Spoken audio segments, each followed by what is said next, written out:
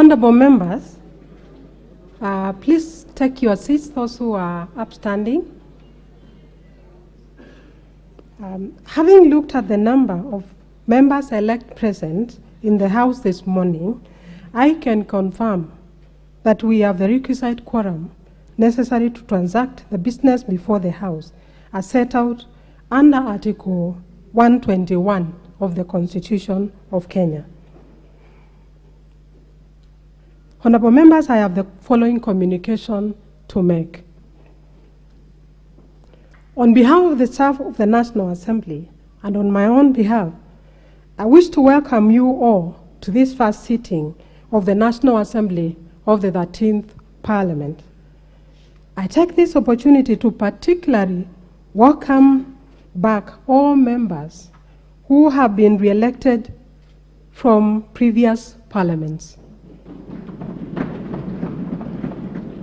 I also extend a special welcome to the members joining the National Assembly for the very first time. Congratulations to you all on your elections as members of this august House.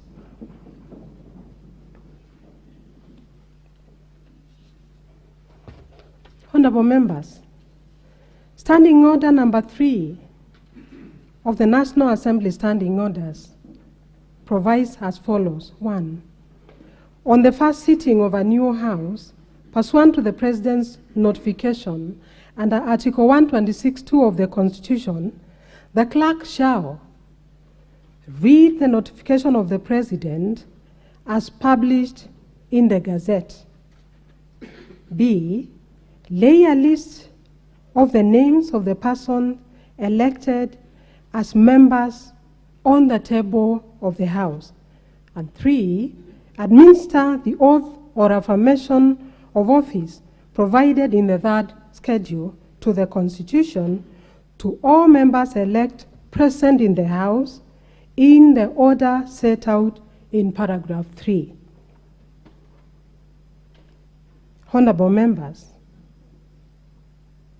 His Excellency the President of the Republic of Kenya and Commander-in-Chief of the Defense Forces, pursuant to the provisions of Article 126(2) of the Constitution, notified this first sitting of the National Assembly of the 13th Parliament through Gazette Notice number 10527 of 5th September 2022.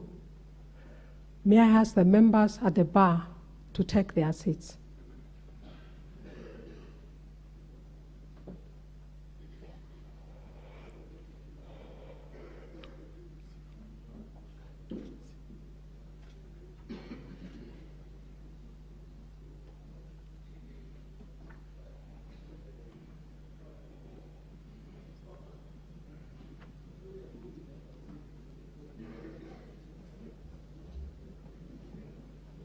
Please take your seats.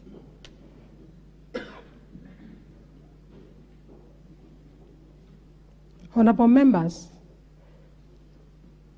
please take your seat, honorable member. In accordance with the provisions of Standing Order 3.1a, I now wish to read the notification of His Excellency the President as published in the Gazette Notice dated 5th September 2022, and I quote, First sitting of the National Assembly.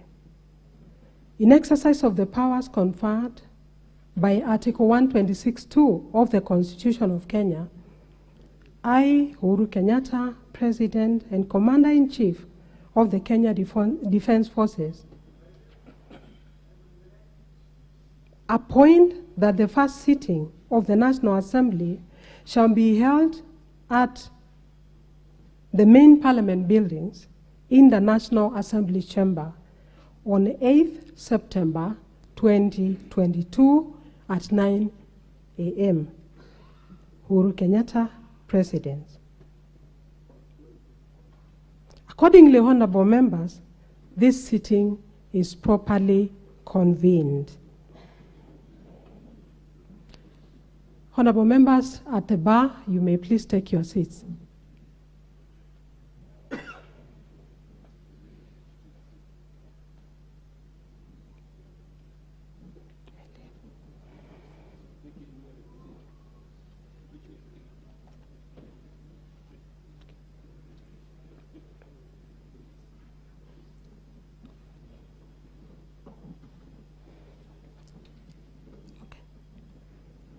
Honorable members, in accordance with the requirements of Standing Order 13B, I will now proceed to lay on the table of the House a list of the names of persons elected as members to the National Assembly as published in the Kenya Gazette by the Independent Electoral and Boundaries Commission, White Gazette Notice number 9948 of 23rd August 2022, Gazette Notice number 10533 of 6 September 2022, and Gazette Notice number 10537 of 7 September 2022.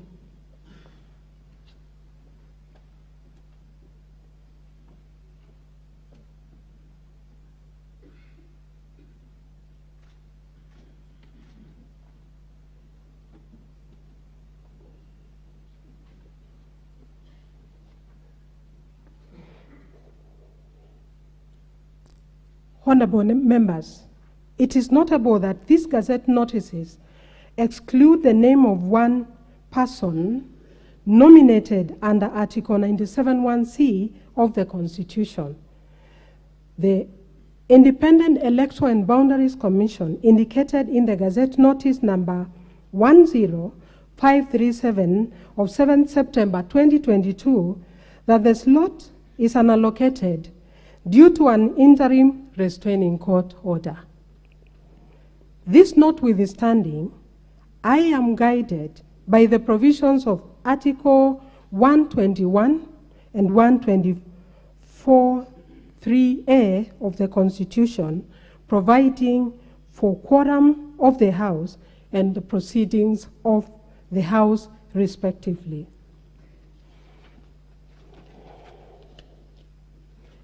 Permit me, honorable members, to particularly restate the provisions of Article 124(3)(a) of the Constitution, which is also relevant in the circumstances and which provides as follows. 3. The proceedings of either House are not invalid just because of a vacancy in its membership. I will now guide the House on the procedure to be followed in the administration of oath or affirmation of office. Standing Order number 3.3 requires the Clerk of the National Assembly to administer the oath or affirmation of office to members of the House in alphabetical order using the following order of precedence. A member-elect who has served in the House as 1. Speaker, 2. Leader of the majority party, 3. Leader of the minority party, 4. Deputy Speaker. B. Members elect with the longest cumulative period of service in the National Assembly. C. Members elect with the longest cumulative period of service in the National Assembly, the Senate, and the East African Legislative Assembly. D. Members elect with the longest cumulative period of service in the Senate. E. Members elect with the longest cumulative period of service in the East African Legislative Assembly. And F. All other members elect. In this regard, honorable members, I would like to confirm that I have, in accordance with the above provisions, prepared the list containing names of all members elect as published by the Independent Electoral and Boundaries Commission in the Gazette notices I have referred to. I therefore now direct the Deputy Clerk to lay on the table of the House the list of members elect arranged in the order of precedence prescribed under Standing Order number 3.3 on order of precedence. Deputy Clerk.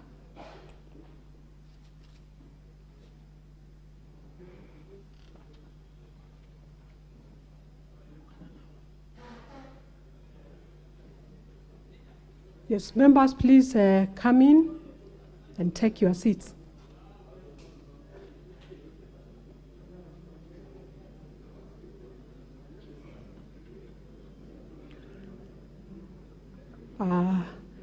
Please take your seats, honorable members, so that we proceed.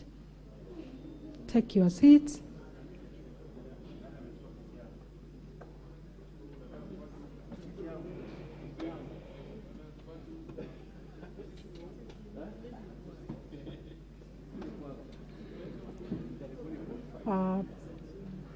Honorable members, I will now allow the Chief Sergeant at Arms to immediately distribute copies of the list of members elect in order of precedence to you.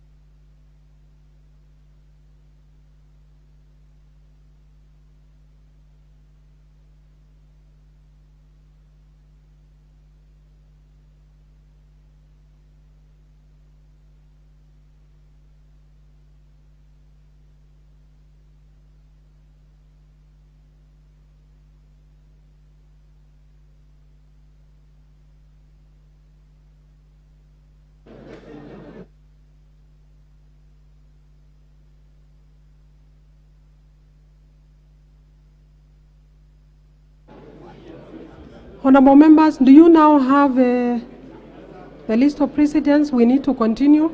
Please take your seats. We continue. We need to continue. Honorable members, Standing Order 3.2 provides that pursuant to Article 74 of the Constitution, I request honorable members to consult in law terms, please. Honorable members, Standing Order 3.2 provides that pursuant to Article 74 of the Constitution, no person shall assume or perform any functions of the office of a member before taking and subscribing to the oath or affirmation of office provided under paragraph 1. Members, please let's maintain silence and order.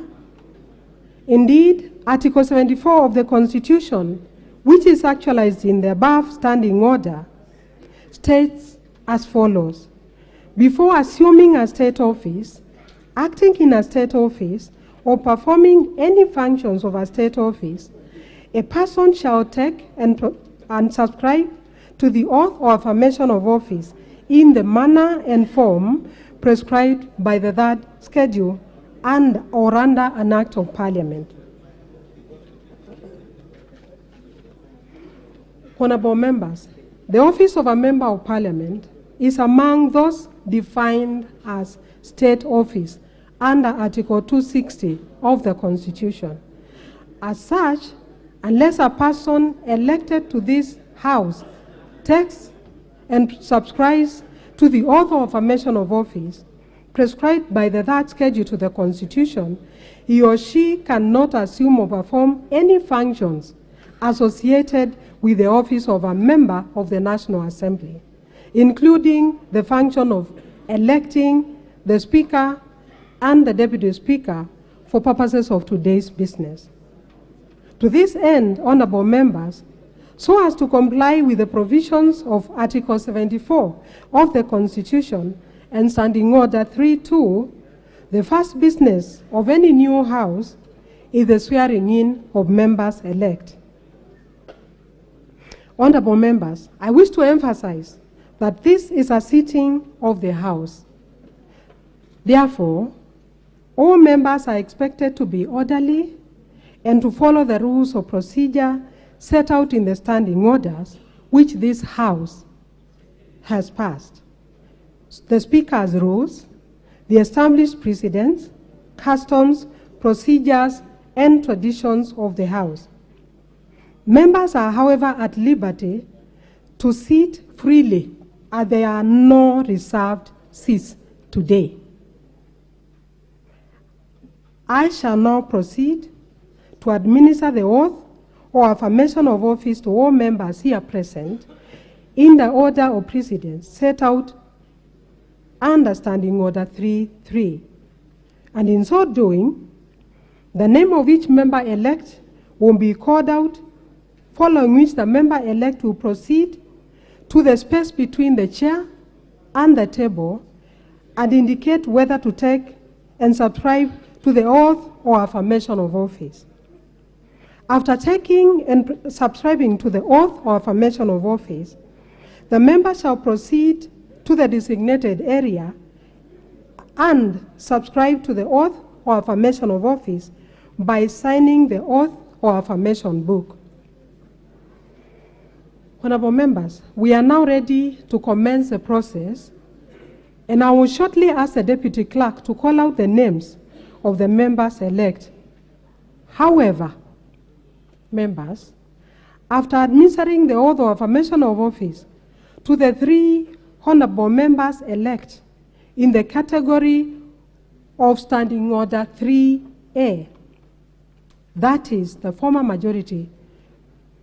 leader of the majority party, the former leader of the minority party, and the former deputy speaker, I will seek the indulgence of the House to proceed to where members with disabilities are seated and administer the oath or affirmation of office to them from their seats, before resuming with the sequence under paragraphs B to F of Standing Order 3 as per the list distributed in the House. In the event that a member-elect with disabilities is not present, I will accord priority to them when they come into the chamber before the conclusion of the administration of oath or affirmation of office. Deputy Clerk, please read the next order and proceed to call out the names of members-elect.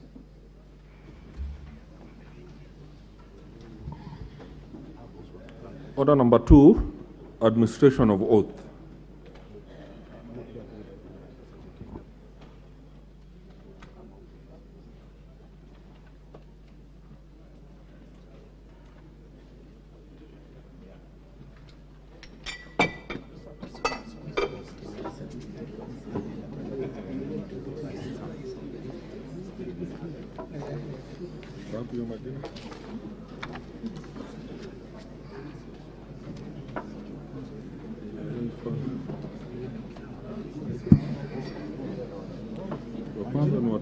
Yes.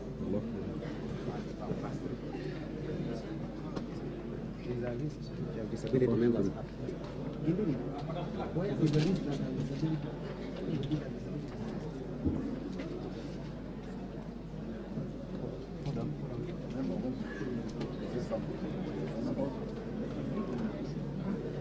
Members, can you subscribe to take the oath and subscribe so that you are free to transact business? Because without being sworn in, there is no business you can transact. Please, I request that you allow that we see you in first, and we will give you time to raise any matter that you may want to arise. Thank you. Deputy Clerk, please proceed.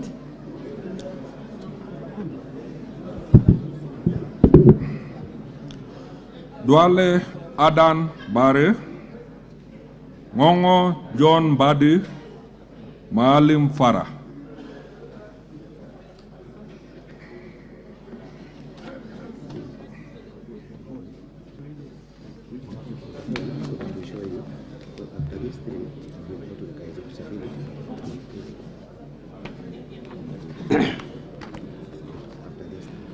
Mimi Aden Bare Duale nikiwa nimechaguliwa kama mwanachama wa bunge la kitaifa, na hapa kwa jina la Mwenyezi Mungu kwamba nitakuwa mwaminifu na mtiifu kwa watu wa Jamhuri ya Kenya, kwamba nitatii, nitaheshimu, nitatetea, nitatunza, nitahifadhi na kulinda katiba ya Jamhuri ya Kenya, na kwamba nitayatekeleza majukumu yangu ya ubunge kwa uaminifu na uangalifu. Ewe Mwenyezi Mungu nisaidie. Congratulations. Thank you, Madam Kioko.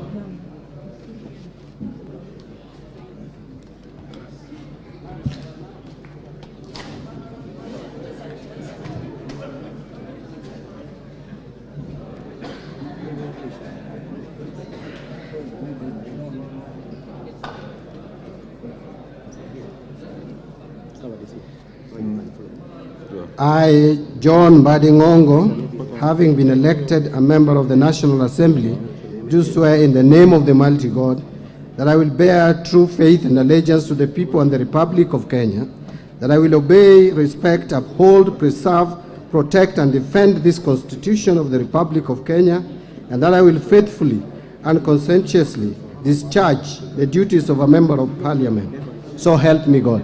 Thank you.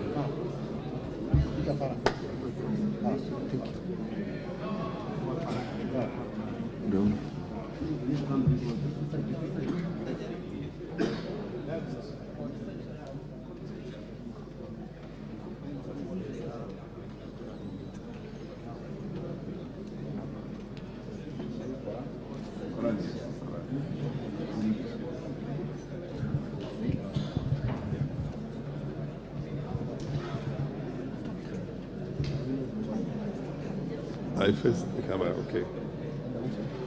I, Farah Maalim, having been elected a member of the National Assembly, do swear in the name of the Almighty God that I will bear true faith and allegiance to the people and the Republic of Kenya,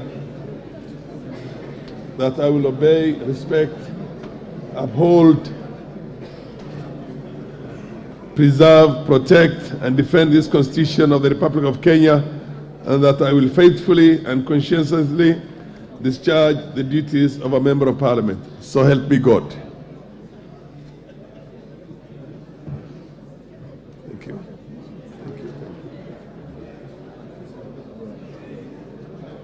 Honorable members, now we will administer the oath for affirmation of office to members with disability. Mumo Rose Museo,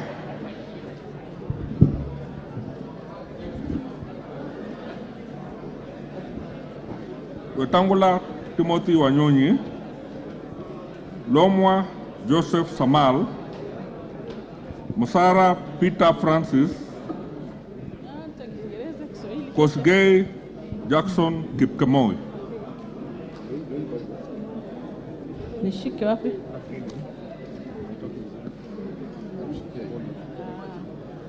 Kika vidole sioni.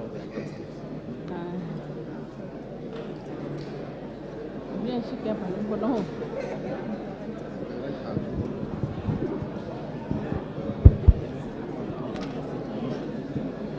Okay, ushike. I, Rose Museo Mumo, having been elected a member of the National Assembly, do swear in the name of the Almighty God that I will bear true faith and allegiance to the people of the Republic of Kenya, that I will obey, respect, uphold, preserve, protect, and defend this Constitution of the Republic of Kenya, and that I will faithfully and conscientiously discharge the duties of a Member of Parliament. So help me God.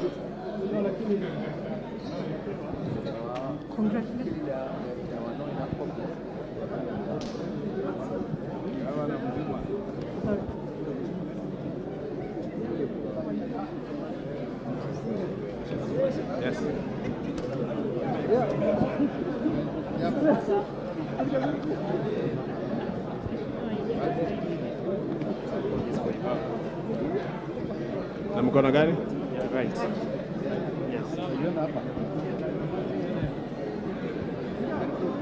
Niendelee. Mimi Timothy Wanyonyi Wetangula nikiwa nimechakuliwa kama mwanachama wa bunge la kitaifa, na hapa kwa jina la Mwenyezi Mungu kwamba nitakuwa mwaminifu na mtiifu kwa watu wa Jamhuri ya Kenya, kwamba nitatii, nitaheshimu, nitatetea, nitatunza, nitahifadhi na kulinda katiba ya Jamhuri ya Kenya, na kwamba nitayatekeleza majukumu yangu ya ubunge kwa uaminifu na uangalifu. Mwenyezi Mungu nisaidie.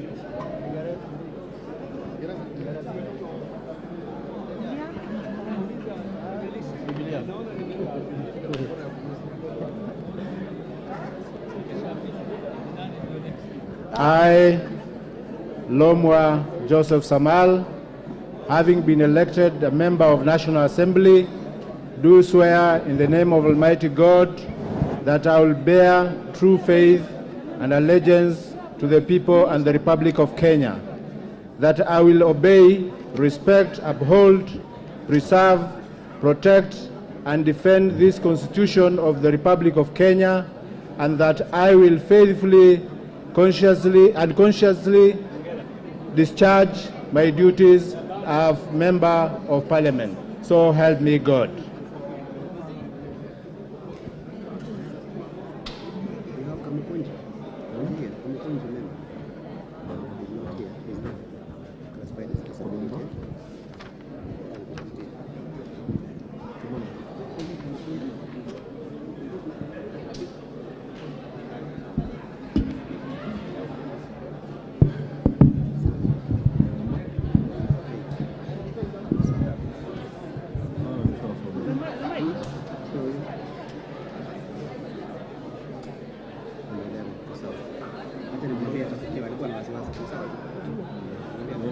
Honorable members, we will continue with calling of the names in the order of precedence.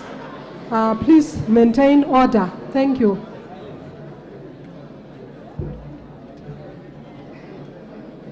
Chumuel Samuel Moroto, Rai Samuel Gonzi, Welie Adan Keinan.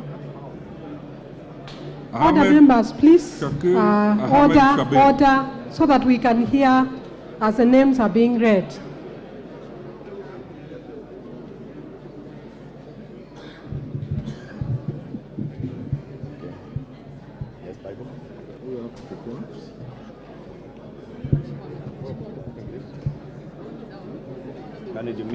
Can you touch it? Yeah. Okay. All right. I, Chumel Samuel Moroto, having been elected as a member of the National Assembly, do swear in the name of the Almighty God that I will bear true faith and allegiance to the people and the Republic of Kenya, that I will obey, respect, uphold, preserve, protect, and defend this Constitution of the Republic of Kenya, and that I will faithfully and conscientiously discharge the duties of a member of parliament. So help me God. Thank you.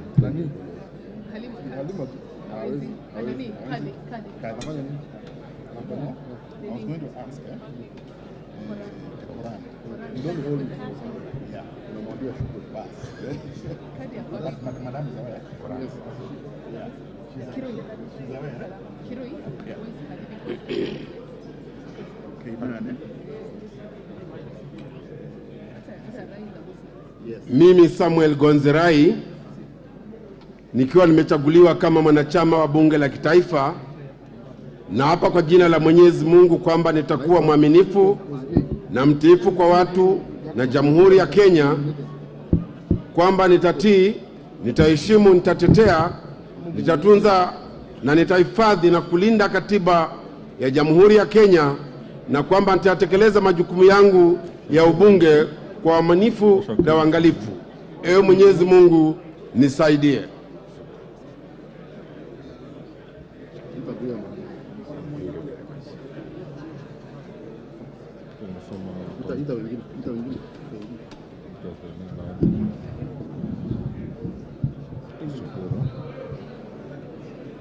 Hassan Abdi Yusuf, Kiunjuru Festus Mwangi, Lokuton Joseph, Biuki Jafet Miriti Kareke. I, Adan Kainan Wehlie, having been elected a member of the National Assembly, do swear in the name of the Almighty God that I will bear true faith and allegiance to the people and the Republic of Kenya, that I will obey, respect, uphold, preserve, protect, and defend this Constitution of the Republic of Kenya, and that I will faithfully and conscientiously discharge the duties of a member of Parliament.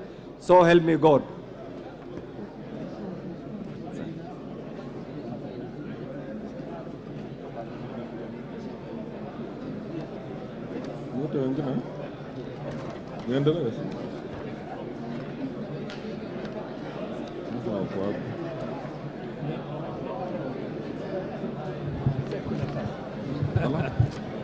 Kiswahili.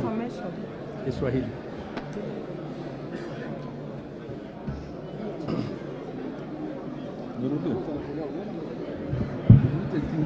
Kiunjuri Festus Mwangi, Lokuton Joseph, Biuki Jafet Miriti Kareke. Mimi Yusuf Hassan Abdi, nikiwa nimechaguliwa kama mwanachama wa bunge la kitaifa, nathibitisha kwa dhati ya kwamba nitakuwa mwaminifu na mtiifu kwa watu wote na Jamhuri ya Kenya, kwamba nitatii, nitaheshimu, nitatetea, nitatunza, nitahifadhi na kulinda katiba ya Jamhuri ya Kenya, na kwamba nitayatekeleza majukumu yangu ya ubunge kwa uaminifu na uangalifu. Thank you.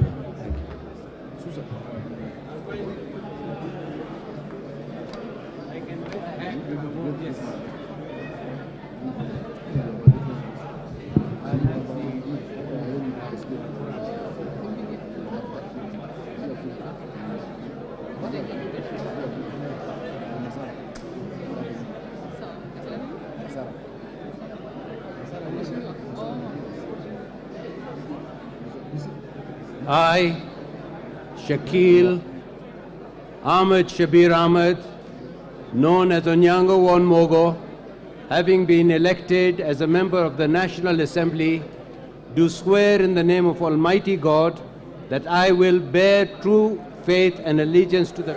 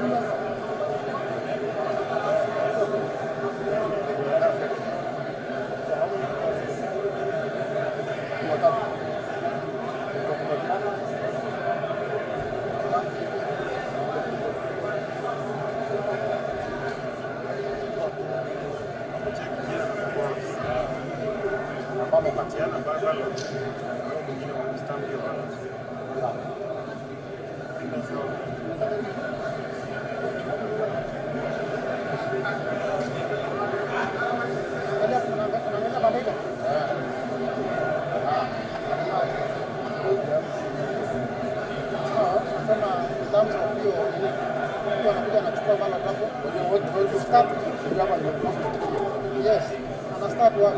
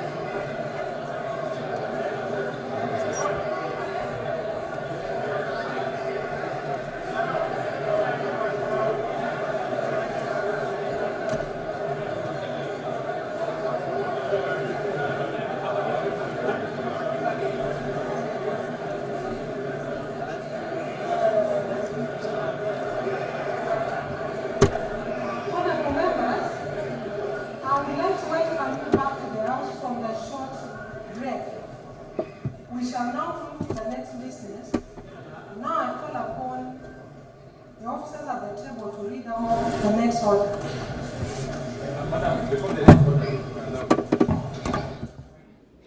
Order number 3, election of the Speaker.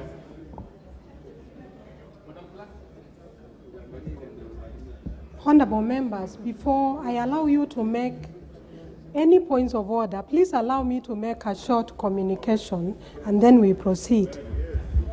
Honorable members, at this point, I wish to stipulate the procedure that will apply today for the election of the Speaker as follows. Article 106(2)(a) of the Constitution of Kenya provides that the office of the Speaker shall become vacant when a new House of Parliament first meets after a general election. In this regard, the office of the Speaker of the National Assembly became vacant at the commencement of today's sitting, being the first sitting of a new House of Parliament after the general election. Honorable members, Standing Order number 4 provides that a Speaker shall be elected when the House first meets after a general election, and before the House proceeds with the dispatch of any other business, except the administration of oath or affirmation of office to members elect present. In accordance with the provisions of the National Assembly Standing Orders, the following procedural requirements ought to be fulfilled before the election of the Speaker is conducted. 1.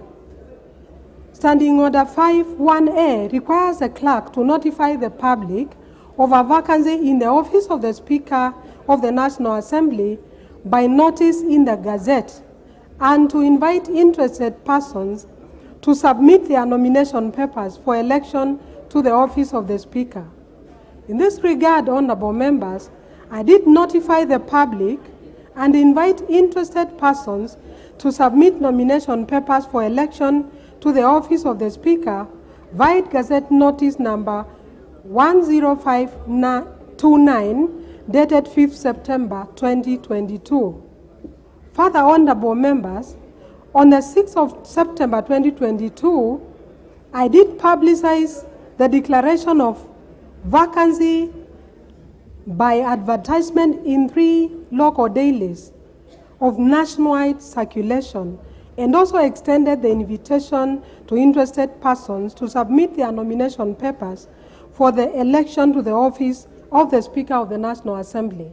Number 2, Standing Order 5.1b requires the clerk to also designate the place and period for receipt of nomination papers. In this regard, honorable members, I appointed Wednesday, 7th September 2022 as the day for receipt of nomination papers and designated the place for the receipt of the papers. Further, in keeping with the requirements of Standing Order 5.4, I also maintained a register for purpose of collection and receipt of nomination papers. And 3, pursuant to Standing Order 5.5, immediately upon the close of the nomination period last evening, I publicized and made available to all members elect a list showing all qualified candidates for election to the office of the Speaker of the National Assembly. Copies of the curriculum vitae and of all qualified candidates were also availed. Honorable members, the following 37 persons collected nomination papers from my office between Monday, 5th September 2022 at 2:30 p.m. and Wednesday, 7th September 2022 at 12:30 p.m. 1. Isaac Aluoch Polo Aluocher.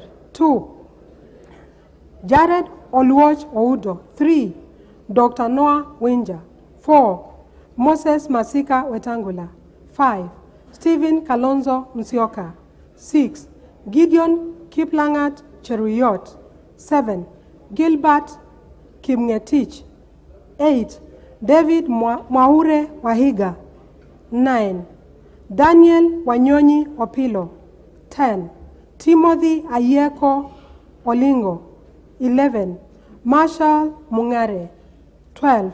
William Washira Mwaniki. 13. Isaac Wangengi Wainaina. 14. Samuel Nyachwaya Nyamao. 15. Kevin Mabeta Nyamari. 16.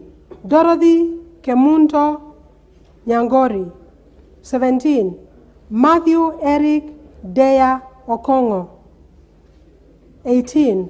Orina Jepnei Nyakwama. 19. Joshua Boit. 20. Dhangeta Frederick Mukaria. 21. Dr. Mbi Kavindu. 22. Peter O.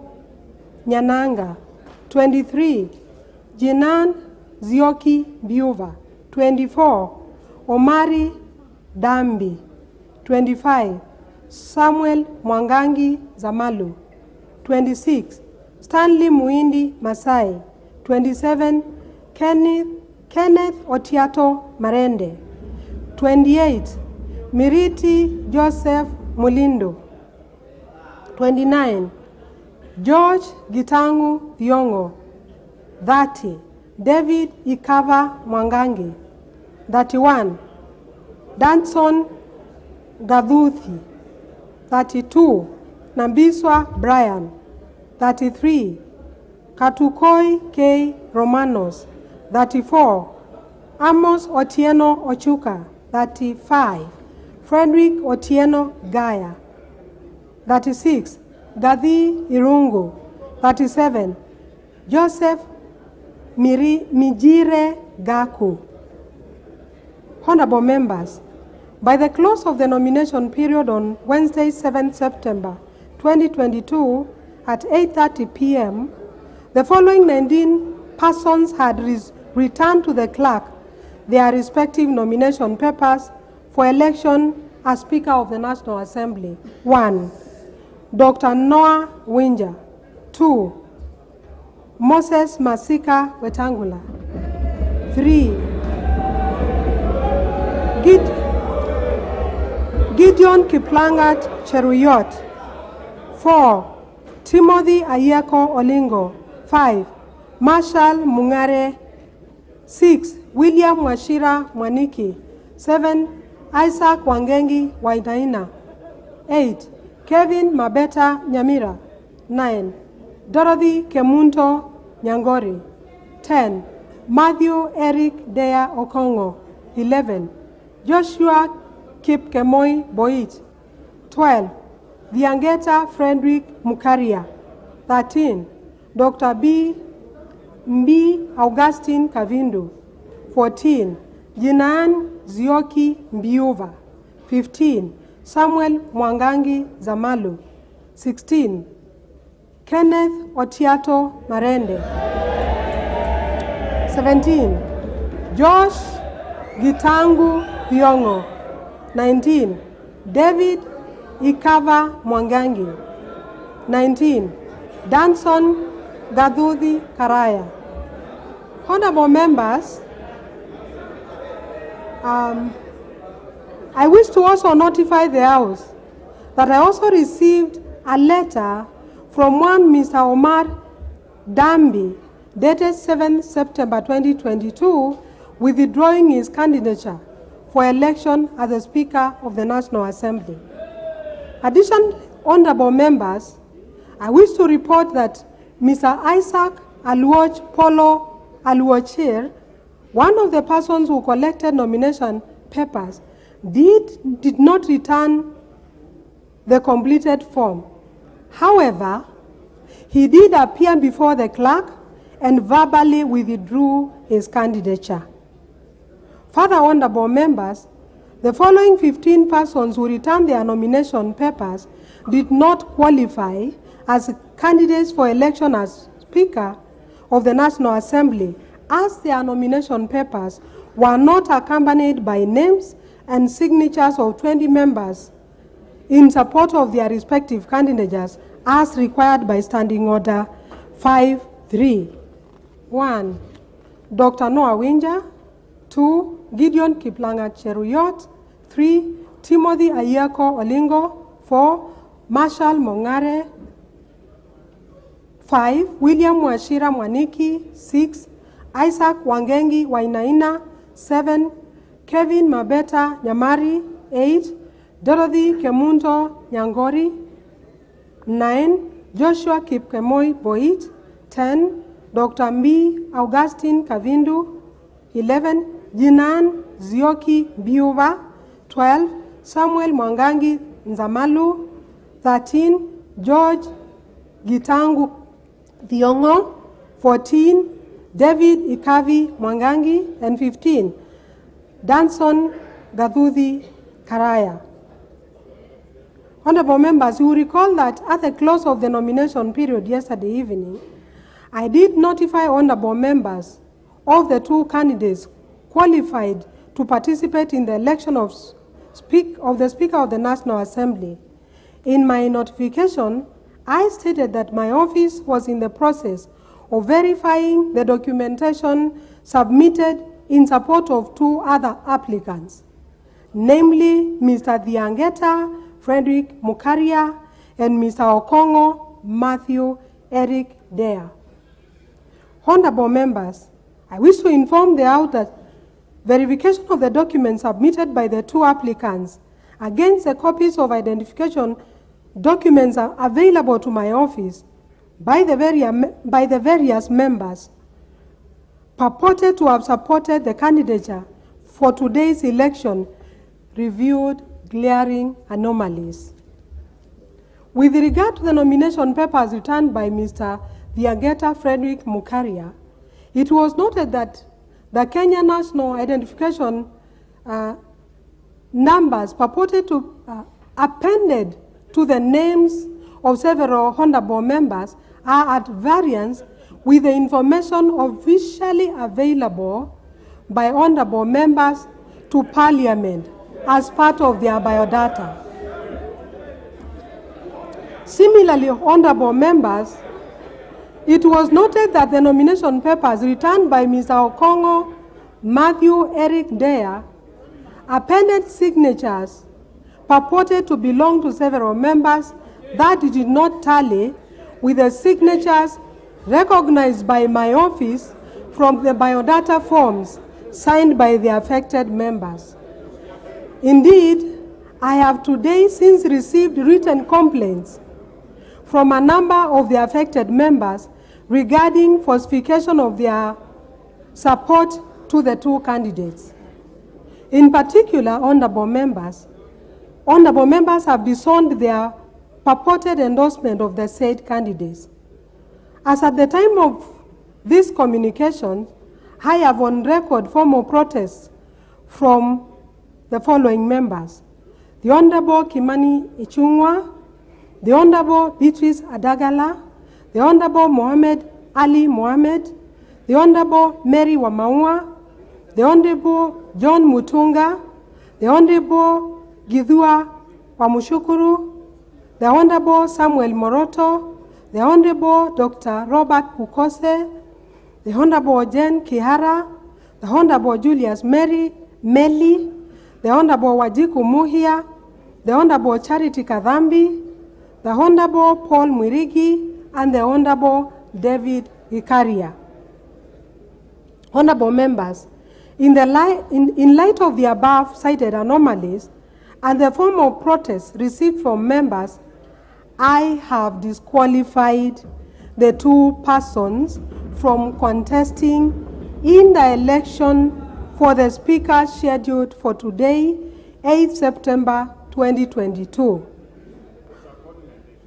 Cognizant of the fact that the willful submission of documents containing misleading, falsified or fraudulent information for use in proceedings of a very crucial nature by this House may constitute a criminal offense, I have formally requested the Directorate of Criminal Investigations to investigate the circumstances under which the documents were submitted and take appropriate steps thereafter. Honorable members, pursuant to the provisions of Article 106 of the Constitution and Standing Order number 5 of the National Assembly Standing Orders, out of the 19 persons who completed and returned their nomination papers, the following two persons qualified as candidates for elections as Speaker of the National Assembly. 1. Kenneth Otiato Marende. 2. Moses Masika Wetangula. Honorable members, Standing Order 6 provides as follows regarding the voting procedure where more than one candidate qualifies to stand for election as a Speaker. 1. The election of the Speaker shall be by secret ballot. 2. The clerk shall at the commencement of each ballot cause the ballot box, empty and unlocked, to be displayed to the House and shall, in the presence of the House, lock the box, which shall thereafter be kept in the full view of the House until the conclusion of the ballot. Honorable members, We shall shortly proceed to issue ballot papers to you, which will be issued by officers to each member in the manner I will guide. And so, when your name is called, you will receive one ballot paper at the table and proceed to the voting booth. Mark your ballot paper and proceed to cast your vote. For clarity, honorable members, a member who wishes to vote shall mark his or her ballot paper by placing a visible mark in the box provided for beside the name of the preferred candidate as a member wishes to vote for. Thereafter, the member should fold the marked ballot paper before leaving the booth and deposit the folded ballot paper in the ballot box. A member who in the process of voting has marked his or her paper in error may, by returning it to the clerk, obtain another ballot paper in its place. The initial ballot paper marked in error shall be marked cancelled and destroyed by the clerk. Honorable members, when it appears to the clerk that all members who are present in the House and who wish to vote have voted and deposited their ballot papers in the ballot box, the clerk shall unlock the box, examine the ballot papers, and having rejected those unmarked or spoiled, report to the House the result of the ballot. May I also notify you, honorable members, that after the clerk has unlocked the ballot box, a member who has not already recorded his or her vote shall not be entitled to do so. The verification and counting of ballots shall take place in the presence of members appointed as agents or representatives by the candidates. For clarity, each candidate is allowed a maximum of one agent or representative for the purpose of the ballot. Honorable members, in line with the requirements of Standing Order 7.1, a person shall not be elected as Speaker unless supported by votes of 2/3 of all honorable members. The House is reminded that this 2/3 threshold is not a constitutional requirement, but a procedural step to ease the election of a Speaker on the first round of the ballot. The procedural threshold applies only to the first round of voting and does not affect the quorum required for the commencement and continuation of the sitting and the election. Honorable members, pursuant to the provisions of Standing Order 7.2, in the event that no candidate is supported by the votes of 2/3 of all members at the first round of voting, the candidate who receives the highest number of votes and the candidate who receives the next highest number of votes shall alone stand for election in the next round. The candidate who receives the highest number of votes in the second round shall stand elected Speaker. Honorable members, we have arranged the voting booths next to the dispatch table. There are 2 booths on each side of the table. Members on my right hand side will cast their ballots in the voting booth placed on the side of their side at the table, and vice versa for the members on my left. Honorable members, before the House proceeds to vote, I wish to remind the House that this particular voting is by secret ballot. Members are not allowed to display their marked ballots to the House or to the galleries. Members from the media are also reminded to observe Rule 3 of the broadcasting rules in the first schedule to the standing orders. And for the avoidance of doubt, the said rule provides as follows, and I quote, "Wide angle shots of the chamber shall be used during voting and division, and no shot shall be taken so as to show the manner in which a member has voted in any secret ballot." Having explained the voting procedure, I now wish to direct the Chief Sanjara Terms to open the ballot box and display it to the honorable members.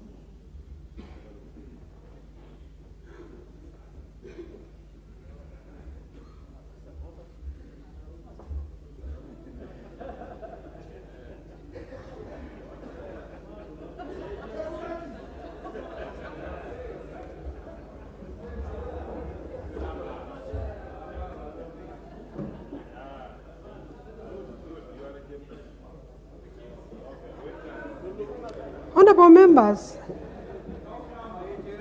you have witnessed for yourself that the ballot box is empty. And I now direct the Chief Sanjara Terms to close and lock the ballot box.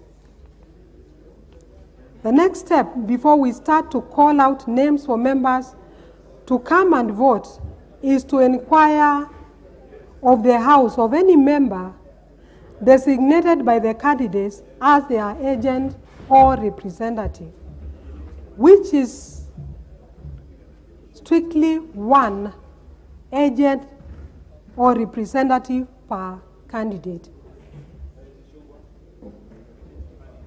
If any, I request them to step forward and approach the table so that we can proceed.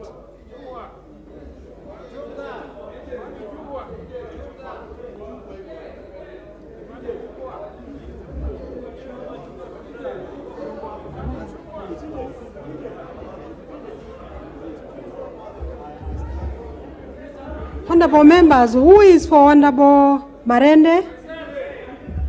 Okay. Okay. So the Honorable TJ Kajwang. And who is for the Honorable Wetangula? The Honorable Dr. Pukose. Okay. Now,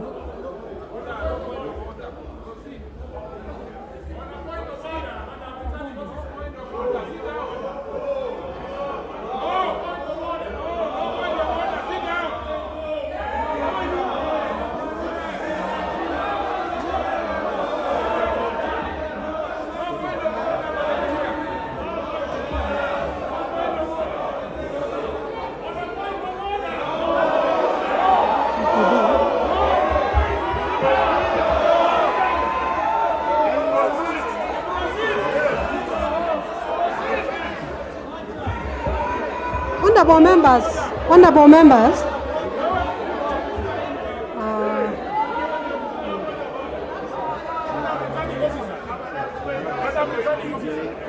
we have legitimate issues and interventions to make. You said that after this you are going to call me. That is why I'm asking that you should have allowed us to make interventions. honorable members,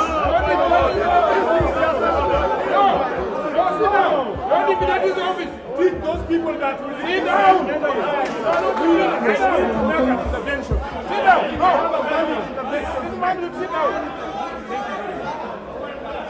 members, please be seated so that I can guide the House. Just be seated. Take your seats. Take your seats, honorable members. I want to guide the House. I will allow a few interventions from the members before we proceed to the ballot. And I will now allow the Honorable TJ Kajwang to yes.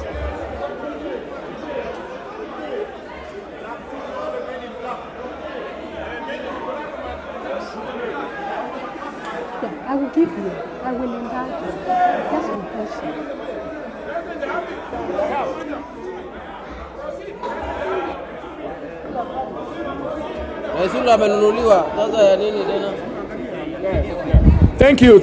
Thank you, Madam Returning Officer. And First of all, because this is the first time we are interacting with the table, we want to thank you for preparing elaborately this house to enable to accommodate all of us. I have a constitutional fundamental issue to raise, and members who have been here before and members who are joining us for the first time, this is a debating chamber, and we will be here for 5 years. And so all the issues that need to be spoken, which the nation needs to know, should be spoken, because that is why we have come, and that is why we took off to present these issues. And so I raise a constitutional fundamental issue on the candidate on the table, which is number 4, Honorable Senator Moses Wetangula, touching Madam Returning Officer. I am sure that when members will keep quiet and listen, they will be able to follow me and be able to respond. And all those issues can be responded to in a very civilized manner. Whether that candidate is legible as a candidate for Speaker. Madam Returning Officer, under the Constitution, Article 103, as read with Article 106, mandates that a person is qualified if that person is not a member of this house, and if he's a member of the other house, he has submitted his resignation to the Speaker. No, just give me time. You are an old man. You are an old man. No, don't say so. Use parliamentary words to me. Now, Madam Returning Officer, as much as I've been able to check out, the member who is number 4 is actually an elected senator of the other house. Now, if he is elected member of the other house, he ought to have presented this resignation to the Speaker. I have learned reliably that that person presented this resignation letter on 9th of August to the Speaker, allegedly to the Speaker of that house. Now, if you look at Article 10, when you look at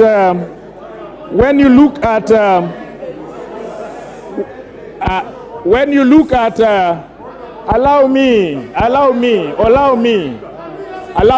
order. Order.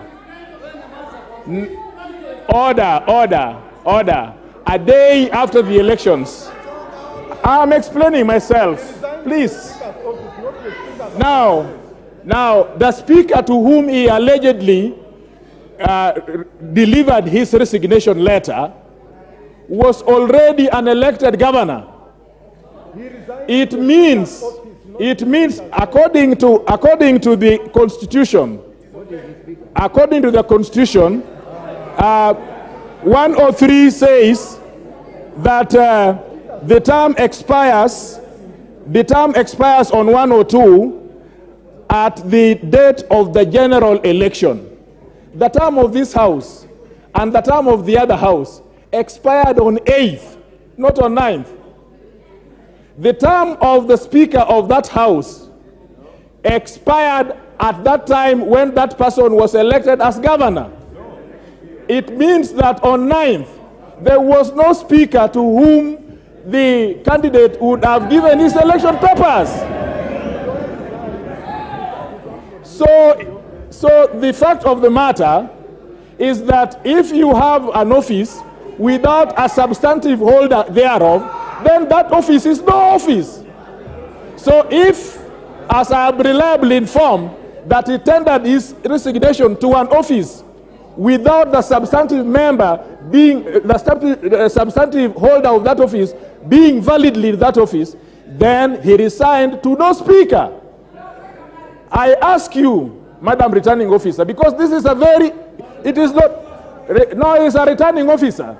By law, he's a returning officer. That is what he is. Yes? This is an issue which is not only important to us, but important to all those other candidates who have a valid, some of them who are not in this house, who have a valid responsibility to ask. The last one, and this may draw a lot of protestation from somebody who does not like my thinking, and in this house, we must not like each other's thinking.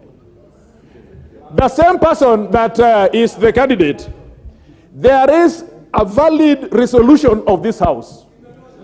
There is a valid resolution of this house, which in record, saying that that particular person is not eligible to hold a public office in Kenya. Madam Returning Officer, this is a house of records. This is a house of records. There is a resolution of this house, passed by this house, implementable by this house, that the person should not hold a public office arising out of matters concerning integrity. So in both those grounds, I ask you, Returning Officer, to find that one Moses Wetangula is not eligible to be a candidate for the Speaker of this House. I thank you so much.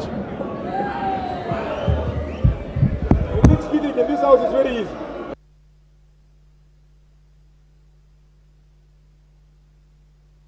Honorable members, I will now allow the Honorable Ichung'wah to raise his point of order.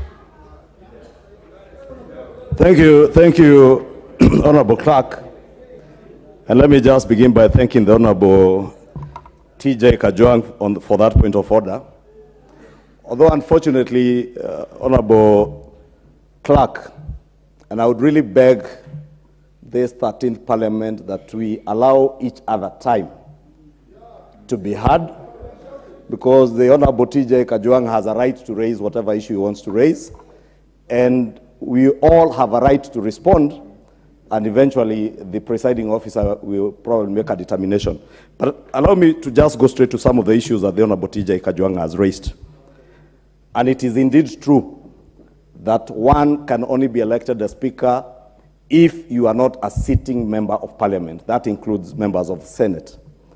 But it is also not true what the Honorable TJ Kajwang alleges, that the Honorable Senator Wetangula resigned on the 9th of August.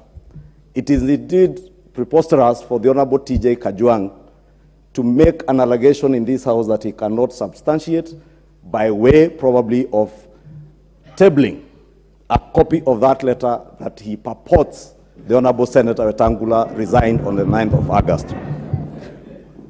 It is also in my know, Honorable Clerk, that the Honorable Moses Wetangula indeed resigned 2 days after the gazettement of senators by IEBC in the Kenya Gazette. And those are facts. And I want to believe, Madam Clerk, that in your office you have a copy of that letter, which the Honorable TJ Kajwang does not have. What is purporting here can only be equated to what they said was opaque. Honorable Speaker, it is also not true that indeed when the Constitution that the Honorable TJ Kajwang is quoting says that the term of the Parliament of the 12th Parliament ended on the 8th of August. It is true for the Honorable TJ Kajwang and myself and the Honorable Senator Wetangula, who was a senator in the 12th Parliament. But the office of the Speaker exists in perpetuity.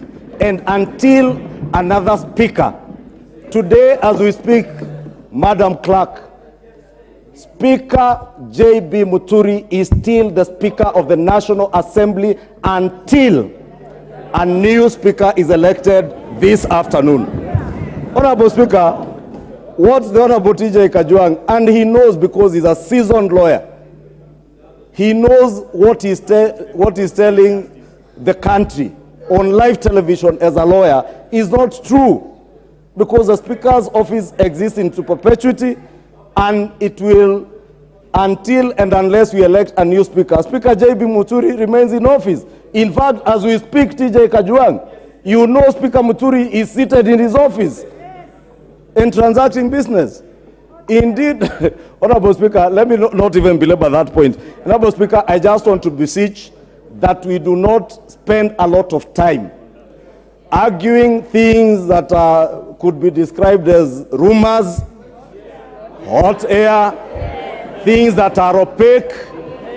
And Honorable Speaker, I would beg that you, Honorable Clerk, I would beg that you stick to the rules and procedures of this House and occasion the election of a new Speaker to progress without wasting much time. We saw these shenanigans in Bomas of Kenya. The same people who are in Bomas, some of them are here, Mr. Speaker, Honorable Chair, and I really want to beg that you do direct that we proceed. Thank you, Honorable Clerk.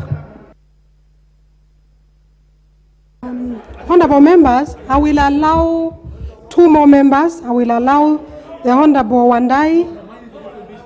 Yes, it's a different issue. Not about election of Speaker. Okay, then I will allow the Honorable Duale, please.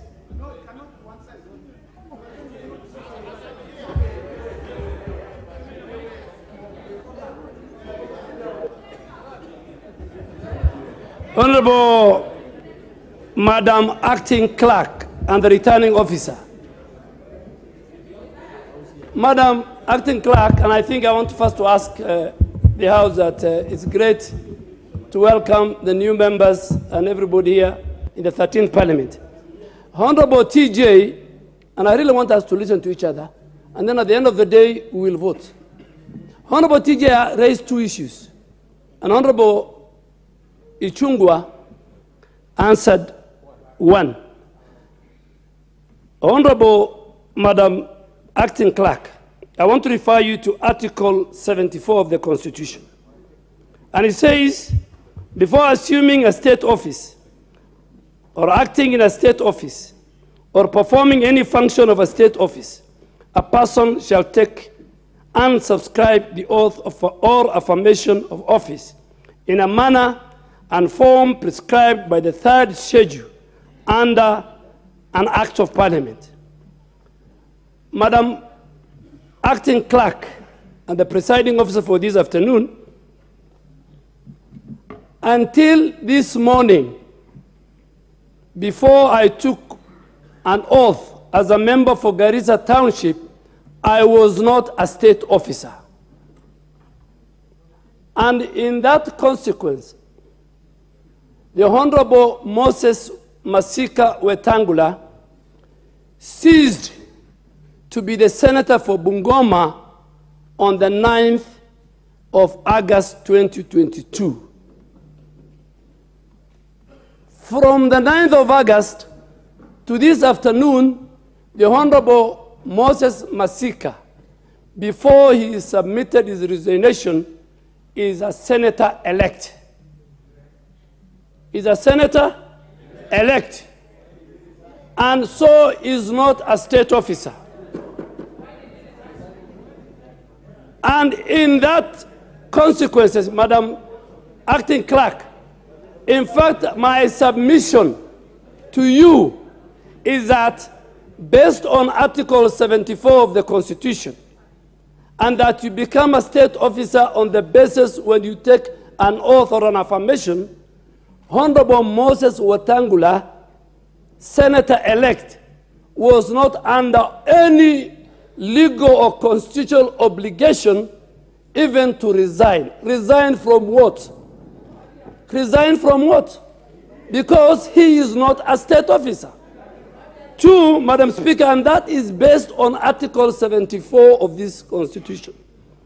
Two, Madam Speaker, the Honorable TJ has raised a report, an adverse report of this House, a resolution of this House that indicted Senator-elect and the candidate of this afternoon. Madam Acting Clerk, I want to prove to you that I had the privilege and to be a member of that 10th Parliament, in which Honorable TJ Kajwang was not a member. And that report was done by the Defense and Foreign Relations Committee, in which a ranking member was the chair, the Honorable Eden Kainan. And based on that report, the Honorable Moses Wetangula stepped aside. Madam Acting Clerk, you know resolutions of this House is always based on further investigation by other agencies within the criminal justice system. That this House doesn't have the tools and the equipment to do a serious investigation. So the resolution of this House was sent to other bodies, the way we do, to the DCI, to the Auditor General, to the AACC. And I want to confirm that those agencies have cleared Moses Masika Wetangula and President Kibaki reappointed Moses Wetangula back to his ministerial position. So, Madam Speaker, facts speak for themselves. And Mr. Speaker, let us not use the law selectively. Speaker, we need to vote. Today, we have an opportunity, Madam Speaker. All of us sitting here, apart from the nominated members, we have been dealing with the voters. But today, we are voters ourselves. And we must exercise our constitutional right as 349 members. The law is very clear. Even if, and I want to challenge, even if Moses Masika Wetangula did not resign and did not brought you a resignation letter based on Article 74 of the Constitution, the Honorable Moses Wetangula is not a senator of the 13th Senate, of the 3rd Senate, because he has not taken the oath of office. And the moment all of us took an oath of office this afternoon, from morning, we now become state officers, so that you can resign. So, Madam Speaker, let us not have a debate. Let us give chance. These members have an opportunity. They have a constitutional right. Madam Acting Speaker, we have a very daunting task ahead of us. So that report was not tabled. I think myself, Honorable Bandi, Honorable Kainan, there are very few of us who are in the 10th Parliament who know that report. So let us, those who want to vote for Kenneth Marende, I have served under him as a speaker. Those who want to vote for Moses Masika Wetangula, they will vote for him. Let us stop the shenanigans and sideshows. Like the Senate, let us go and have a speaker so that next week we go to orientation and we start implementing the Kenya Kwanza Hustler Fund as fast as possible. Honorable members, before I rule, it is only fair that I have given 3 members on this side to speak. I will give 3 members on this side to speak. You okay? You okay? Okay. Okay then.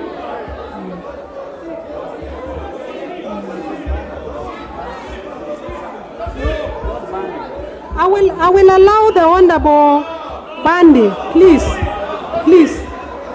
Let me give the Honorable Bandi.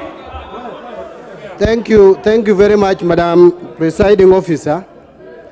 Madam Presiding Officer, allow me also to She's presiding over the elections. She may be returning officer. I don't know whether she was gazetted or she gazetted herself.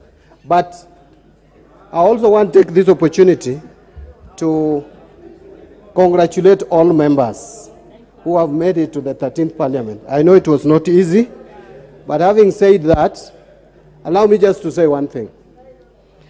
Madam Presiding Officer, this matter, I think, even if it may not be resolved today, and we'll proceed and vote, it is something that the people of Kenya need to look at. At what point would an elected member be considered a member of Parliament? By the time, that is your opinion, let me speak my opinion. I'm intelligent enough. Assuming office is not the same thing as being elected. The moment the returning officer in your electoral area pronounces you as elected, it is only the court of law. It is only the court of law which can reverse that decision, whether you take oath of office or you don't take oath of office. Once you have been elected, pronounced as such, gazetted in the Kenya Gazette, as a senator, you become a senator-elect. Whether there is elect after your name or the senator, it is still there. So this is a matter that cannot just be wished away. In fact, I think the people of Kenya made a mistake when we passed this constitution. There is a law, when you look at the constitution, just a minute. When you look at the constitution, Madam Presiding Officer, the constitution speaks to no one can be a member of Parliament if you are a state officer, but goes ahead to exempt serving members of Parliament from running. Now the same should have happened. I don't see why a sitting member of National Assembly cannot run for the office of the Speaker and resign after being elected. That is what happened in 2008 when Kenneth Otiato Marende was the MP for Emuhaya. So if something is wrong with our laws, we need to accept it. Let us not speak, just take sides. You took an oath just a few minutes ago to protect this constitution. There is a problem in the constitution, we need to fix it. But as it is today, there is gray area. And therefore, Madam Presiding Officer, whether you let Honorable Moses Wetangula run or not, the people of Kenya will have to deal with the elephant in the room, that there is a problem with that provision of the law requiring even sitting members of Parliament to resign before they become the Speaker of either House of Parliament. I submit my case. Let us vote. Let's vote. Thank you very much, Acting Clerk. I'd like to thank you.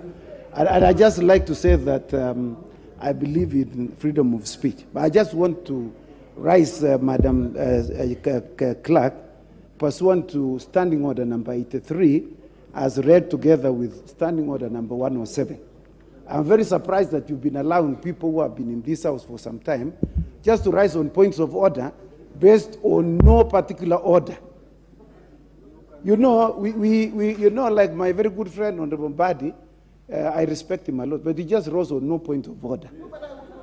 But you know, there was no debate. There's no debate. There is no bill. There is no bill in the House, Madam Acting Clerk. I would like to say this. One, Madam Clerk, you have issued a statement. My very good friend, the Honorable TJ Kajwang, who is a lawyer like myself, he knows that once you have issued a statement, your statement is either factual, in accordance with this House and Standing Orders and the Constitution, or he gives further information that he has. But he cannot bring third-rate hearsay into this House to challenge your statement. You know, your statement cannot be challenged on the basis of what somebody has heard. You must produce documentary evidence to countenance your statement. In the absence of that, Madam Clerk, you should rule everybody out of order. May I read, Madam Clerk?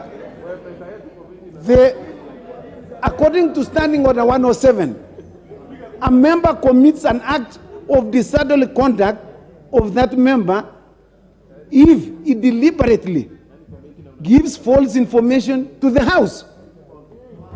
We were told that Senator Moses Wetangula resigned on the 9th of August. That information has not been given to us here. And you just allowed that member just to sit. And he's a very senior member in the bench, of the bar. And I have a lot of respect for him. My submission, kura tutapiga, where we are going to vote. My submission, Madam Clerk, in the absence of any documentary evidence contrary to your statement, I submit that we vote. Thank you.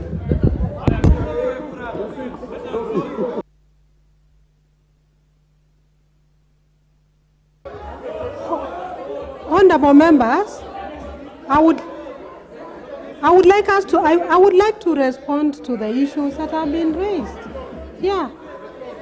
So members, if you could be silent, I will respond on the matters that have been raised concerning one of the candidates who is standing for election.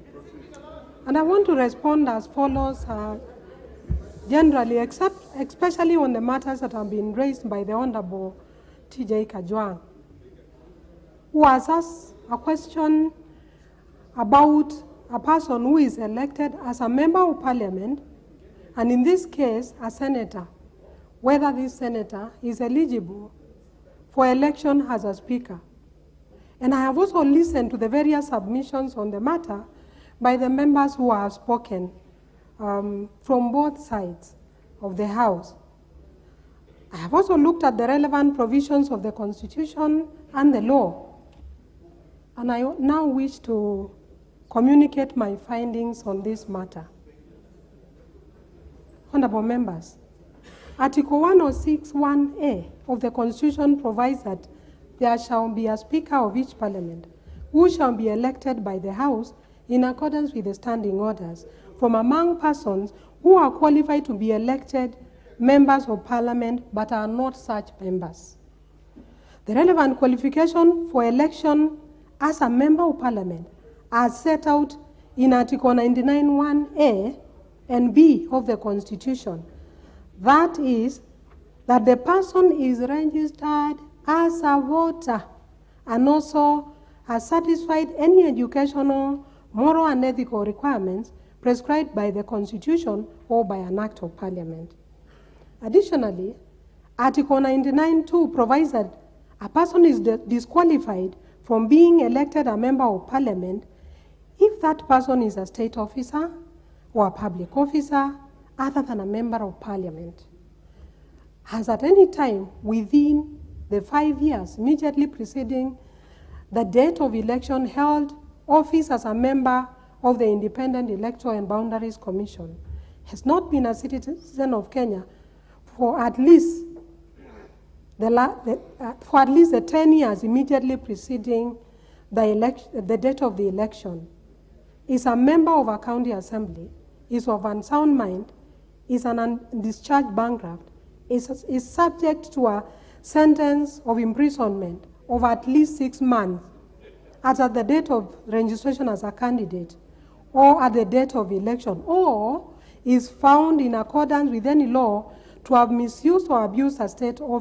public office, or in any way to have contravened the provisions of Chapter 6 of the Constitution. Honorable members, let me just go through my finding. First thing I would want to say about the issues that have been raised by members is that on the 5th of September, after the candidate submitted his nomination papers, the candidate in question, pursuant to Standing Order 5 of the National Assembly Standing Orders, I did write to the Independent Electoral and Boundaries Commission seeking confirmation as to whether this particular candidate is qualified to be elected as a member of Parliament under Article 99 of the Constitution, and whether or not is such a member. In a letter dated 6th, please just listen. In a letter dated 6 September 2022, the Independent Electoral and Boundaries Commission wrote back to me, confirming that pursuant to Article 99 of the Constitution and Section 24 of the Election Act, number 24 of 2011, Moses Masika Wetangula is a registered voter. Fact number 105, 121, 119, 09, 45, 11 in Kambuchai constituency. And the independent and the IEBC indicated that he is duly qualified to contest for election as Speaker of the National Assembly. Honorable members, as you all know, the IEBC is a body established by Article 88 of the Constitution of Kenya and charged with the registration of voters and registration of candidates for election. So the determination by the Commission is formally on record in my office.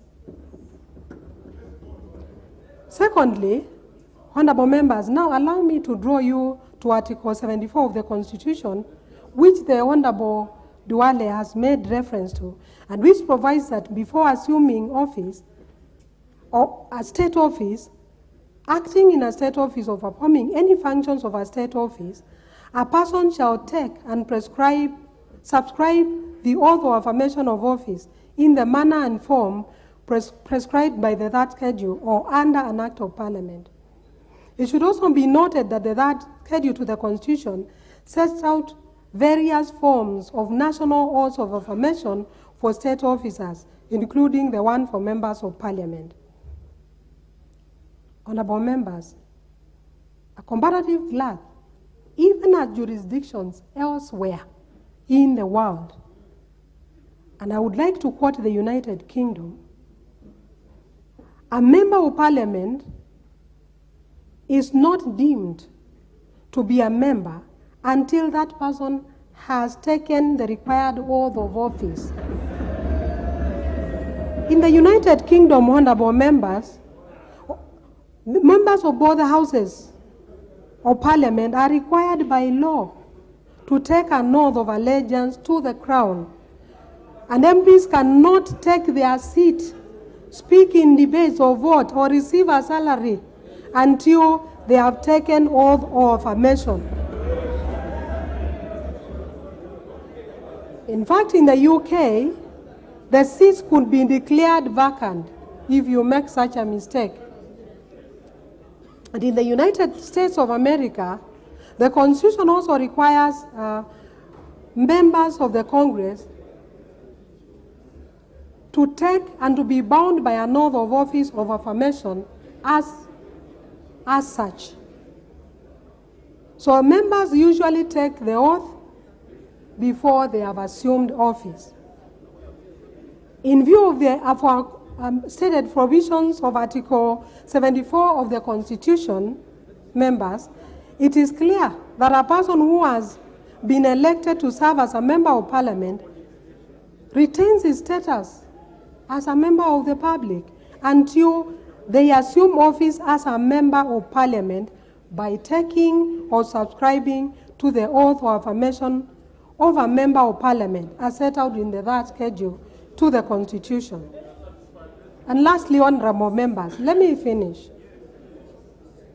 In any event, even if we were to overlook the provisions of Article 74 of the Constitution relating to the assumption of office, as I have enumerated, and argued that there was need for the senator to resign from office, may I now confirm that I am in receipt of a letter dated 29th August, written by the Honorable Moses Masika Wetangula, addressed to the Speaker of the Senate, in which he communicated in writing to the Speaker of the Senate his decision to resign from his position as a senator-elect for Bungoma.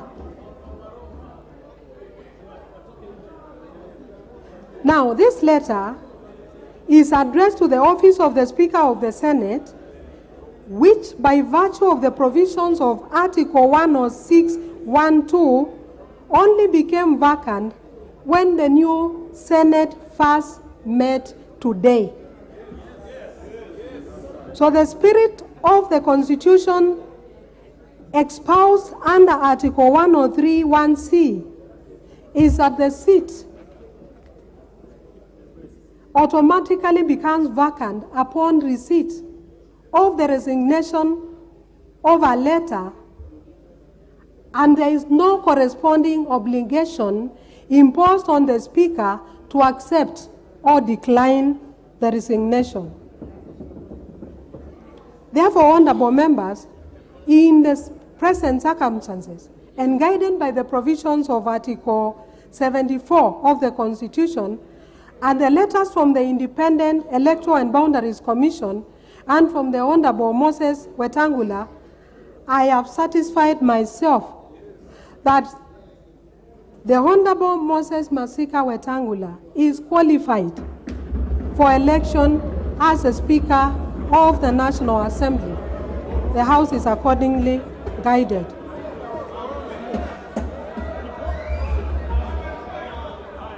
Honorable members, I would like us now to proceed.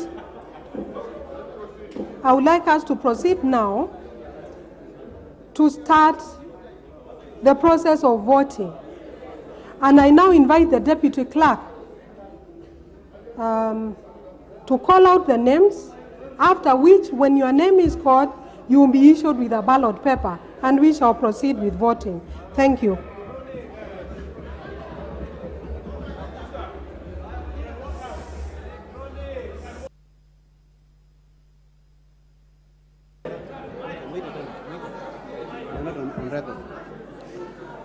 Duale Aden Bare.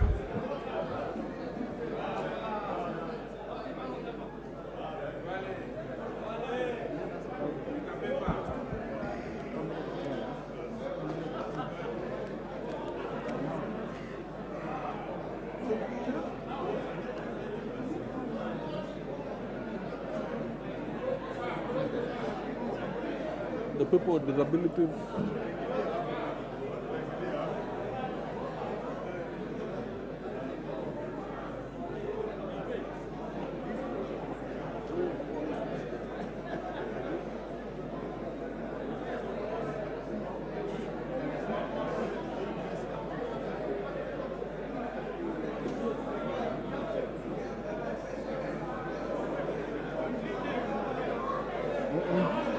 Wait.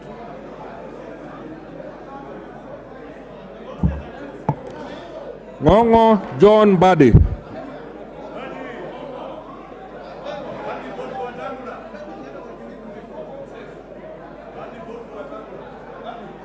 Ita huyo mwingine. Umemwita Buddy? Mwita Buddy. Mwita Buddy dole. Mwita. Maalim Farah.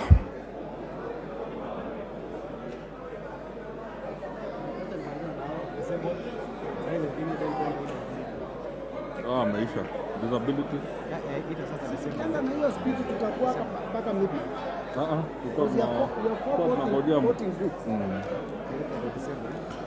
Mumo Rose Museo, Wetangula Timothy Wanyonyi, Lomwa Joseph Samal.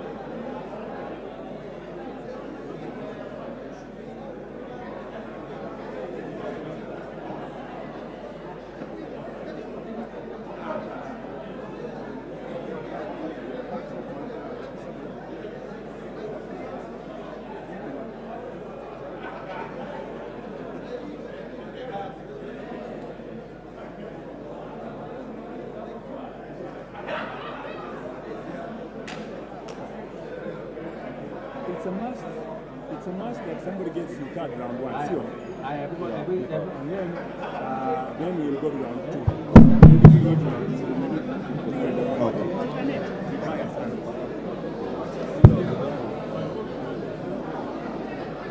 Sir, use this one. The other one is not audible.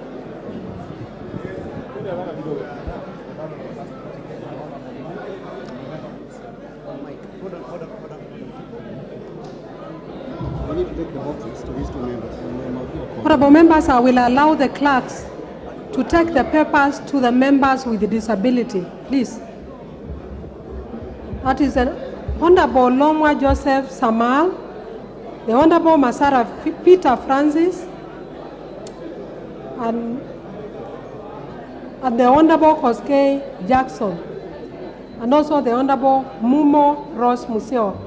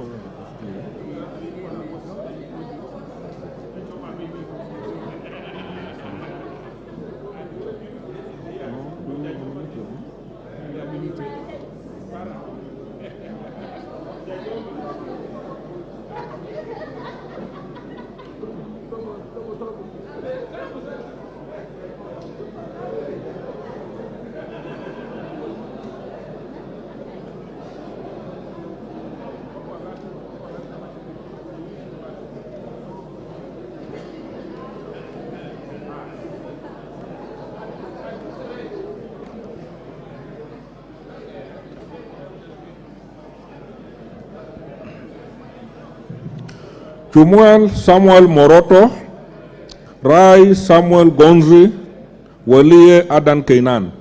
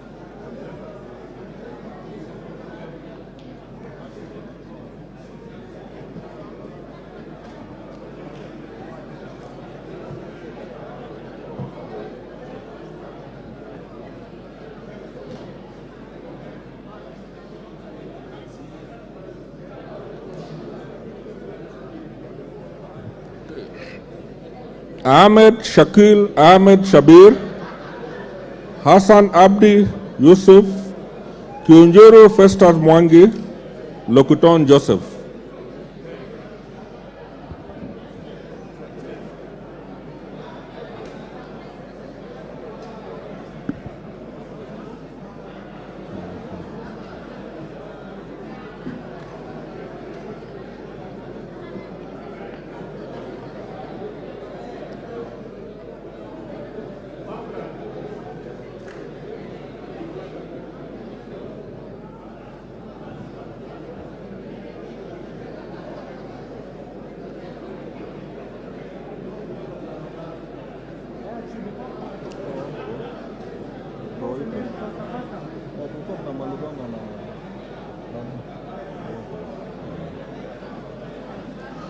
Mbiuki Jafet Miriki Kareke,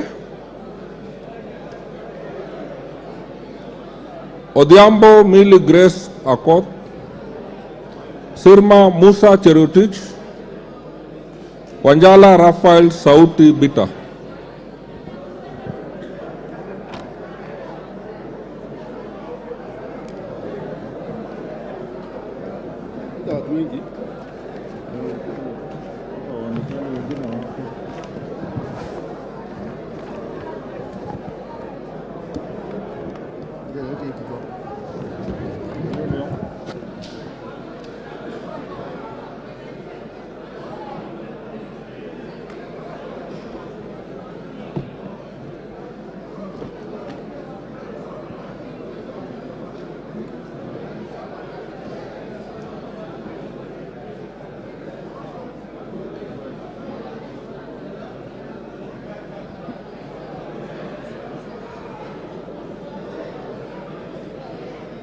Abdul Rahim Dawood, Arama Samuel, Aramat Lemanken, Badi Twalib.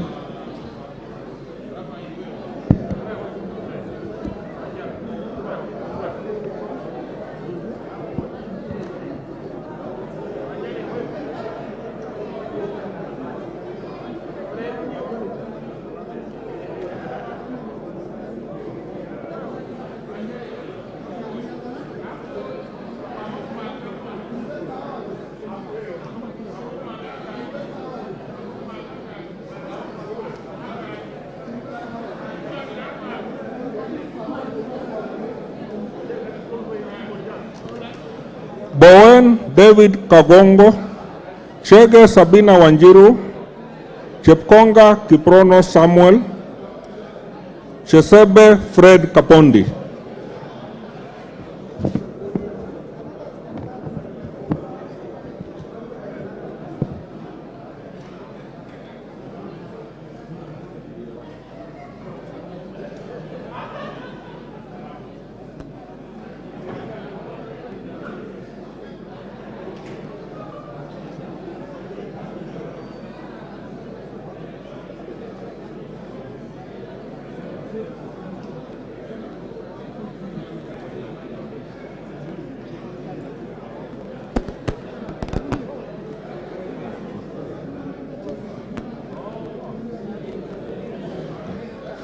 Francis Kajwang Tom Joseph, Gakuya James Mwangi, Gikaria David, Gimose Charles Gumini.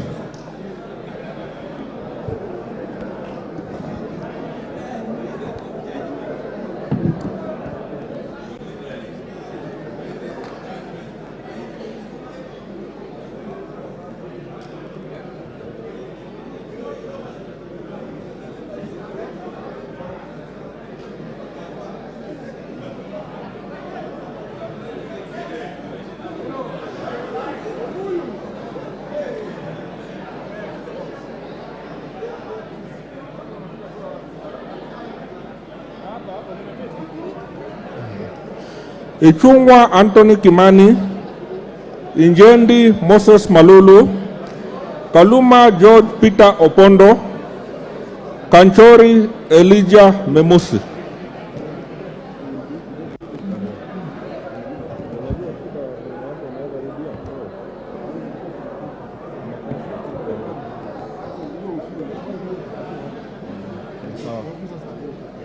Sasa niite sita.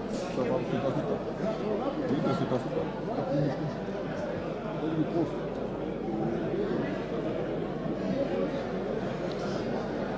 Kiaraho David Njuguna, Kihara Jane Wanjiru Njeri, Kingola Patrick Makau, Kibuot Julius Meli, Kipiogon Johanna Ngeno.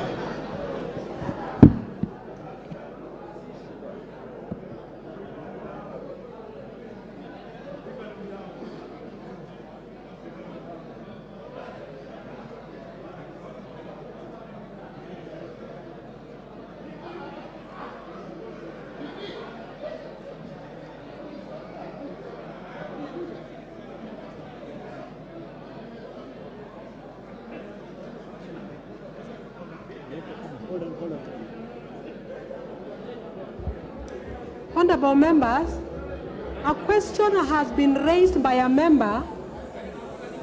I just want to give you guidance because a member has raised concern about how to mark the ballot paper.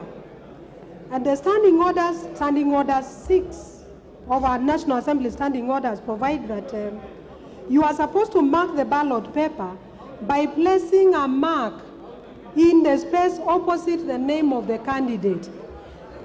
I would urge members to put a tick or an X, but any other mark would be a mark. But put an X or a tick, but just a mark would be sufficient. You will not be disqualified. Yes. Put a mark inside the place provided for you to mark. I would appreciate a tick or an X, but any mark is accepted.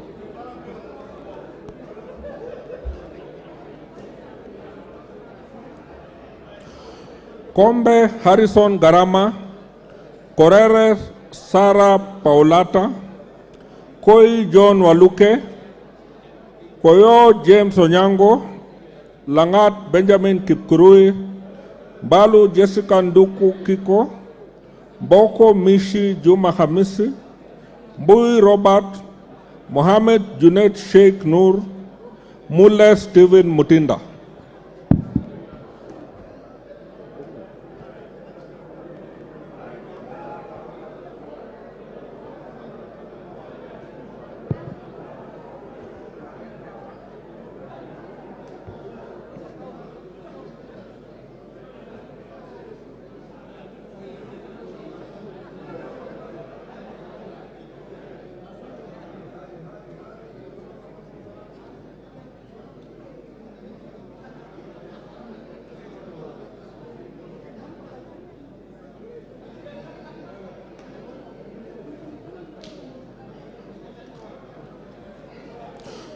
Mulu Makali Benson, Musau Vincent Musioka, Naika Johnson Manya, Nanok Daniel Epuyo, Nyamai Recho Kaki, Nyikal James Wambura, Ochieng David Ouma, Odanga Geoffrey Makoha,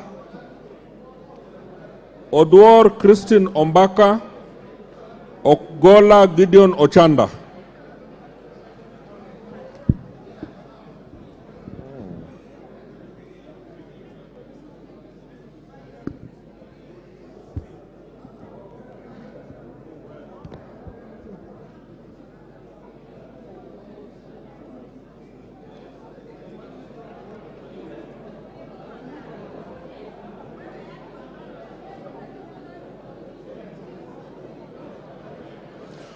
Owor Joshua Aduma, Kosing David Lesiaku, Pukose Robert, Raso Dido Ali, Robi Mataz Nyamabe, Shimbwa Omar Munyi, Shinyali Bernard Masaka, Sitati Daniel Wanyama, Sudi Oscar Kipchumba, Sunkuli Julius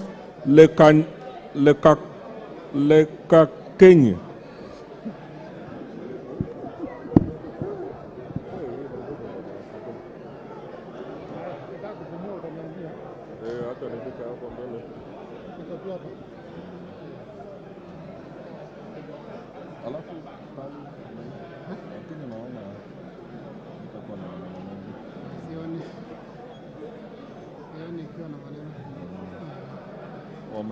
Unaona walishindwa Senate.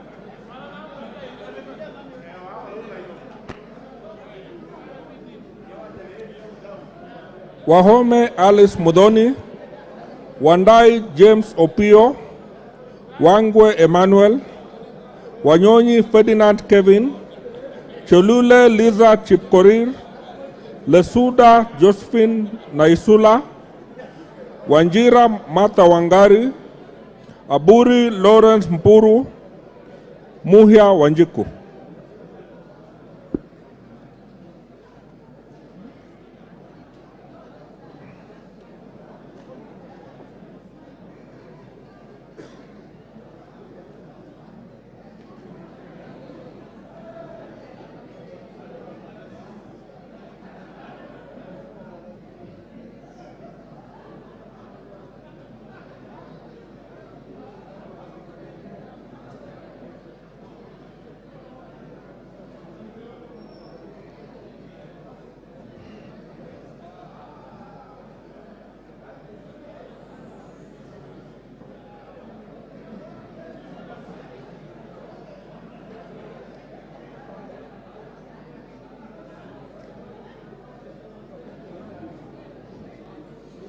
Oundo Wilberforce Odiambo, Abdullahi Bashir Sheikh, Adagala Beatrice Kahai, Akuja Protas Ewasit, Alpha Miruka Ondieki, Amolo Paul Otiende, Atandi Samuel Onunga, Badar Salim Faisal, Baya Owen Ya, Bedzimba Rashid Juma, Buyu Rosa Akinyi.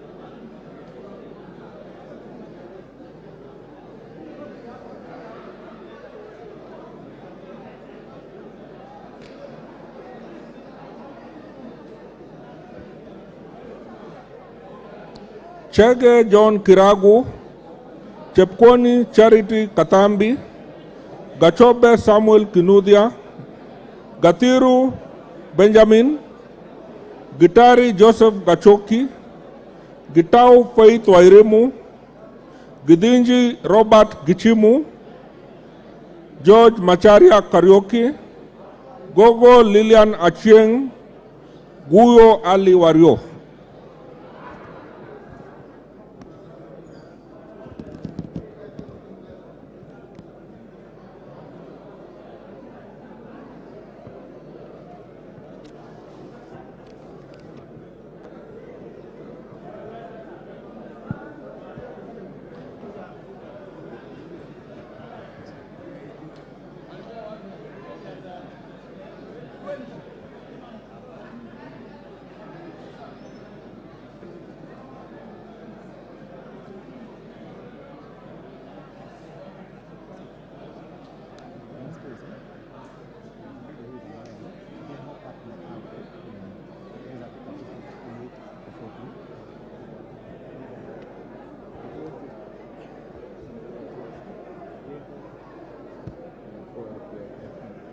hajakuwa sworn in. 340 lakini uko nyumbani.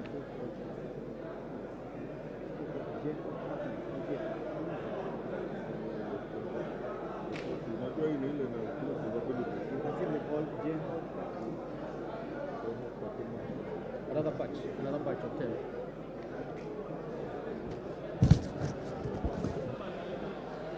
Jeho Fatuma Abdi, Hassan Kulo Maalim, Hiribae Said Buya, Kagesi Kivai Ogesi, Kahangara Joseph Mburu, Kalasinga Joseph Simiu Wekesa Majimbo, Kamene Joyce, Kamuren Charles, Kandie Joseph Chebiogon, Karani Stephen Washira.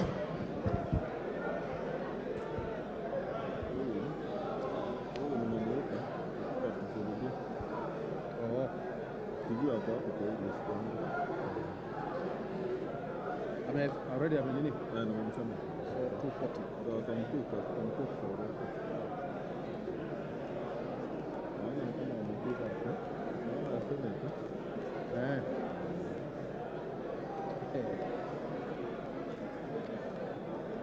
Tunaenda tu second round.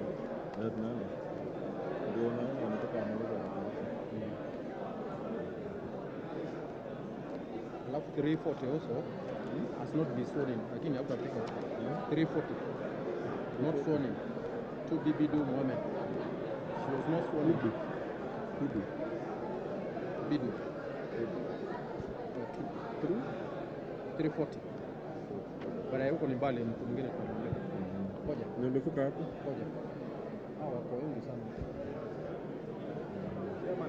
Namba 49 mbona nimeitwa? Naika 49. Uliitwa. Nimeitwa. Nenda tu upige. Ingia tu pale. 49. Nimekuja.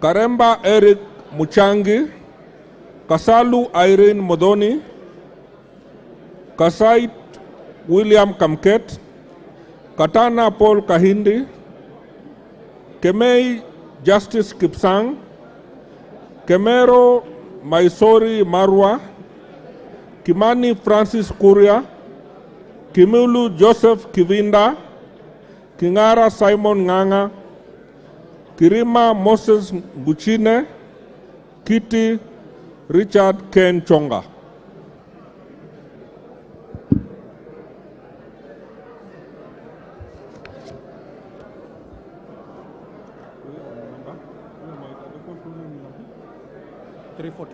But I realized this one is different. It's different. 2B Bidu Mohammed. Around 340 or 341.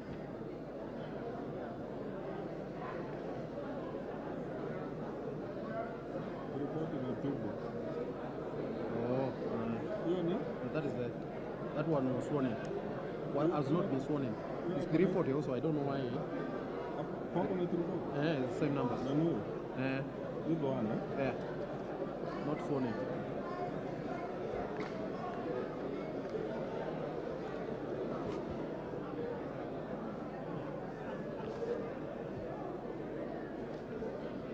Hapo umefika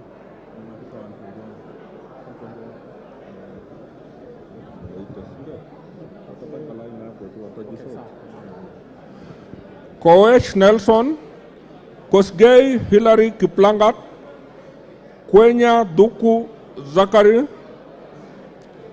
Jackson Leku Montare, Peter Lochakapong, Luyai Kalebamisi, Mawade Julius Musili, Mbai Nimrod Bituka, Mizigi Lydia Haika, Mohammed Ali.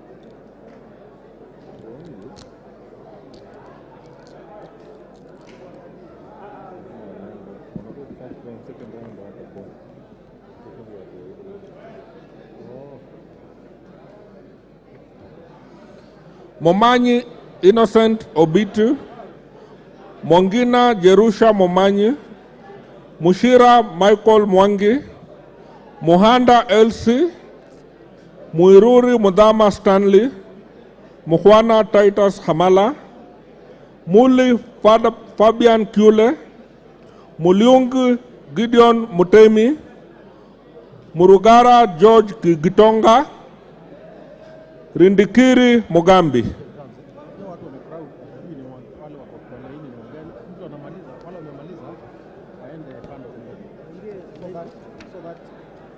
The only people who are there are the ones who are there. Now, agent, I don't know whether you can get Kajua ni agent.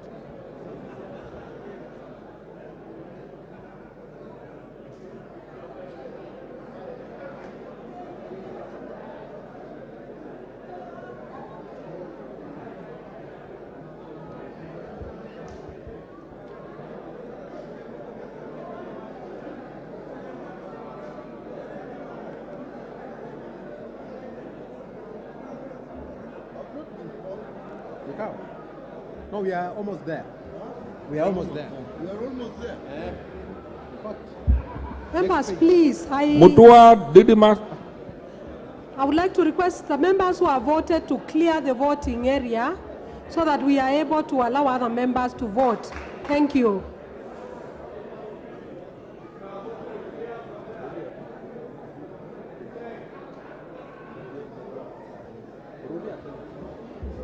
Members, please, once you have voted, clear the voting area to allow other members to vote. Thank you.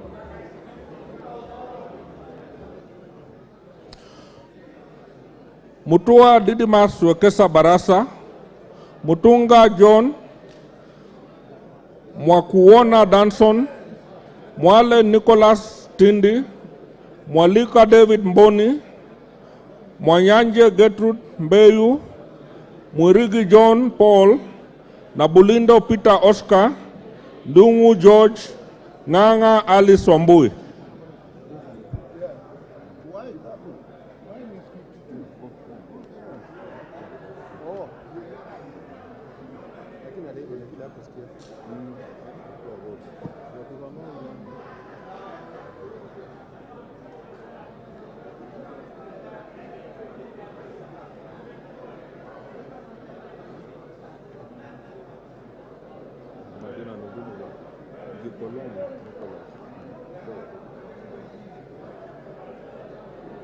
First name is not Mikau. The surname is not Mikau.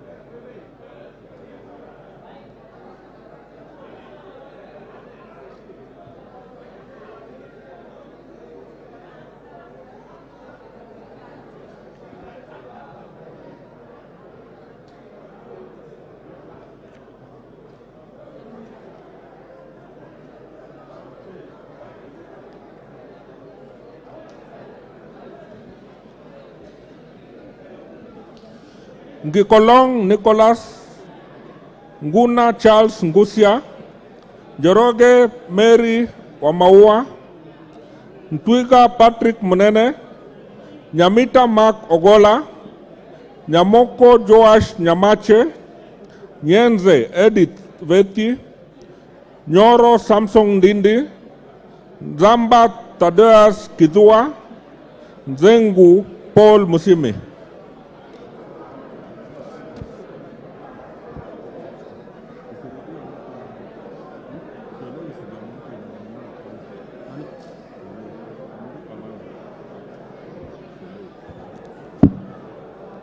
Which number?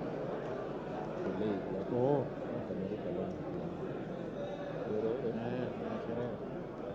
Hiyo ndio shida sana.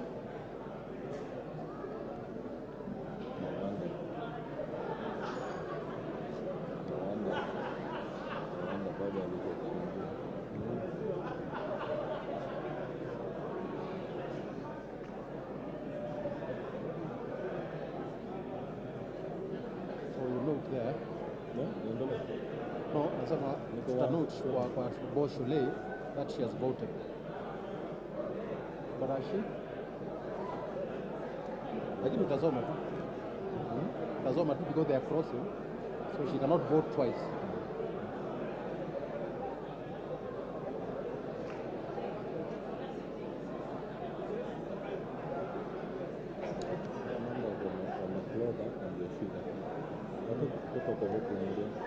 Yeah. I think you can call another note. Yeah.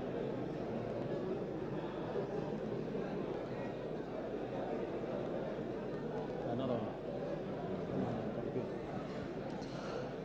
Ndioka Erastus Kivasu, Obare Eve Akinyi, Obo Ruwaida Mohammed, Odege Tom Boya, Odhiambo Elisha Ochieng, Odoyo Okelo Jared, Oku Edward Kaunya, Okwame Andrew Adipo, Oluosh Anthony Tom, Omboko Milemba Jeremiah.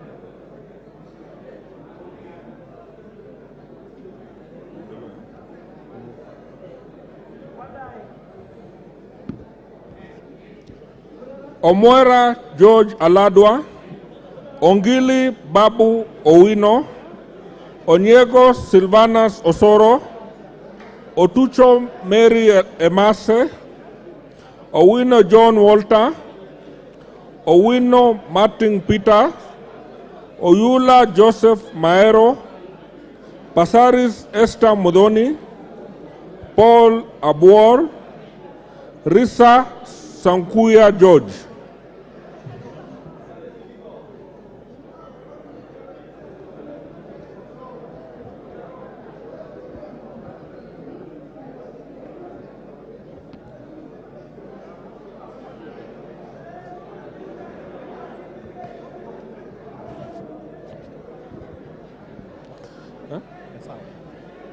Sane Ibrahim Abdi,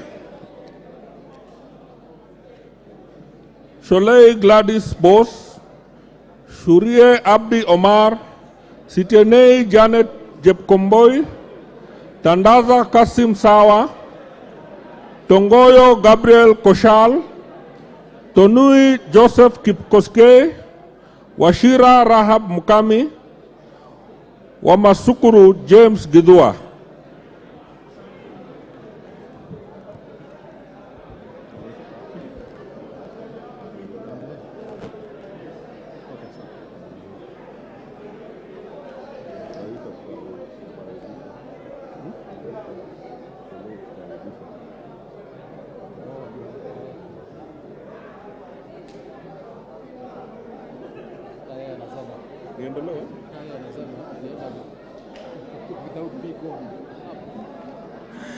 Wambilianga Catherine Nanjala, Wamuchomba Gadoni, Wangaya Christopher Aseka, Wanjiku John Juguna, Waweru John Kiarie, Were Charles Ongondo, Yegon Brighton Leonard, Yusuf Adan Haji, Elachi Beatrice, Naomi Jilo.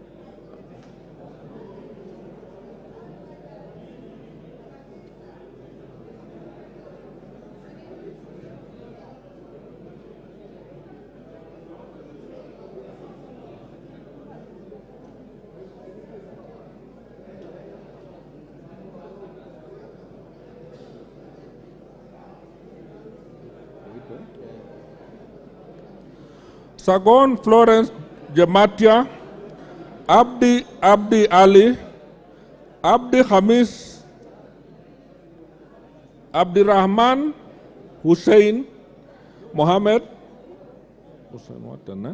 Abdirahman Mohammed Abdi, Abdullahi Amina Dika, Aburi Donya Doris, Ado Mohammed Adan, Ali Abdisarat Khalif, Barasa Patrick Simiu, Barongo Nolfason Obadia.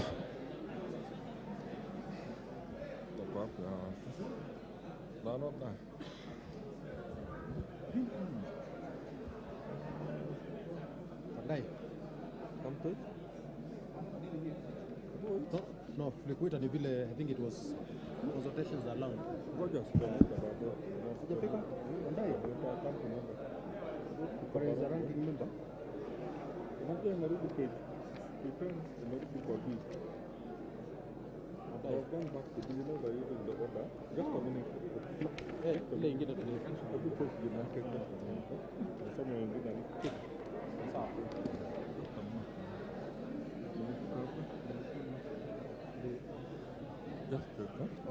Bare Hussein Abdi, Bato Phyllis Jepkemoi, Basil Robert Ngui, Diego Paul Kibuchi, Bisau Morris Kakai, Bona Mumina Golo, Busia Ruth Adhiambo Odinga, Buire John Okano, Caroline Jepto, Chebor Paul Kibet.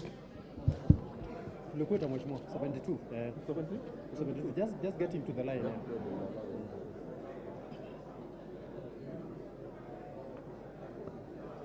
Yeah, come on.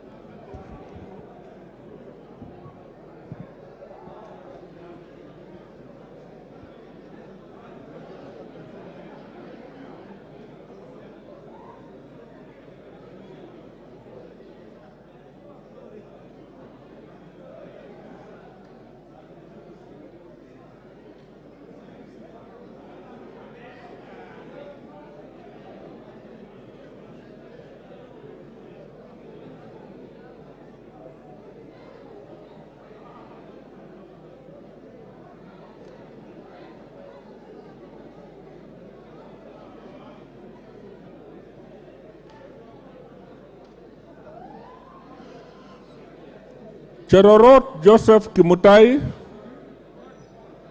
Chiforomodo Mangale Munga, Chimba Zamzam Mohammed, Denar Joseph Hamisi, Dabolen Pamela Njoki, Emate Joseph, Farah Yusuf Mohammed, Gachagua George N, Gichoi Kagucha John Philip, Gichuki Edwin Mugo, Gisairo Cliff Ombane.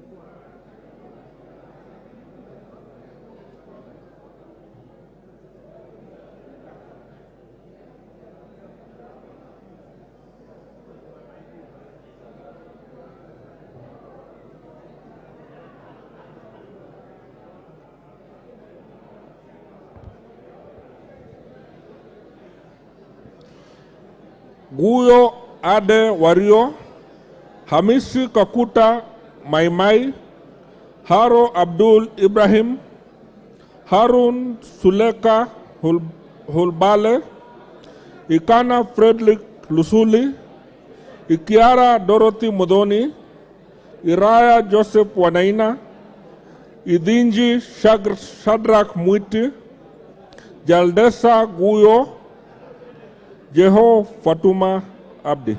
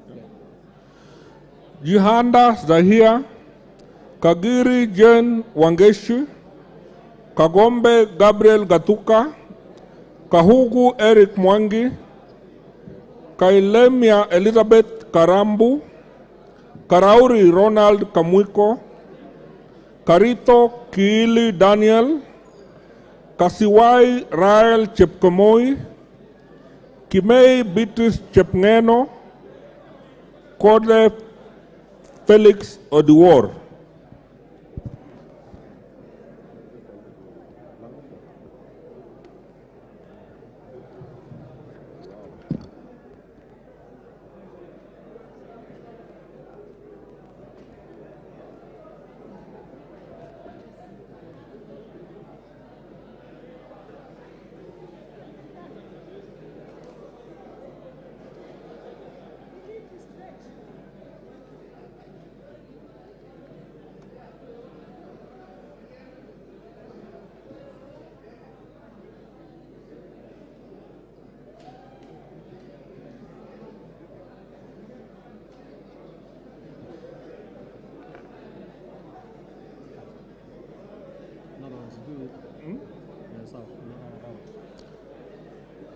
Kiamba Susan Dunge, Kibagendi Anthony, Kihungi Peter Irungu, Kilel Richard Cheriot, Kipkoech Gideon Kimayo, Kipkoros Joseph Makilap, Kiplagat David, Kipngor Ruben Kiborek, Kiprono Mutahi Alfred, Kirwa Abraham Kipsang, Kitani Marien Chebet.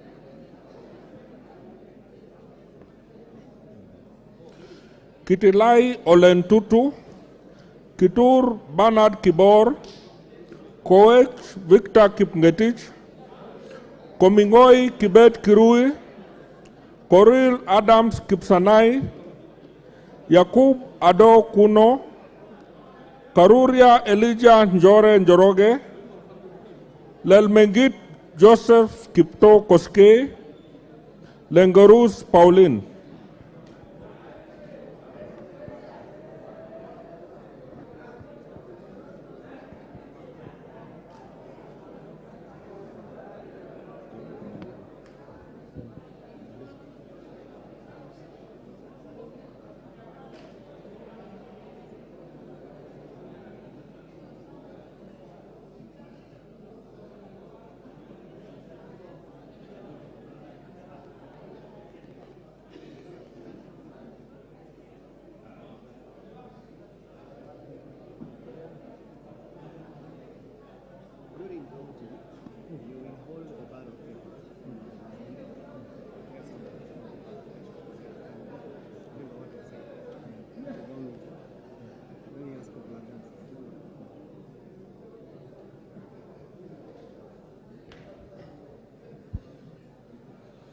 Letipila Dominic Eli, Lynette Chepkorir, Logova Sloya Clement, Titus Loti, Mnaiba Julius Taitumu,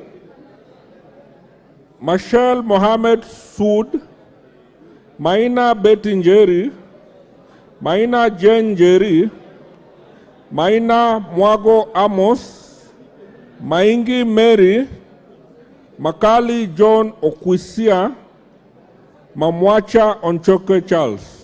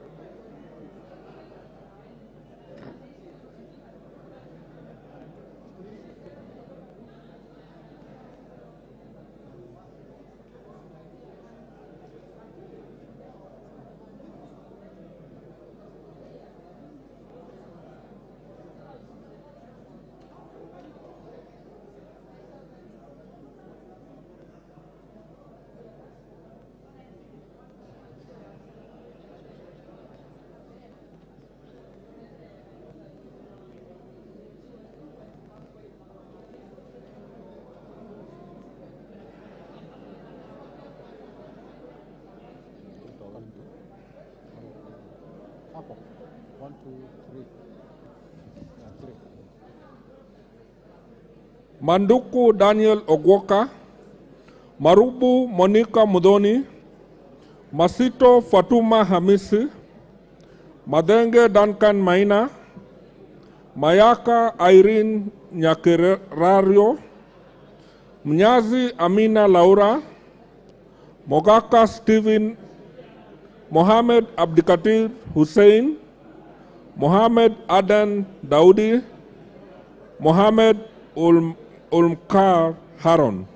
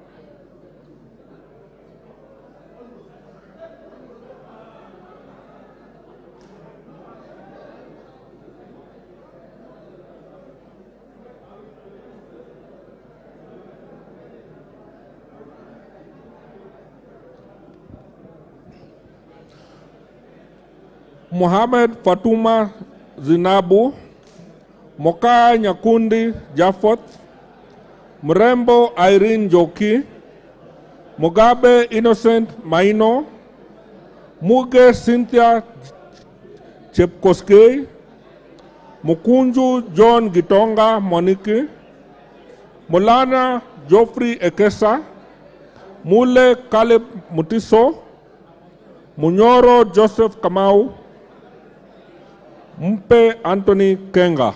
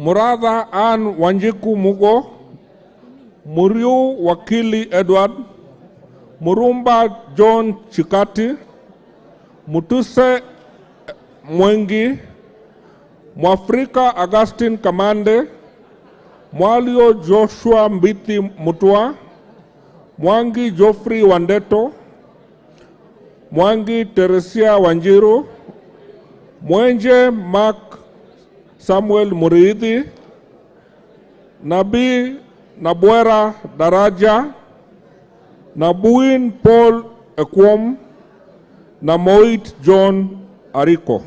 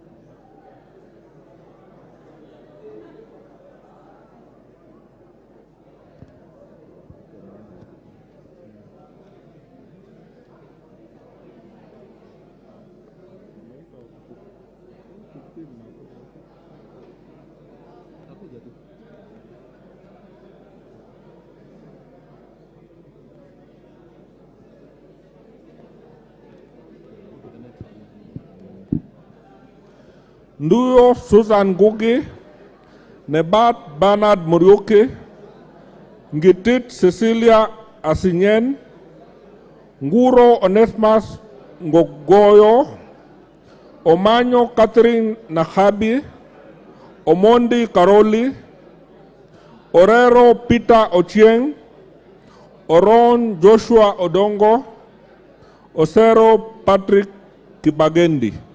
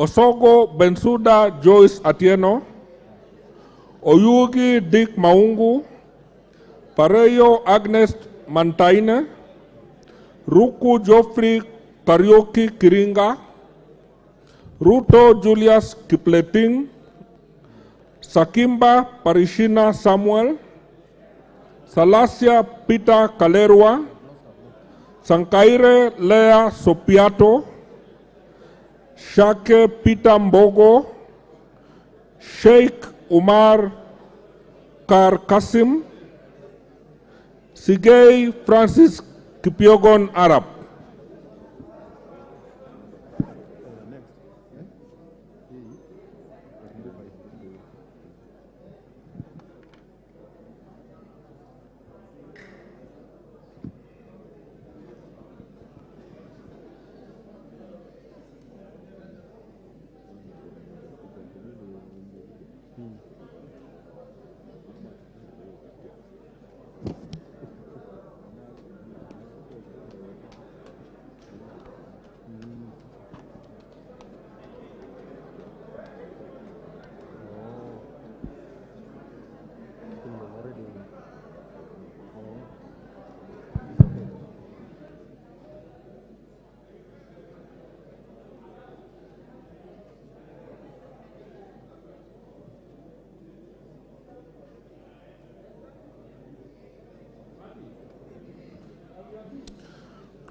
Siad Amina, Siyoi Lilian Chibet, Tonkei Rebecca, Toroitish Timothy Kipchumba, Tungule Charo Kenneth, Wanaina Anthony Njoroge, Wanaina Michael Wambugu, Waidhaka John Machua, Wamboka Nelson Jack.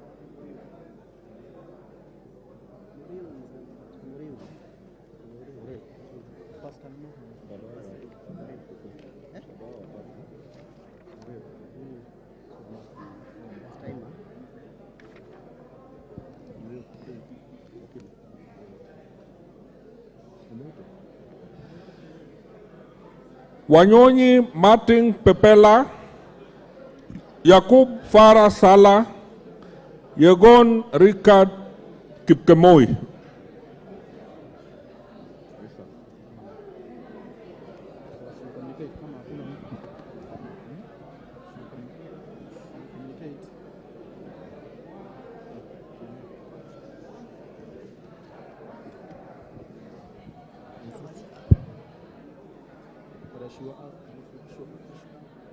Ask them to take their seats.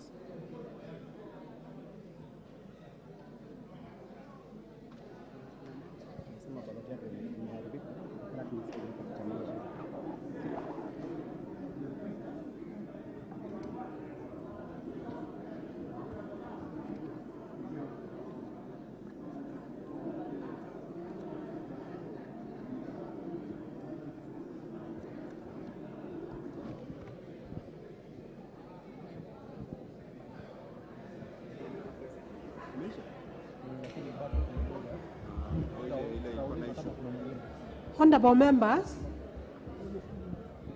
we are almost coming to the conclusion of the voting. Before we do that, I have received a request from one member, the Honorable Murio Wakili, a member for Gatanga. He has indicated to me that he has spoiled his ballot. I will indulge to be issued with another ballot. I have the ballot that he had already marked, and I will proceed to cancel this ballot. Now I have cancelled it, and I have destroyed it. No, I am not. Yes. We were not hard on the matter, and I had raised objections on it. Yes. He has, honorable members, the member has not cast this ballot. Yes. But he has so made because a decision. The person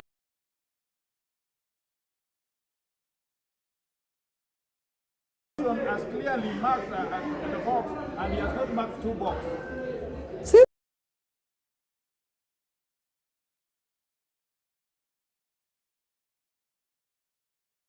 he has not cast his vote and he has made the request. Look at the standing order. And he is the voting. Standing order says in error. You have to prove that it is in error. Look at that standing order. Refer to it. No. Ngoja kidogo. I'm doing my work as an agent.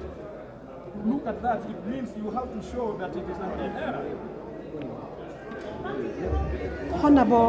Honorable members, to the best of my knowledge, voting is you vote by will. You vote for who you desire to vote for. So I will allow the member to pick another ballot and vote according to his will. Yes.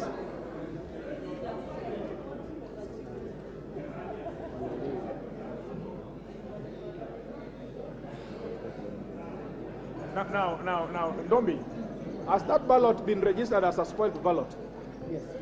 As a spoiled ballot? So the person is not entitled to a reissue? No, he has been reissued. Hii sheria gani sasa hii? Hata ya Chebukati si hivyo. If you have spoiled your ballot box, huwezi kupata kura ingine.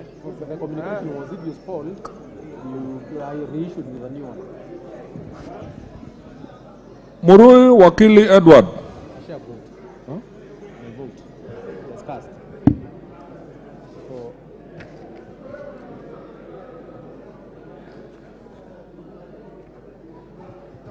we should continue to the next. Ule share vote. Yeah, sawa. So, I'm a vote. So, we next go to the next. Confirm whether there is. Honorable members, is there any other member who has not voted and would like to vote? Any other member present in the chamber who has not voted and would like to vote?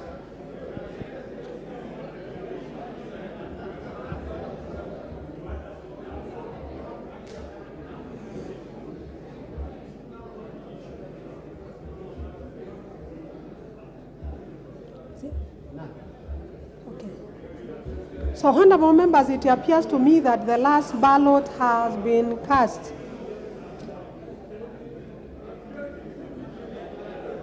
However, if there is any member who has not voted, he or she may now step forward and vote.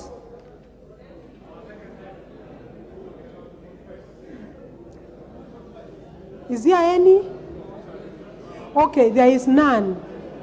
So, honorable members, pursuant to Standing Order 6.6, it does therefore appear to me that every member present who wishes to vote has voted. Now, therefore, I invite the two agents, one for each candidate, to come forward and witness a counting. Witness a counting.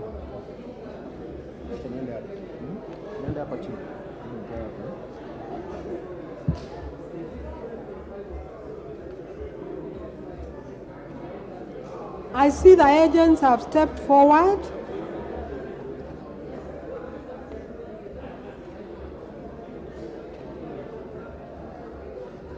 I now order that the ballot boxes be unlocked for examination of the ballot papers.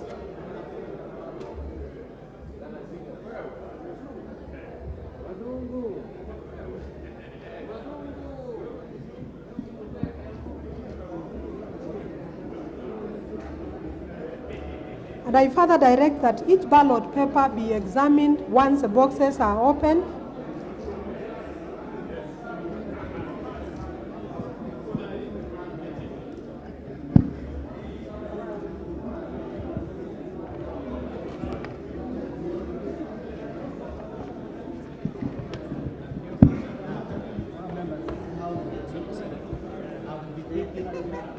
Officers, please proceed to count and tally the votes.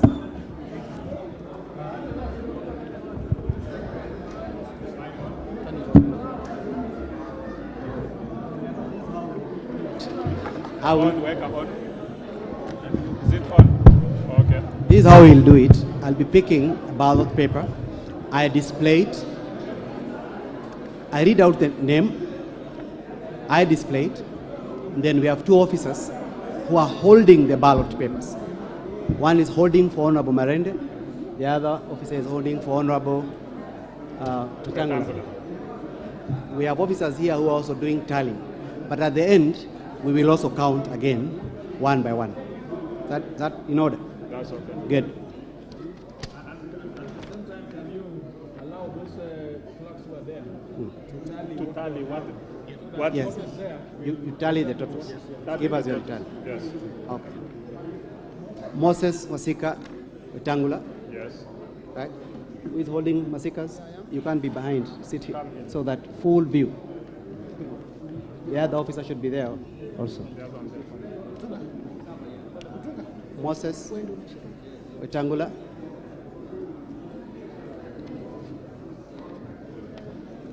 Kenneth Otiato Marende.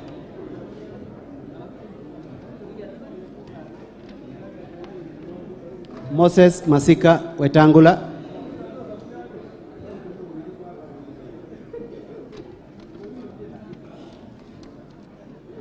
Moses Masika Wetangula.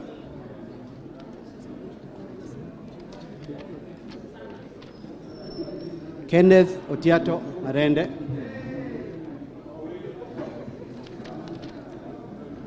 Moses Masika Wetangula.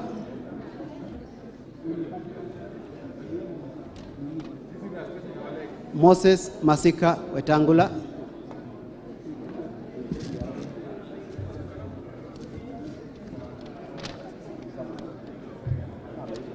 Kenneth Otiato Marende.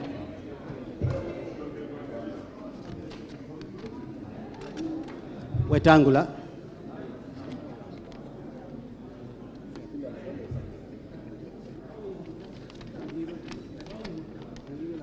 Marende.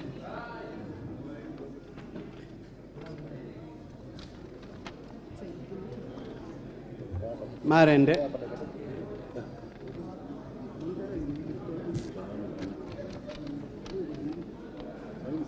Marende.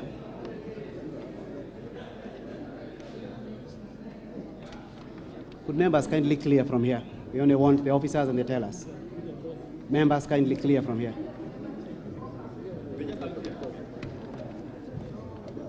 Marende.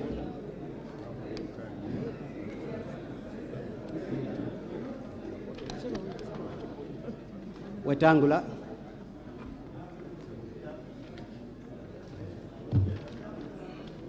Marende.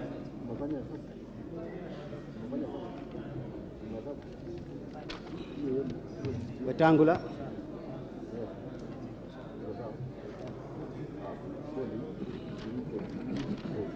Marende.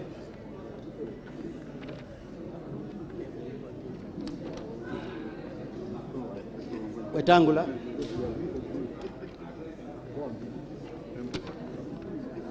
Marende.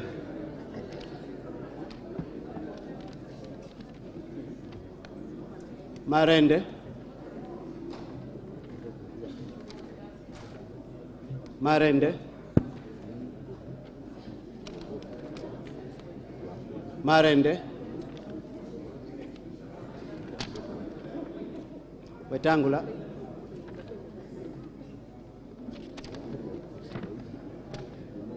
Wetangula. Wetangula.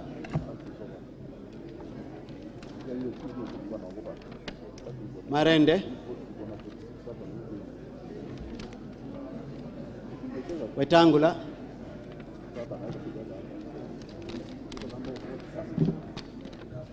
Wetangula.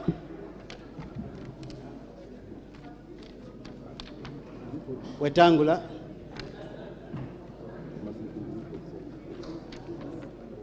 Wetangula.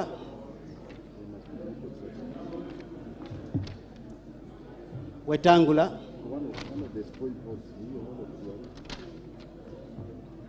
Wetangula.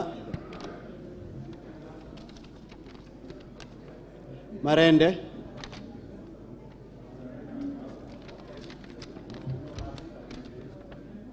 Wetangula.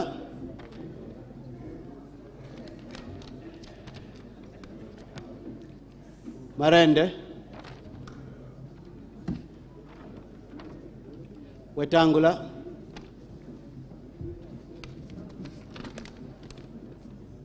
Wetangula. Marende.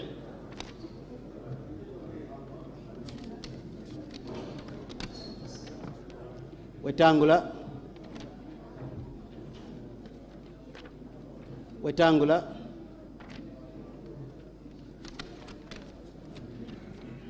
Wetangula.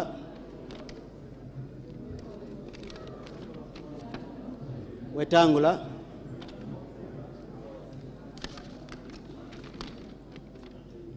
Wetangula. Wetangula. Please push back a bit. Kindly. Wetangula.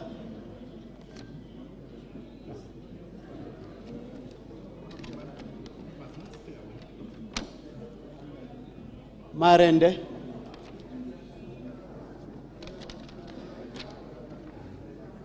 Wetangula, Wetangula,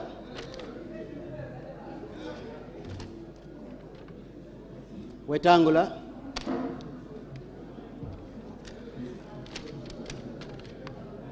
Marende,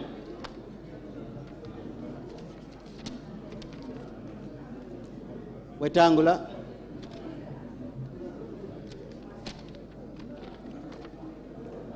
Marende, Marende, Wetangula,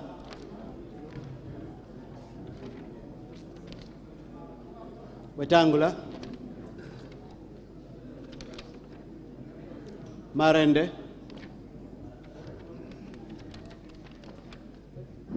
Wetangula, Wetangula, Marende,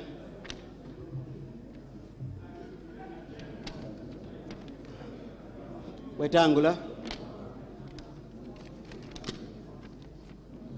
Wetangula, Wetangula,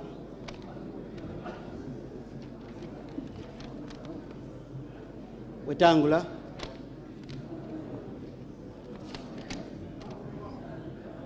Marende,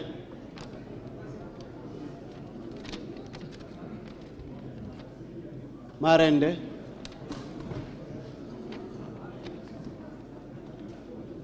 Wetangula, Wetangula,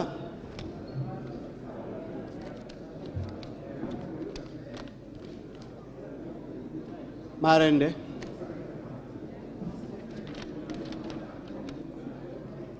Wetangula, Marende,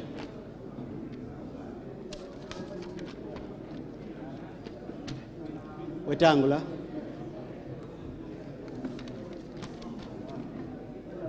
Wetangula, Wetangula,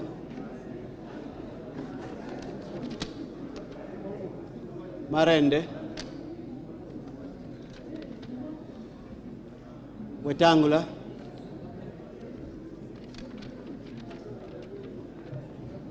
Wetangula, Wetangula,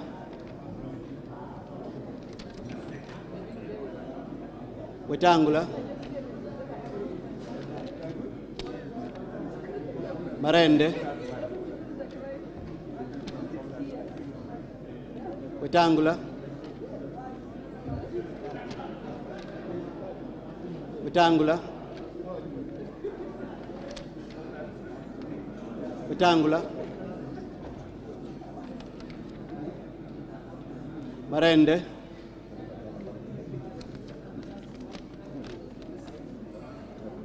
Wetangula,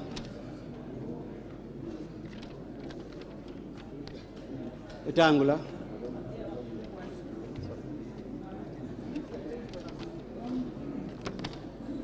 Marende,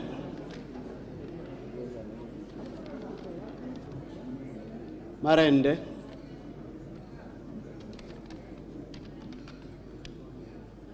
Wetangula,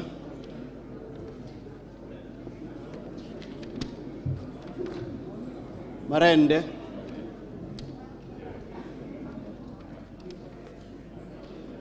Wetangula, Wetangula, Marende, Wetangula, Wetangula, Wetangula,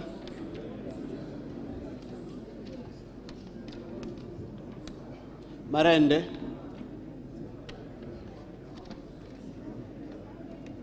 Marende,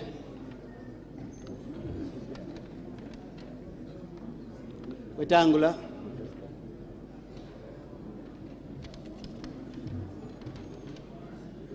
Marende,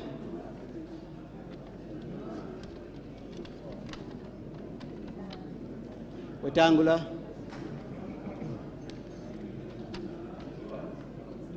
Wetangula,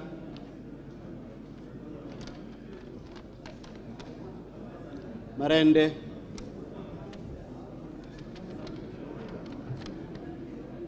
Wetangula, Wetangula,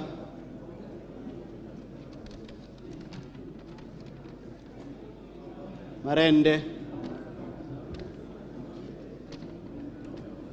Marende, Wetangula,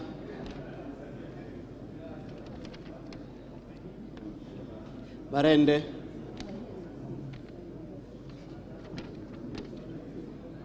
Wetangula,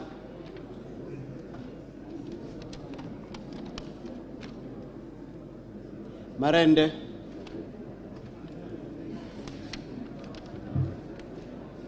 Marende,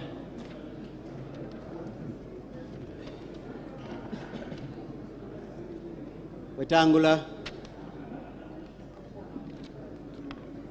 Marende,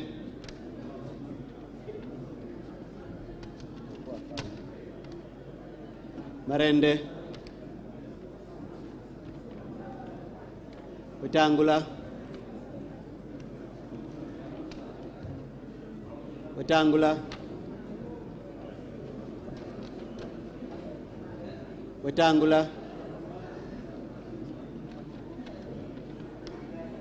Wetangula, Marende,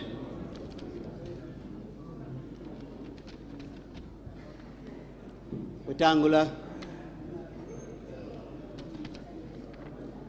Marende,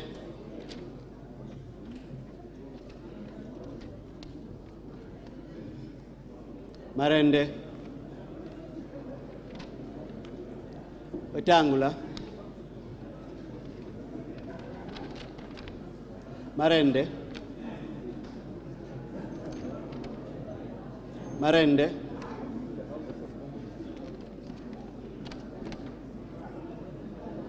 Wetangula,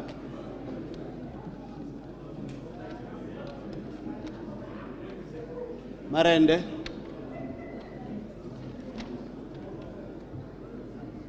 Marende, Wetangula,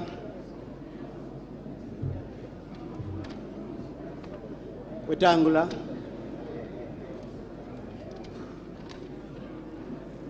Wetangula, Marende, Wetangula,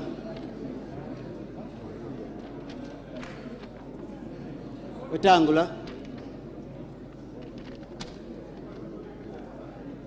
Wetangula,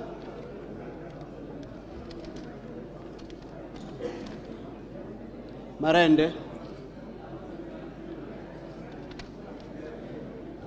Marende,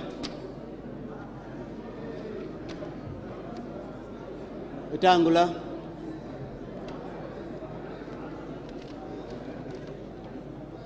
Wetangula, Wetangula, Wetangula,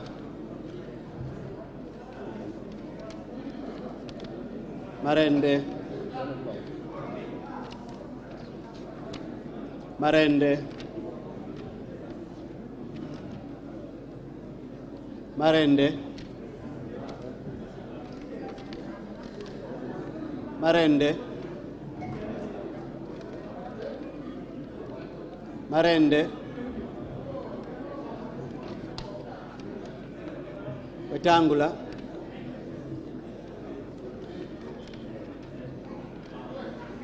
Wetangula,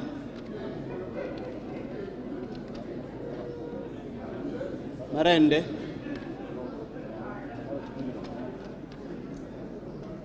Wetangula,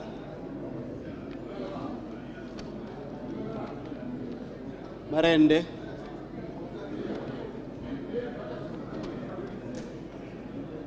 Wetangula,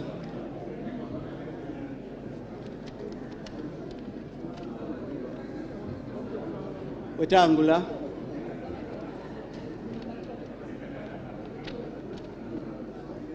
Wetangula,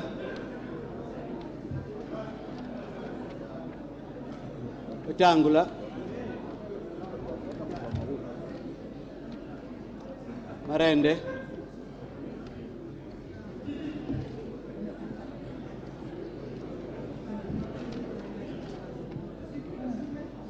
Wetangula, Wetangula,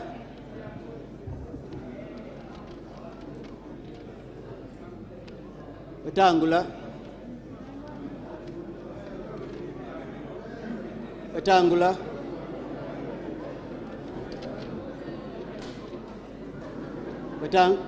Marende, Marende, Marende,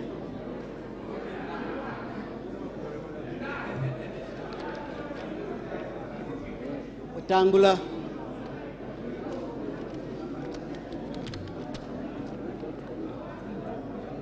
Wetangula,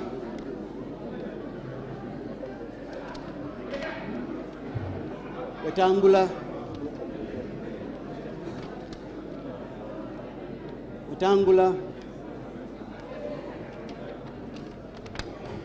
Marende,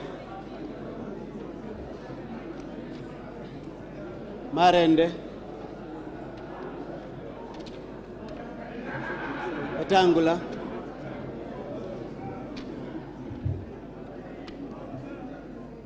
Wetangula, Wetangula,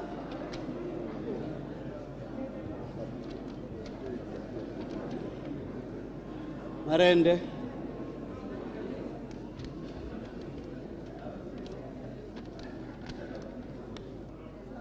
Wetangula,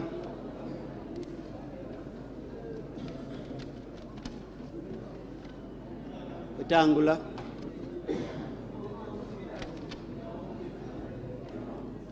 Wetangula,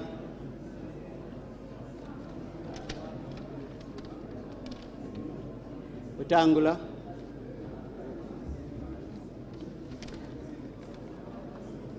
spoiled.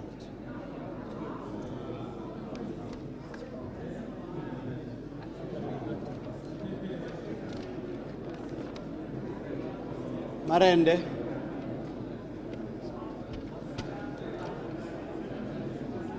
Wetangula,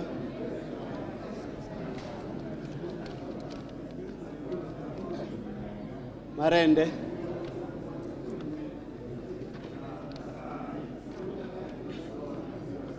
Marende,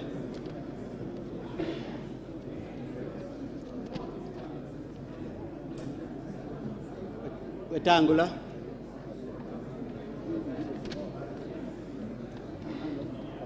Wetangula,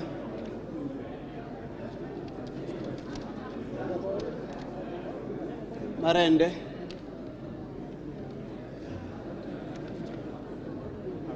Marende,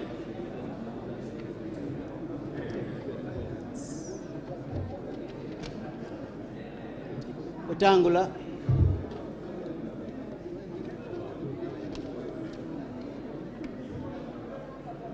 Marende, Wetangula,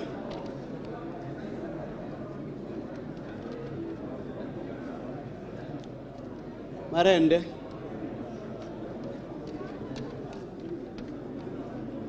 Marende,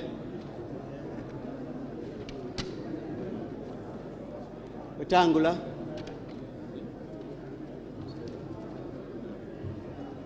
Wetangula, Marende,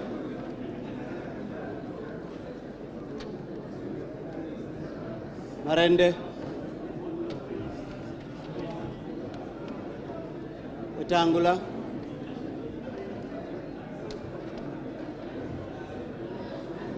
Wetangula,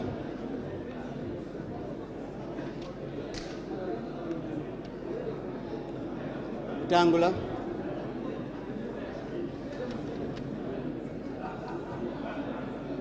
Wetangula,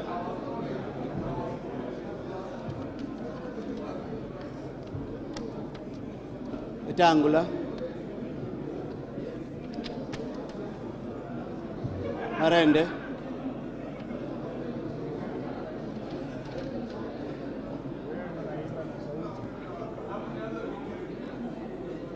Wetangula,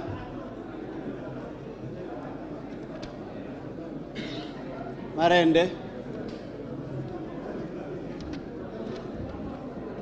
Marende,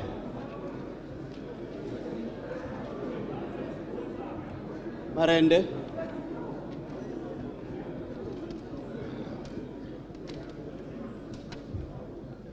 Wetangula,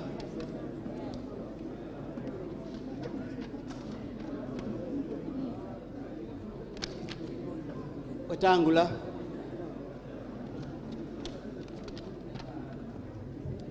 Wetangula, Marende,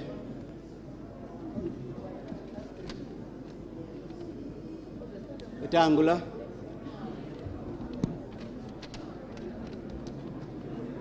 Marende,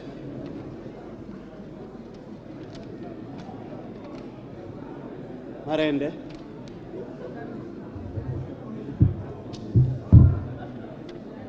Wetangula,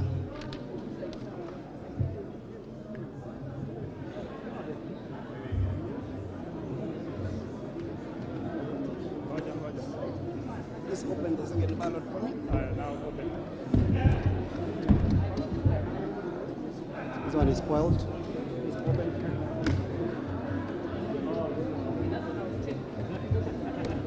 Hadi. Rejected, eh? It's there. Rejected.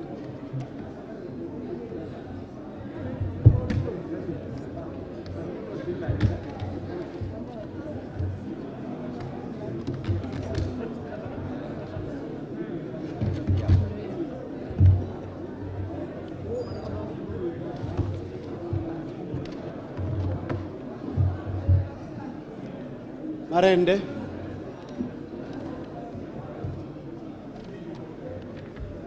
Wetangula, Wetangula,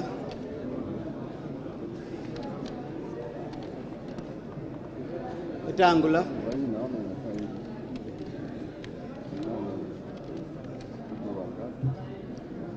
Marende,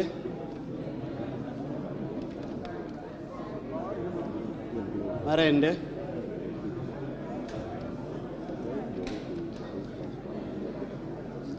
rejected. No, there is a mark there. Iko sawa. Disputed. No, iko sawa. No, it is completely full. Iko sawa.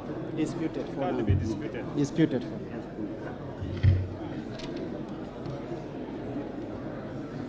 Wetangula,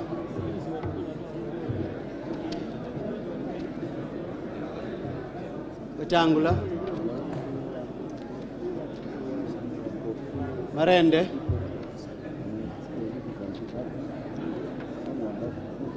Wetangula,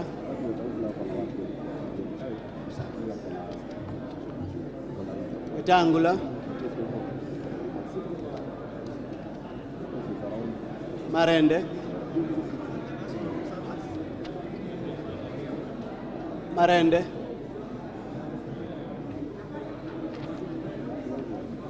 Marende,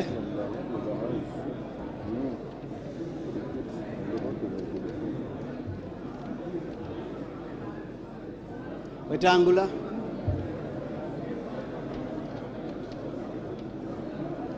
Wetangula,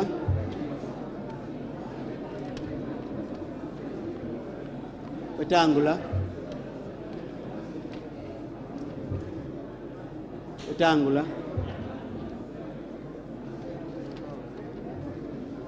Wetangula,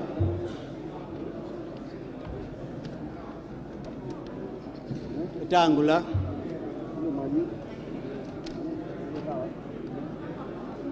Wetangula,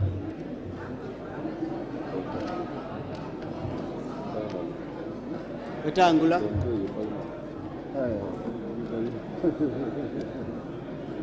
Wetangula, Wetangula.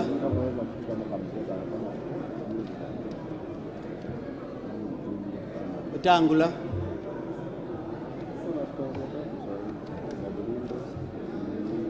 Wetangula. Wetangula.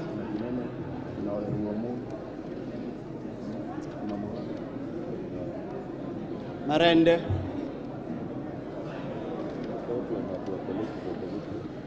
Wetangula. Wetangula.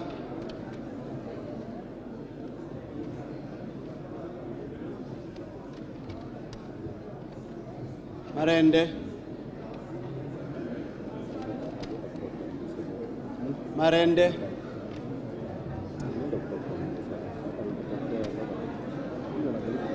Wetangula.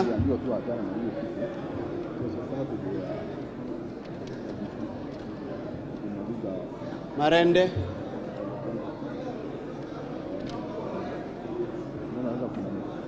Wetangula.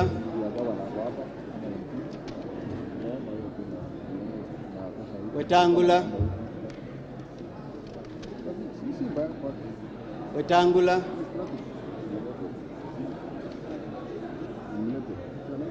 Wetangula.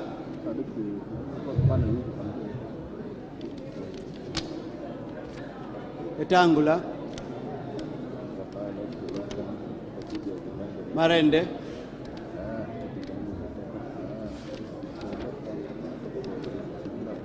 Marende. Wetangula.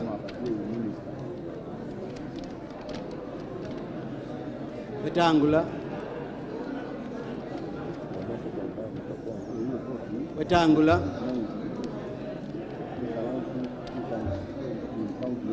Marende.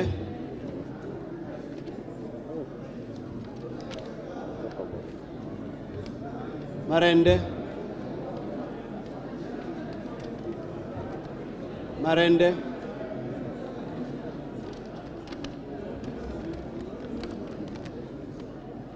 Wetangula.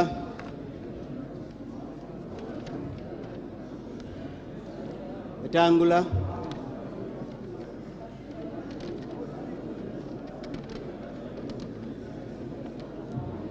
Marende.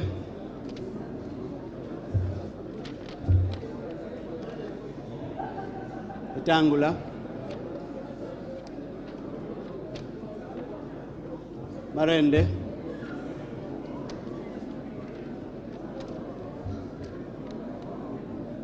Wetangula. Marende.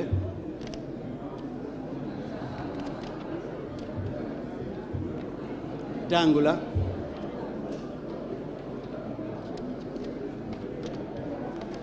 Marende. Wetangula. Wetangula.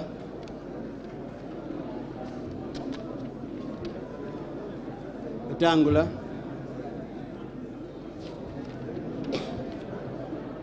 Wetangula. Marende.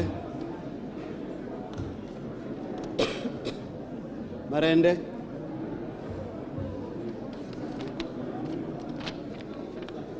Wetangula.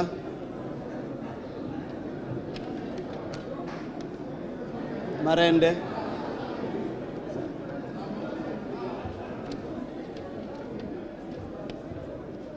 Marende.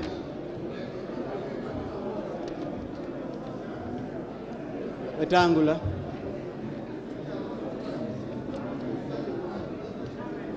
Wetangula.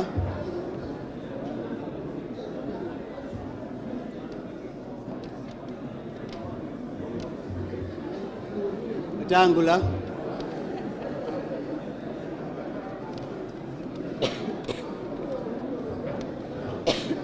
Wetangula.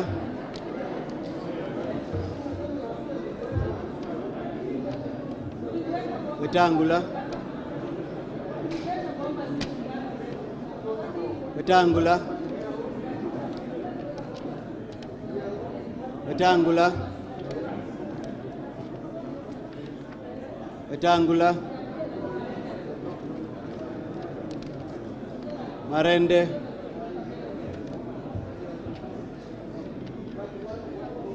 Wetangula, Wetangula, Marende,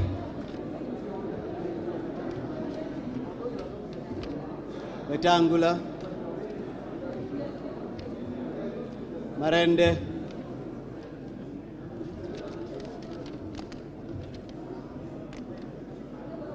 Wetangula, How many marks across? Swali. Pamoja. 1 mark.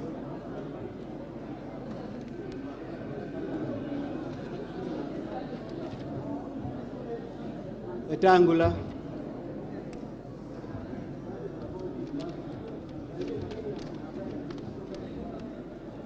Marende,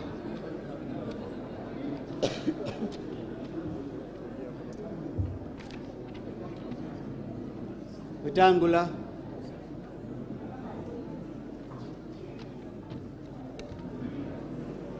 Wetangula,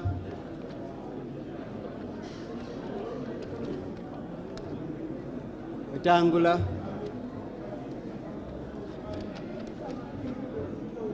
Wetangula,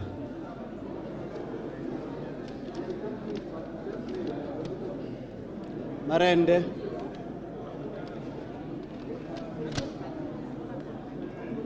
Wetangula,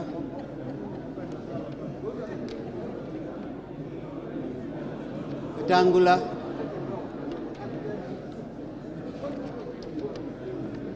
Wetangula, Marende,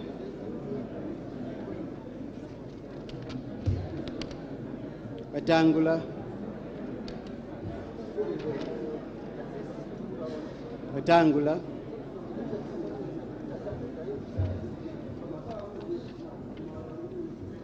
Marende,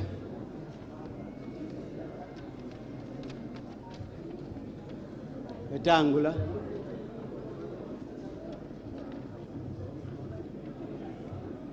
Marende,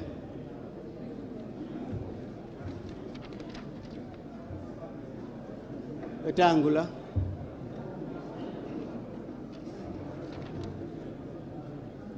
Marende, Wetangula,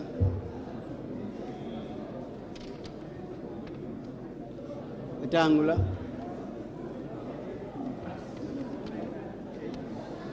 Wetangula,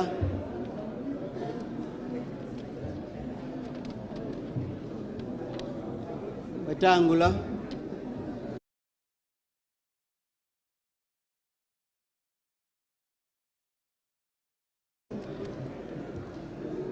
Marende,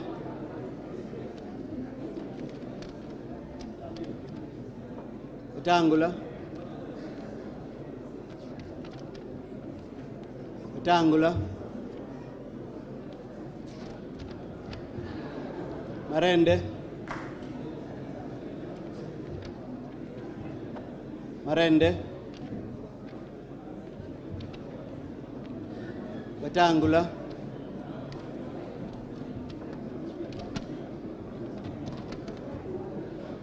Wetangula,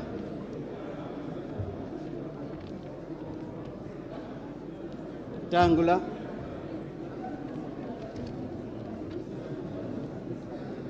Wetangula,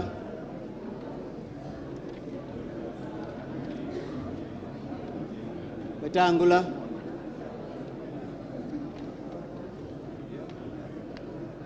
Wetangula,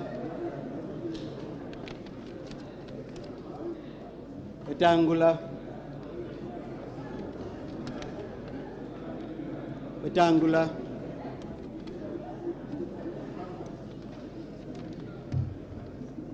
Marende,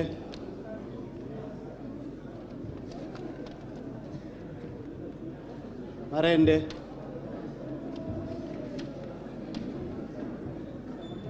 Wetangula,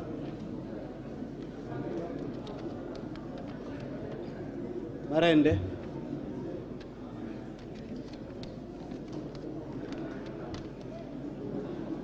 Wetangula,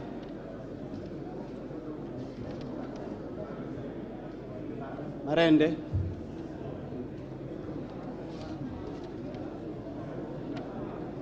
Marende,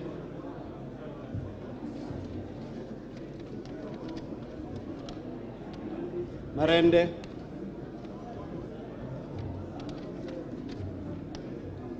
Wetangula,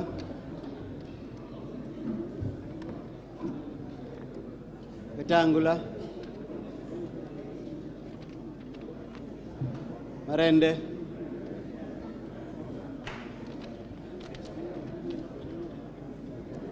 Wetangula,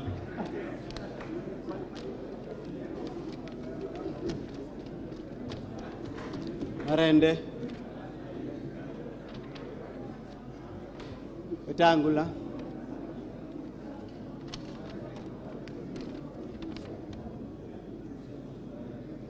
Wetangula,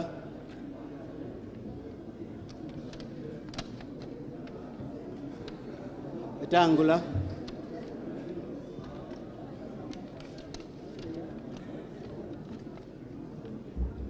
Marende.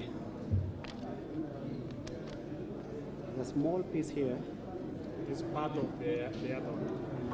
that seems to be part of this. Yes. I will leave it. I will leave it to the tellers. No, it is part of that. It is all of this out.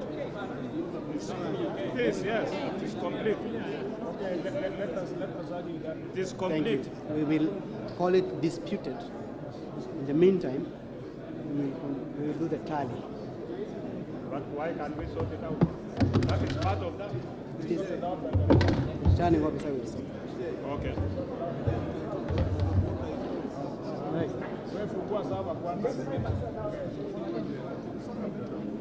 Sorry, I needed to show you that there's nothing there. Okay. I needed to show you there's nothing there. I've seen it on behalf of DJ. I've seen on your behalf. There is nothing. So, disputed. Hold it. Read it. All members, please push behind. Please push behind. We will start counting.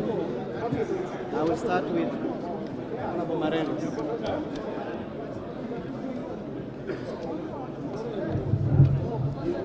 Tell us. Yes. Tell us, officers.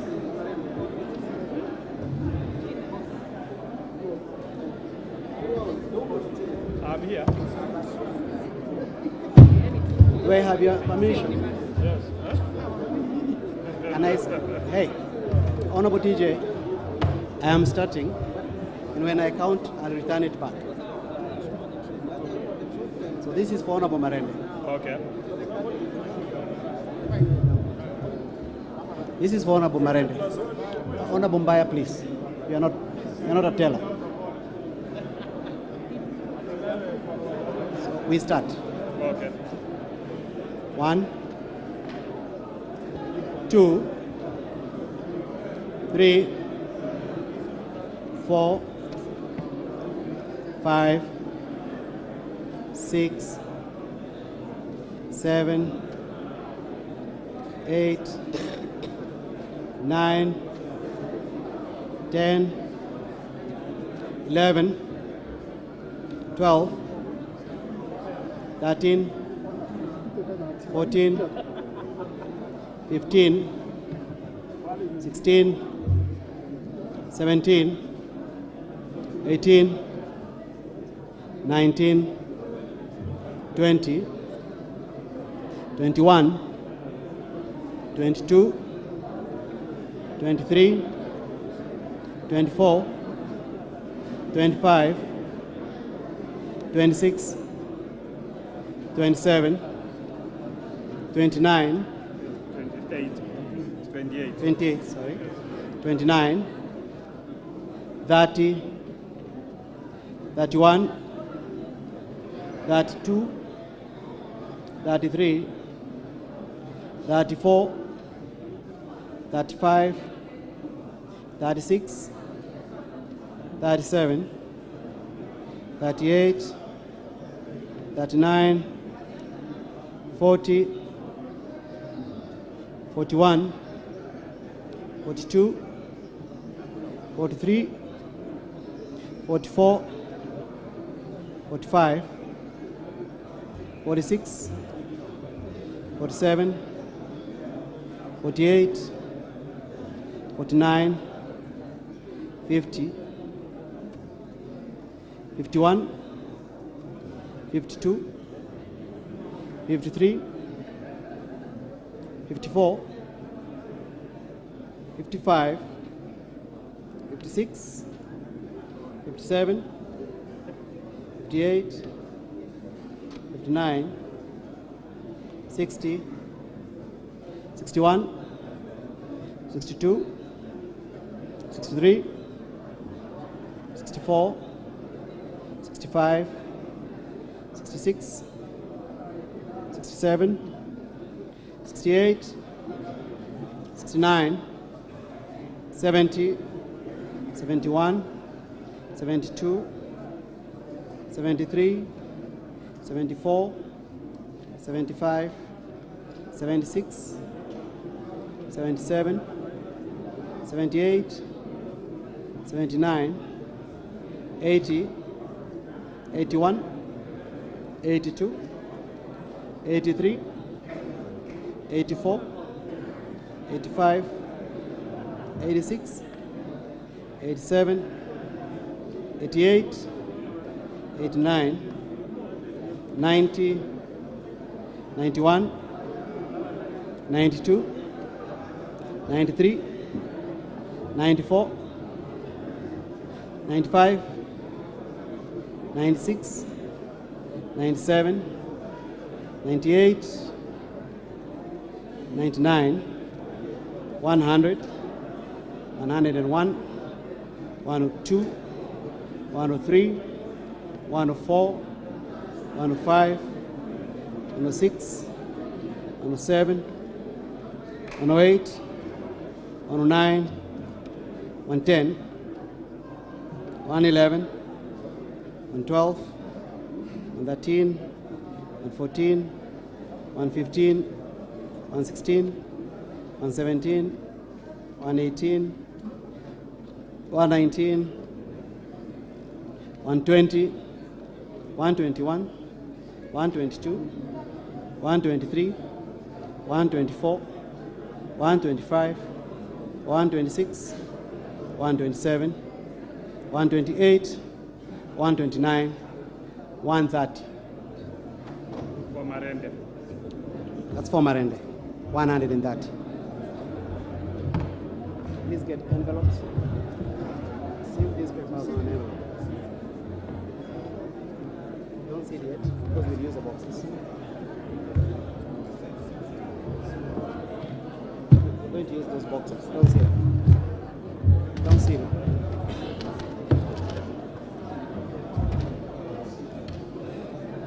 Okay. Tango.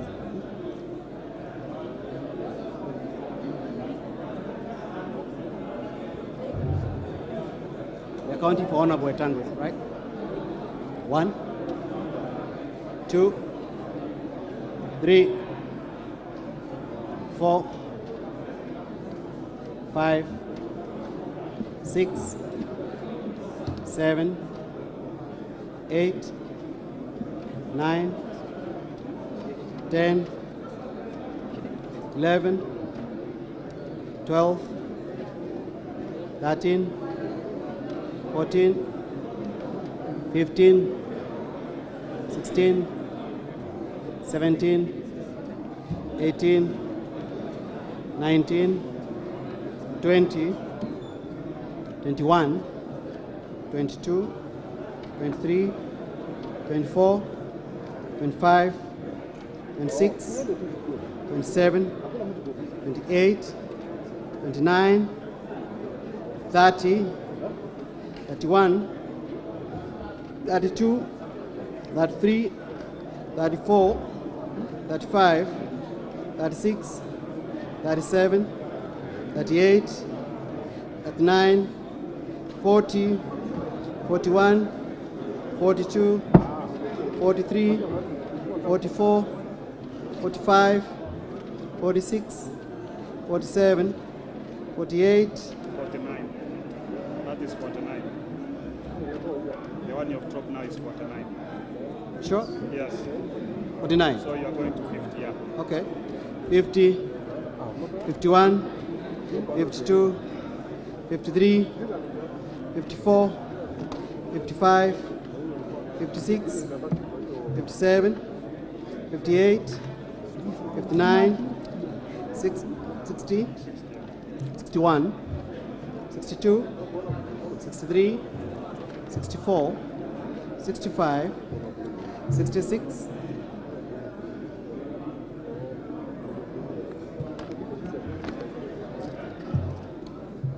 67, 68, 69, 70, 71, 72, 73, 74, 75, 76, 77, 78, 79, 80, 81, 82, 83, 84, 85, 86, 87. Let's hold on. Right? This is 88, 89, 90, 91, 92, 93, 94, 95, 96, 97, 98, 99, 100, 101, 102, 103, 104, 105, 106, 107, 108, 109, 110, 111, 112, 113, 114, 115, 116, 117, 118, 119, 120, 121, 122, 123, 124, 125, 126, 127, 128, 129, 130, 131, 132, 133, 134, 135, 136, 137, 138, 139, 140, 141, 142, 143, 144, 145, 146, 147, 148, 149, 150, 151, 152, 153, 154, 155, 156, 157, 158, 159, 160, 161, 162, 163, 164, 165, 166, 167, 168, 169, 170, 171, 172, 173, 174, 175, 176, 177, 178, 179, 180, 181, 182, 183, 184, 185, 186, 187, 188, 189, 190, 191, 192, 193, 194, 195, 196, 197, 198, 199, 200, 201, 202, 203, 204, 205, 206, 207, 208, 209, 210, 211, 212, 213, 214.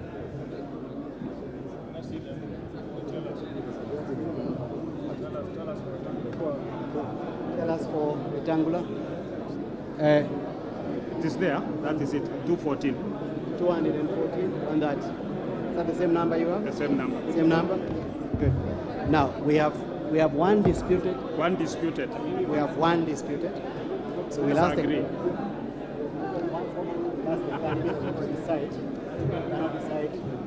So I'll ask the tellers. So I think we can agree, DJ. It is okay. Okay. Yes, agreed. For who? Wetangula. For Wetangula. Yes. So it becomes 215. So for Wetangula is how many? 215.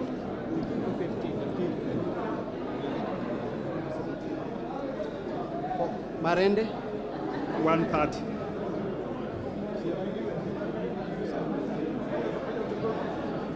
Spoiled oats? 1. This one? Rejected.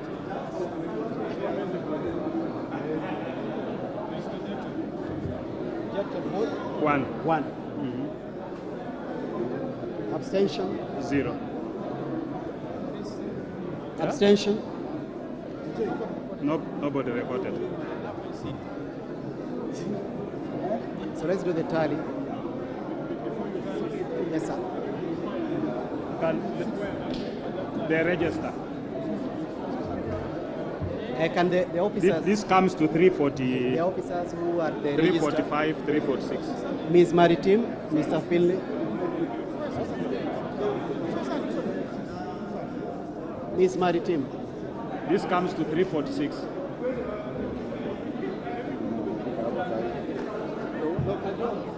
$346 meaning you have 3 members who did not vote. Mr. Tiampati, how many? Your list. Okay. 346. Miss Maritim, where is the list? Susan. That you are cancelling with Mr. Finley.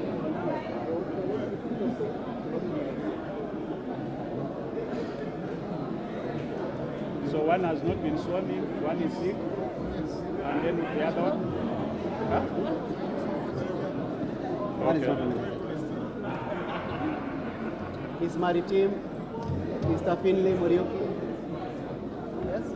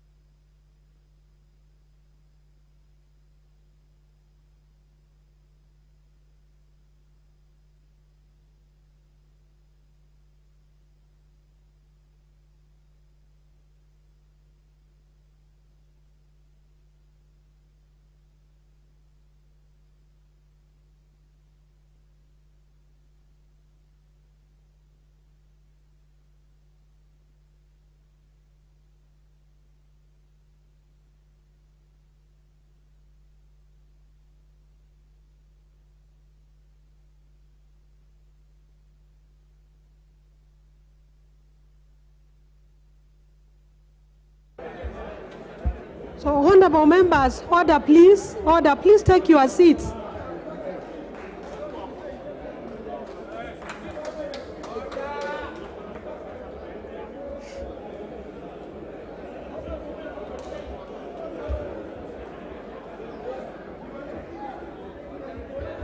Honorable members, please take your seats.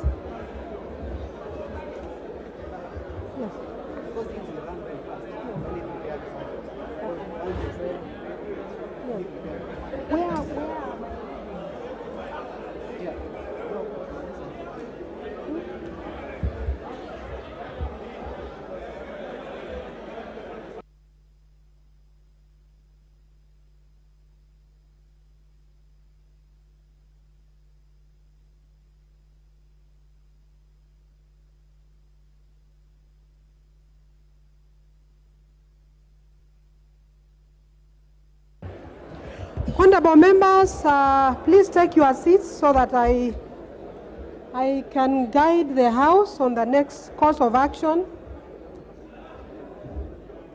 Honorable members, as earlier mentioned, Standing Order number 7.1 provides that a person shall not be elected as Speaker unless supported in a ballot by the votes of 2/3 of all the members. That is, unless supported in our case by the votes of 233 members. Honorable members, it is clear from these results that none of the candidates has met the threshold required under Standing Order 7.1 to secure the first round of the win. Now, I say this because in the results that I have with me, the results are as follows. Yes. The Honorable Moses Masika Wetangula has scored 215 votes for this first ballot, while the Honorable Kenneth Otiato Marende has scored 130 votes. So the total number of valid votes cast is 345. We have one spoiled vote. We have no, yes. We have one abstention. We have no abstention. So the total number of votes that were cast, or the total number of votes, is 346. This is signed by the tellers, the Honorable TJ Kajwang, MP, and the Honorable Dr. Robert Pukose, MP. Given this scenario, we do not have a clear winner. What ordinarily ought to happen is that this should take us into the remit of Standing Order number 7.2, which provides that if no candidate is supported by the votes of 2/3 of all members, as has happened in this election, a fresh election shall be held. And in that election, the only candidates shall be the candidate or candidates who received the highest number of votes in the ballot referred to in paragraph 1. In this case, the Honorable Moses Masika Wetangula. And the candidate or candidates who in that ballot received the next highest number of votes, in this case, the Honorable Kenneth Otiato Marende. Indeed, there are no other candidates, as you are aware. Honorable members, we should therefore be proceeding to the next round of ballot. However,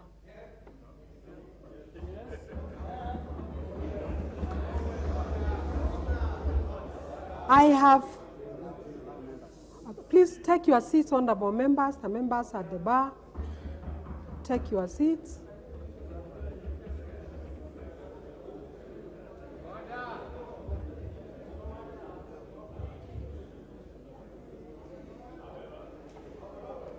Please take your seats. However, I have received a written communication from one of the candidates, namely the Honorable Kenneth Otiato Marende, indicating that he does not wish to proceed to the next round of ballot.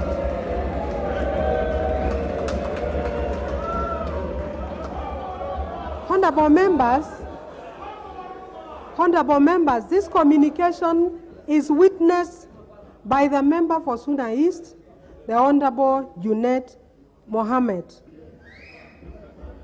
In the circumstances, honorable members,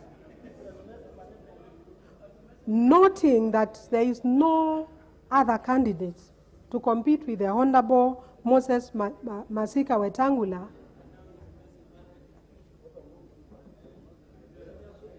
I now take this opportunity to declare that the Honorable Moses Masika Wetangula stands elected as the Speaker of the National Assembly.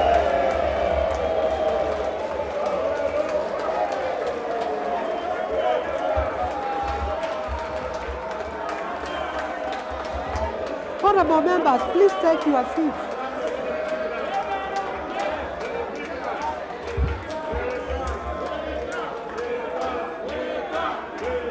Honorable members, please take your seats. Please take your seats. Please take your seats. So, honorable members, now having declared the Honorable Moses Masika Wetangula elected as the Speaker of the National Assembly of the 13th Parliament, I now direct the Chief Sergeant at Arms to search for the said Moses Masika Wetangula, identify and present him before me here in the assembled house, so that he may take and subscribe to the oath of office of a Speaker in accordance with the Constitution. Chief Sergeant at Arms, proceed.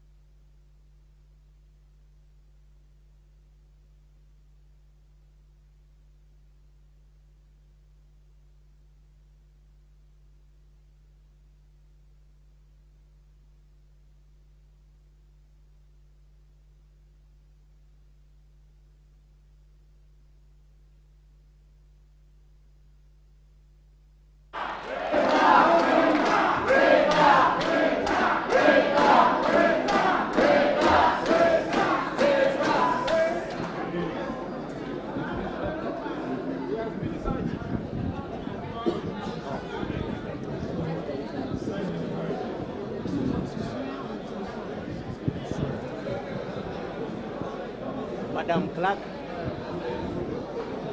following your instructions.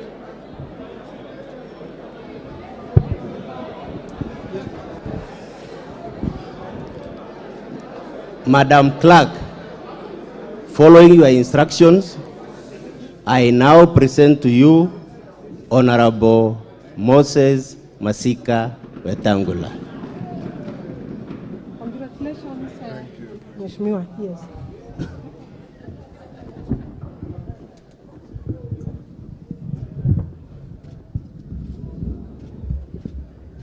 Honorable members, I will now proceed to administer the oath of office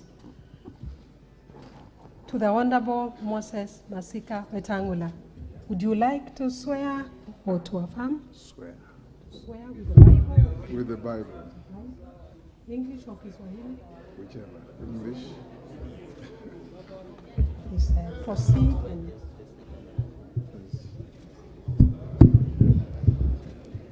I, Moses Francis Masika Wetangula, having been elected as Speaker of the National Assembly, do swear in the name of the Almighty God that I will bear true faith and allegiance to the people and the Republic of Kenya, that I will faithfully and conscientiously discharge my duties as Speaker of the National Assembly, that I will obey, respect, uphold, preserve, protect, and defend this Constitution of the Republic of Kenya, and that I will do right to all manner of persons in accordance with this Constitution of Kenya and the laws and conventions of Parliament without fear or favor, affection, or ill will.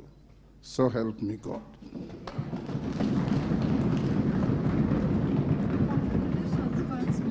Thank you. proceed to subscribe to the oath of office by signing the oath.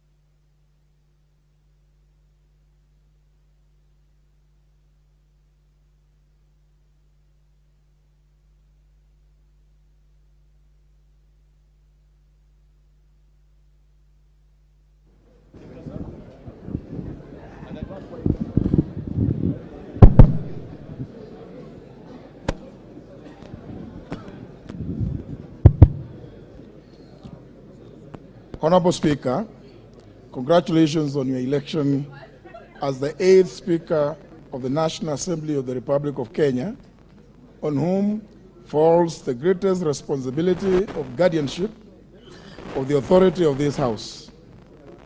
I do wish you well and commend that you submit to the will of the House. As you assume the office and embark on discharging the duties of the Speaker, I trust that you will find this set of past rulings by your predecessors most useful. Congratulations, Mr. Speaker.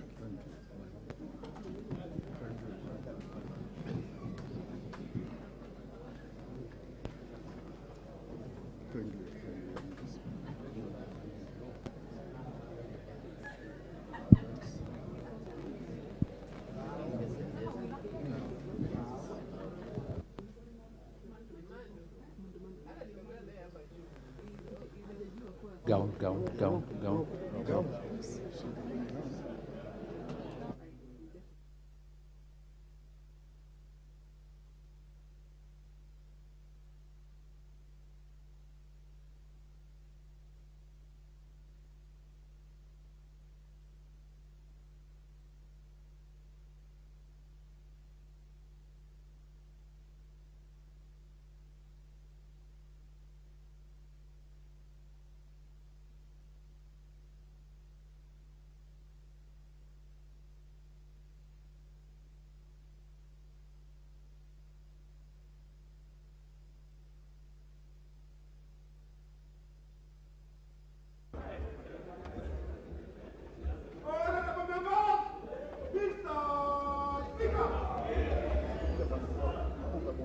I want to go there.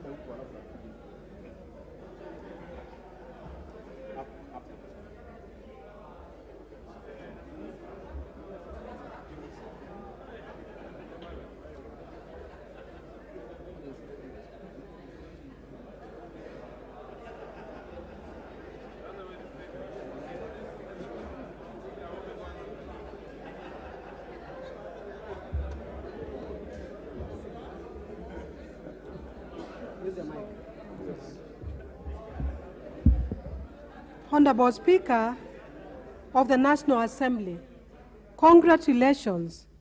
Please do take charge of your house now. Honorable members, the Honorable Speaker presiding.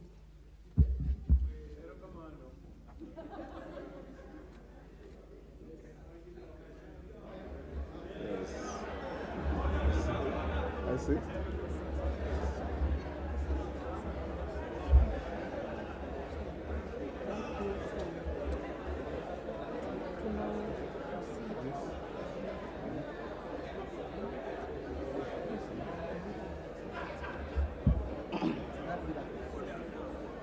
Order, honorable members. Order. Honorable members, the Clerk of the National Assembly, distinguished guests, ladies and gentlemen, I wish to express my heartfelt gratitude to the honorable members here assembled for the high honor that you have bestowed upon me by electing me as the Speaker of this august House. I accept and submit to your will, and I'm ready to serve as the 8th Speaker of the National Assembly since our independence.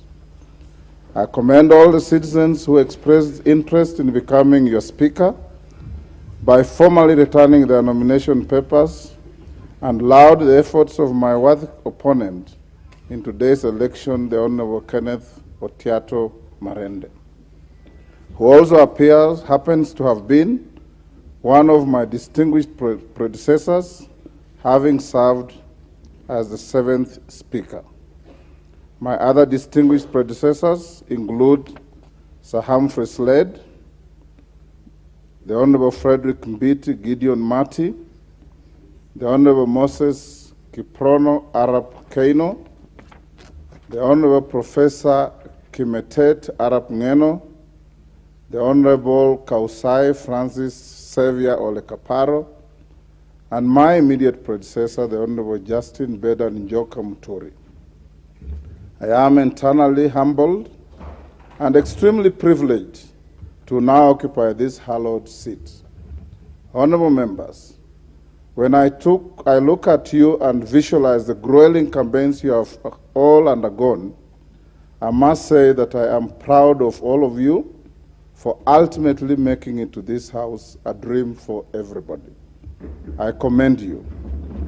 I'm delighted to note that over 55% of members of the last parliament have been re-elected. Of this category, 24 of you served in the previous parliaments. Your re-election demonstrates the confidence that the citizenry has in the leaders that they elect to this House. Spurred by this, we should therefore be confident that if we are true to our oath or affirmation of office and responsive to the needs of our people who are sovereign, we will always be the people's house.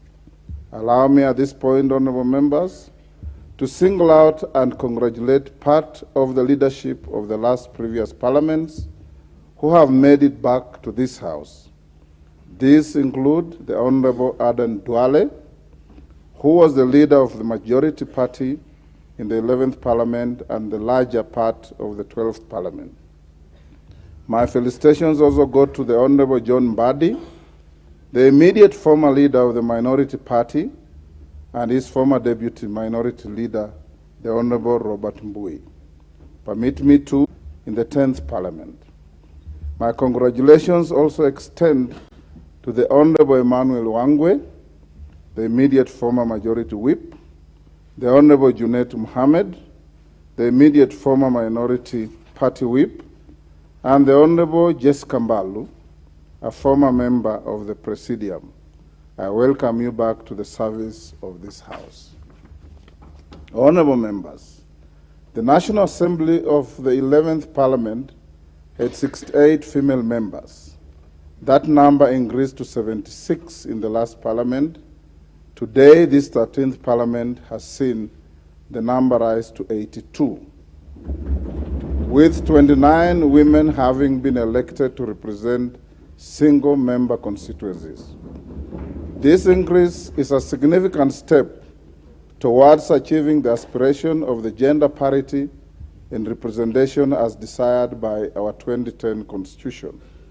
I wish to single out the Honorable Millie Odhiambo, who is now serving her 4th consecutive term. I salute you, Member for Suba North, for your resilience and continued service to our nation. Particular mention also goes out to the Honorable Lynette Toto Chepkorir, member for Bomet County, who at the age of 24 is the youngest member of the 13th Parliament. Mheshimiwa, you are a great inspiration to the youthful leaders of this country, and we wish you well. I'm also reminded of the premium that our society now places on the leadership qualities of persons living with disabilities when I see seated in this chamber the Honorable Timothy Wanyonyi Wetangula, my young sibling and a leader in his own right.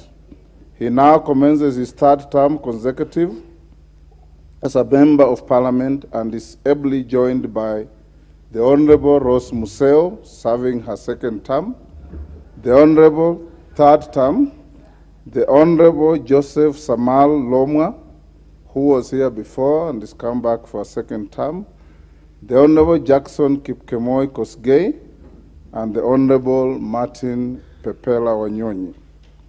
You are a great inspiration and a beacon of inclusive leadership in our great country despite the odds.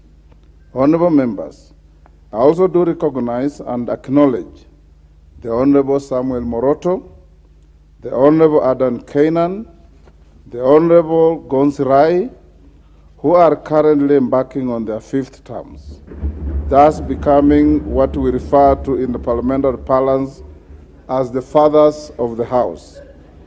Their parliamentary experience shall enrich the deliberations and output of this House.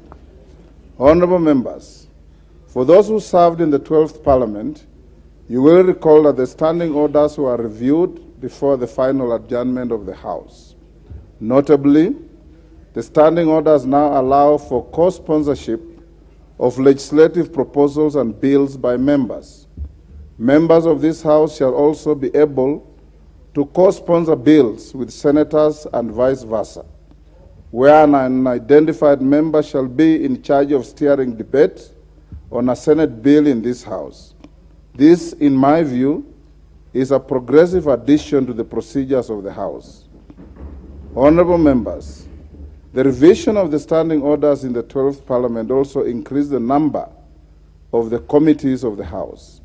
New committees include the Diaspora Affairs and Migrant Workers Committee, the Public Petitions Committee, the Public Debt and Privatization Committee, and the Decentralized Funds Accounts Committee.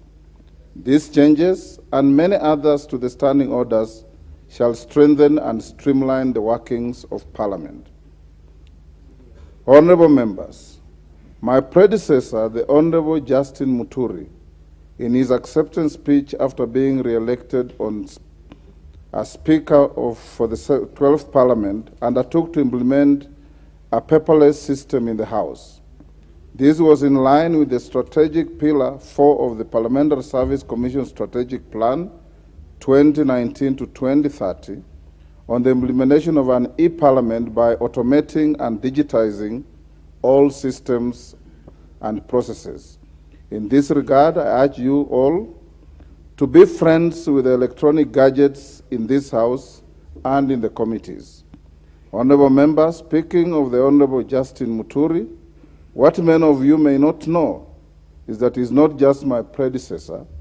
He was my roommate at the University of Nairobi, at the School of Law. He was also my classmate. He is my age mate and a longtime friend. We made our debut in Parliament together in the 7th Parliament. We were appointed earlier in our years as magistrates on the same date. Indeed, I do not know whether to call it fate, sheer coincidence, or maybe it's God's plan, but whatever it is, our paths in life have always met, and today they meet again. Indeed, although once in a while we have found ourselves in different political sides, our friendship with the Honorable Muturi goes back many years, and I'm therefore honored today to take over from my dear friend. Honorable members, the Honorable Justin Muturi shall be remembered for the great legacy and reforms he leaves behind, and you do not have to look further, just look around. Members who have previously served in this House can attest to this. Members of the 13th Parliament shall move into the new modern offices in the tall brown building you may have seen at the corner of the Parliamentary Square, a project that was well executed under Honorable Muturi's leadership. As the chairperson of the Parliamentary Service Commission, he has left behind an excellent and professional parliamentary service. His communications and rulings on various constitutional, practice, and procedural matters were landmark, novel, and rich in jurisprudence. I could go on, but all I can say, he did a great job for this House and this country.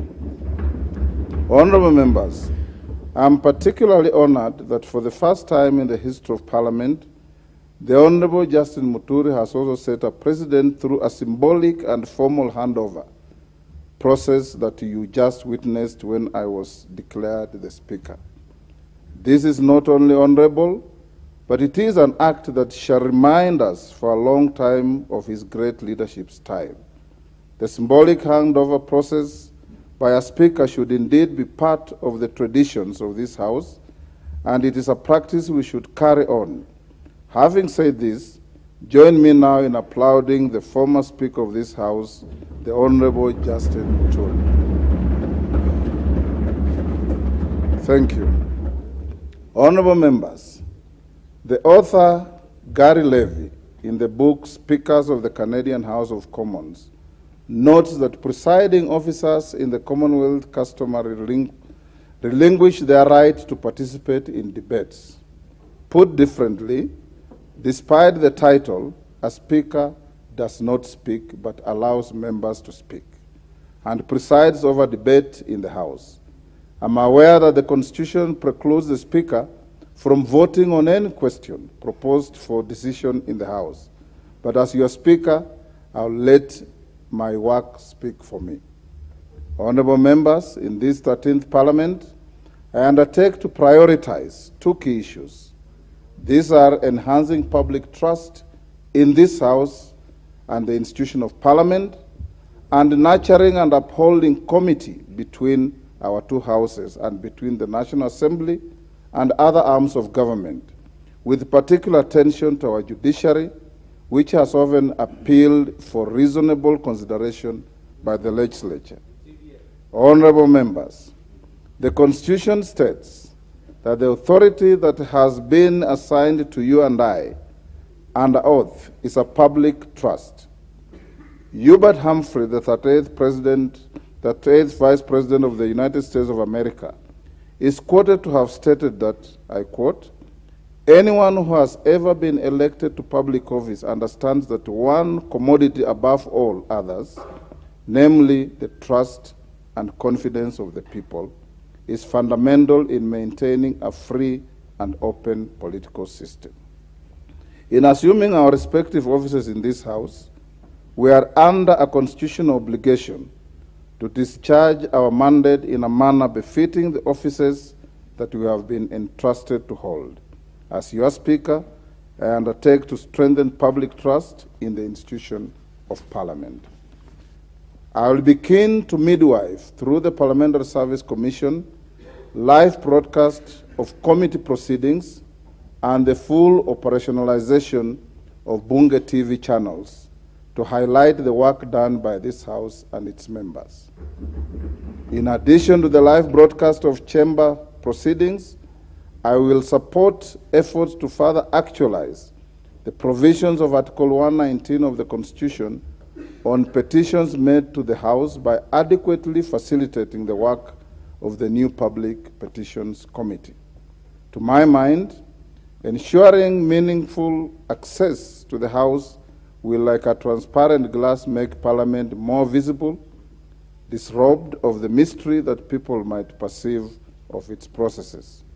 Honorable members, my second assurance to this House is that I will actively maintain committee with other constitutional bodies, promote consultation, and cultivate healthy relations with the bounds of our Constitution, within the bounds of our Constitution and our governing statutes. In the exercise of our oversight functions over state offices and public bodies, I will strive to ensure that all material information necessary for the work of Parliament is availed in a timely fashion by the persons in the National Executive ultimately responsible to this House. I shall strictly enforce the requirement enshrined under Article 153, 3 and 4 of the Constitution, which requires Cabinet Secretaries to attend before the committees of the House to exhaustively answer questions and give full and regular reports on matters under their control. Honorable members, indeed, as some of you may be aware, I served in this House as a member, as from the 7th Parliament, and I therefore fully understand what it is to be one of you. I have also been a senator, and hence I also fully understand what it is to be a sibling brother. I have served in the executive as a minister and assistant minister in different portfolios.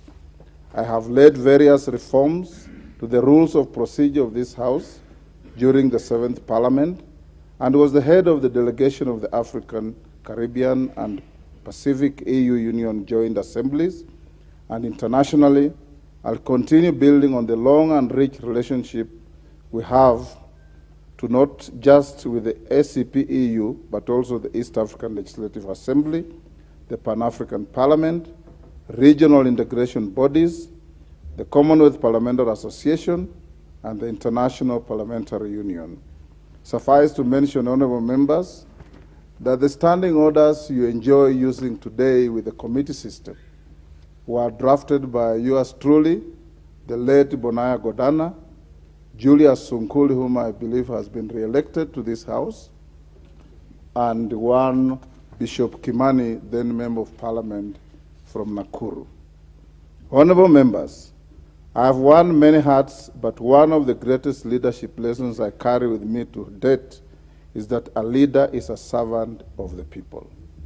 I live by the great words of the 22nd and 24th U.S. President, Grover Cleveland, who served between 1885 to 1889 and 1893 to 1897, who once said, and I quote, "Office holders are the agents of the people, not their masters."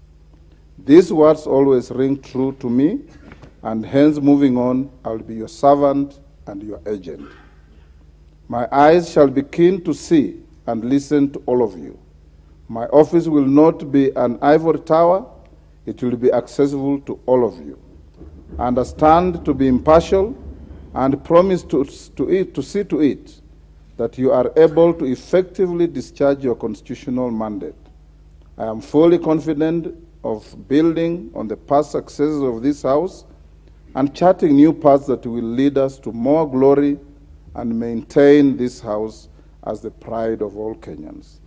Honorable members, I wish to inform you that the National Assembly has organized an induction retreat for all members of this House, which will take place from 18th to 24th September 2022 at a venue to be communicated in due course.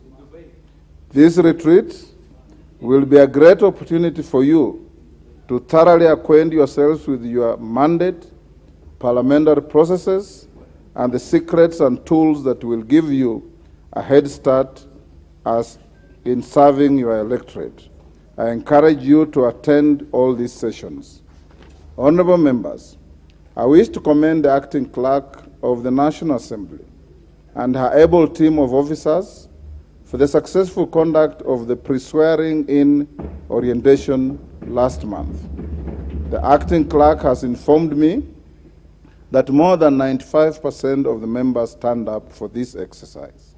This is a clear sign of your passion to discharge your constitutional mandate, and I encourage all of you to maintain that enthusiasm to serve our people.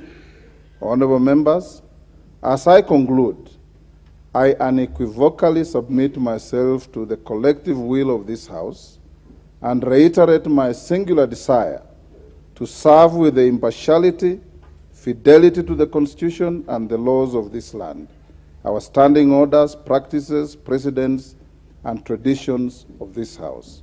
I thank you all. God bless Kenya. God bless our Parliament. Honorable members, I now direct the clerk to read the next order and proceed with the steps necessary for the election of the Deputy Speaker. Thank you. Order number 4, election of the Deputy Speaker.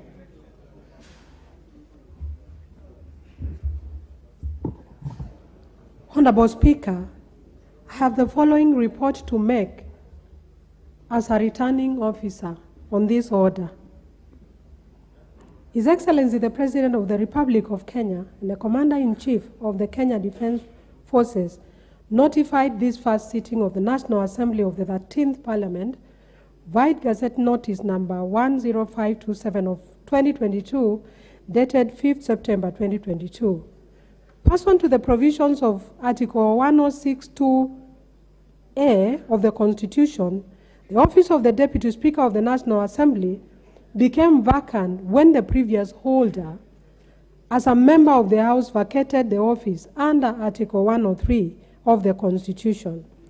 Honorable Speaker, honorable members, in exercise of the power conferred by Standing Order number 13, I notified the general public of a vacancy in the office of the Deputy Speaker of the National Assembly, White Gazette Notice number 10530 of 2022, dated 5th September 2022. I additionally publicized the declaration of the vacancy by advertisement in 3 newspapers of national circulation. In the notice and the advertisement, I invited interested persons who qualify to be elected as Deputy Speaker of the National Assembly in accordance with the Constitution to submit their nomination papers for election as Deputy Speaker of the National Assembly. The following 7 persons collected nomination papers from the office of the Clerk of the National Assembly between Monday 5th September 2022 and Wednesday 7th September 2022. 1. Robert Gishimu Githinji. 2. Farah Maalim. 3. Gladys Jepkosgei Boss. 4. Farah Yusuf Mohammed. 5. Moses Gushine Kirimi. 6. Paul Otiende Amolo. 7. George Peter Opondo Kaluma. Honorable Speaker, as per the Gazette notice and the advertisement, a person who collected nomination papers was required to submit the completed nomination papers together with their curriculum vitae and the relevant supporting documents to the Clerk of the National Assembly in Committee Room Number 7, Main Parliament Building, not later than 8:30 p.m. on Wednesday, 7th September 2022. The office of the Clerk of the National Assembly remained open on Monday, September 5th, 2022, from 2:30 p.m. to 8:30 p.m., Tuesday, 6th September 2022, from 7 a.m. to 8:30 p.m., and Wednesday, 7th September 2022, from 8 a.m. to 8:30 p.m., for purposes of both collection and return of nomination papers. Honorable Speaker and honorable members, at the close of the nomination period, the following 3 persons had submitted their nomination papers for election as Deputy Speaker of the National Assembly. The Honorable Farah Maalim, the Honorable Gladys Jepkosgei Boss, and the Honorable George Peter Opondo Kaluma. Further, Honorable Speaker, I wish to notify the House that I received a letter from the Honorable Dr. Otiende Amolo, dated the 7th of September 2022, conveying the withdrawal of his candidature for election as Deputy Speaker of the National Assembly. Honorable Speaker, pursuant to the provisions of Article 106 of the Constitution and Standing Order Number 5 of the National Assembly Standing Orders, the 3 members who returned their nomination papers qualified as candidates for election to the office of the Deputy Speaker of the National Assembly. And again, I repeat, they are the Honorable Farah Maalim, the Honorable Gladys Jepkosgei Boss, and the Honorable George Peter Opondo Kaluma. Accordingly, Honorable Speaker, I published and made available to all members the list showing the 3 members qualified as candidates for election as the Deputy Speaker of the National Assembly in the ballot to be conducted during the 3rd business of the 1st sitting of the House. Honorable Speaker, I wish to also notify the House that I have since received a letter from the Honorable George Peter Opondo Kaluma, dated today, 8 September 2022, conveying the withdrawal of his candidature for election as Deputy Speaker of the National Assembly. His decision therefore compels me to invoke the provision of Standing Order 8 on withdrawal of a candidate, which provides that, and I quote, a candidate may, by written notice to the clerk, withdraw his or her candidate or her name before the ballot is started, and in the event of such withdrawal, the clerk shall cross out the name of that candidate off any ballot paper issued for that or any other subsequent ballot. Accordingly, Honorable Speaker, I therefore would like to request that the name of the Honorable George Peter Opondo Kaluma be crossed out before the issuance of the ballot for the election. The provisions of Standing Order Number 13 provide as follows, and I quote, the procedure for electing a Deputy Speaker shall, with necessary modifications, be the same as that prescribed for the election of the Speaker. Honorable Speaker, for the record, Standing Order 6 provides as follows with regard to the voting procedure where more than one candidate qualifies to stand for election as Speaker. The election of Speaker shall be by secret ballot. The clerk shall at the commencement of each ballot cause the ballot box empty and unlocked to be displayed to the House, and shall, in the presence of the House, lock the box, which shall thereafter be kept in the full view of the House until the completion of the ballot. In this regard, Honorable Speaker, each honorable member will be issued one ballot paper at the table and proceed to cast his or her vote at the voting to mark his or her vote at the voting booths. Ballots shall be issued by the officers to the members on either side of the house. A member who wishes to vote shall mark his or her ballot paper by placing a visible mark in the space provided beside the name of the candidate he or she wishes to vote for. Thereafter, the member should fold the marked ballot paper before leaving the booth and deposit it in the ballot box.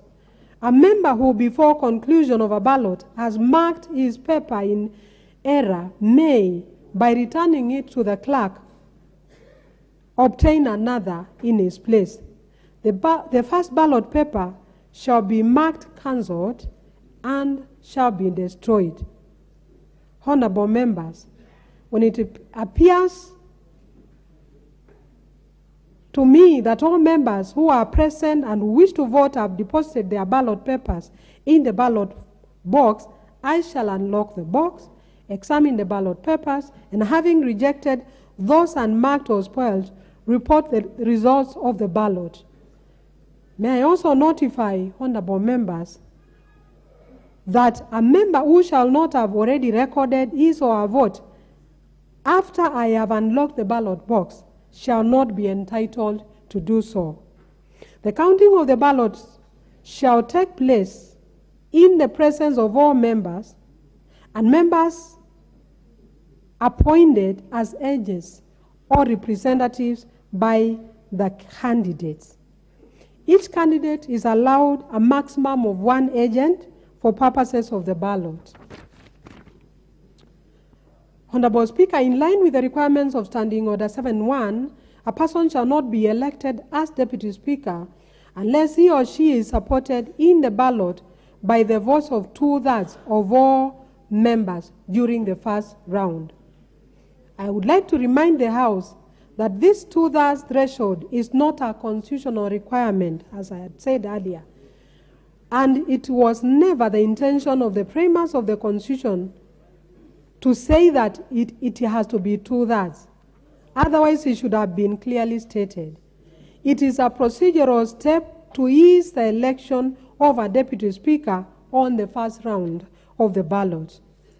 Therefore, Honorable Speaker, pursuant to the provisions of Standing Order 7.2, in the event that no candidate is supported by votes of 2/3 of all members after the first round of voting, the candidate who receives the highest number of votes and the candidate who receives the next highest number of votes shall alone stand for election in the second round.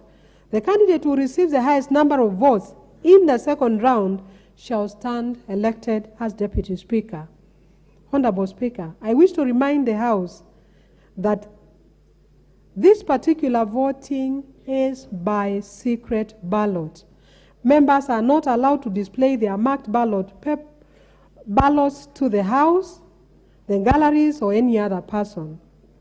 If it is brought to the attention of the returning officer that a member has displayed his or her ballot paper, it will be considered a spoiled vote.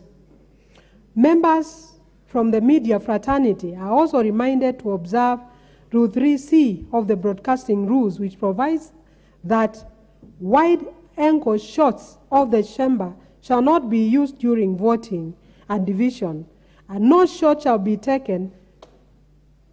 Sorry, Honorable Speaker, may I repeat?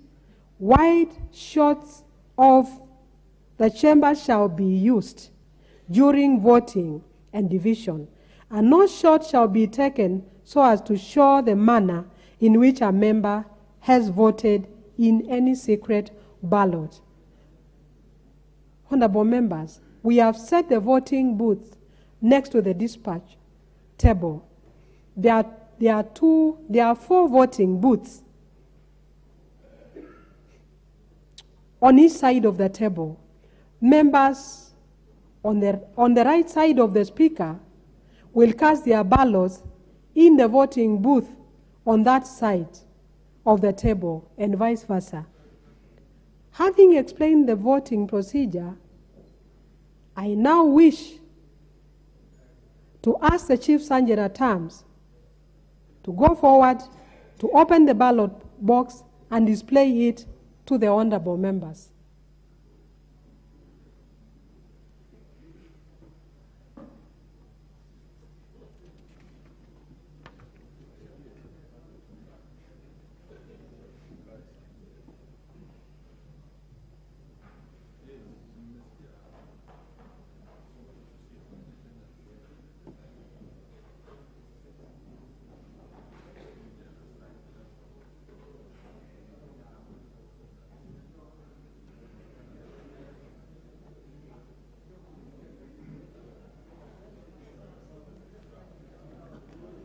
Honorable members, you have witnessed for yourself that the ballot boxes are empty.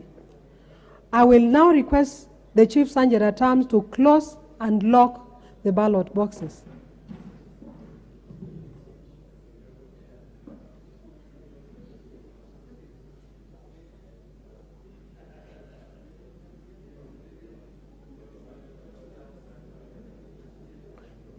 After the ballot boxes are closed and locked, the next step before we start to call out the names of the members to come and vote is for the candidates to appoint agents. I will start with the first candidate, who is the Honorable Farah Maalim. Mheshimiwa, do you have an agent? All right. I see. All right. I see the Honorable TJ Kajwang.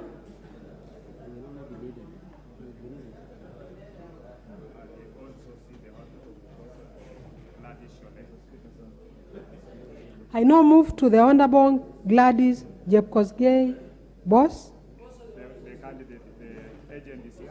Okay. I see the Honorable Dr. Robert Pukose. And the agents have already stepped forward. Honorable Speaker, may I now ask my officers to prepare to call out the names of honorable members in the order I stated earlier. When the name of an honorable member is called, please make your way forward and pick your ballot paper and vote. We'll accord priority to the 3 senior members of the House and members with disability. And voting will start now.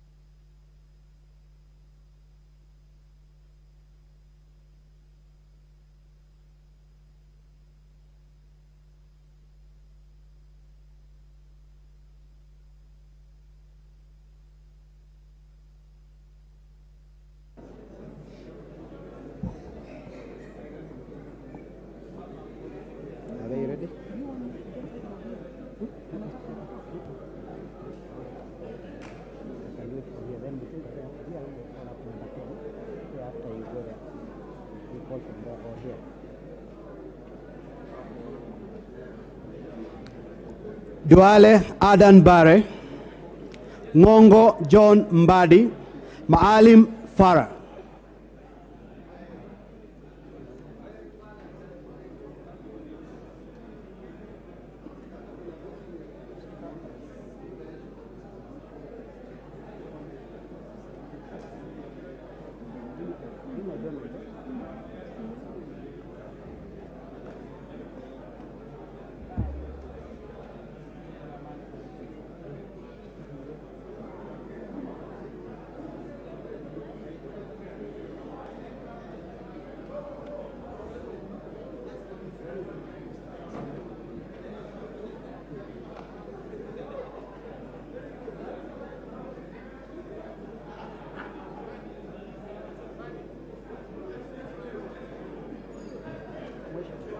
wish you can.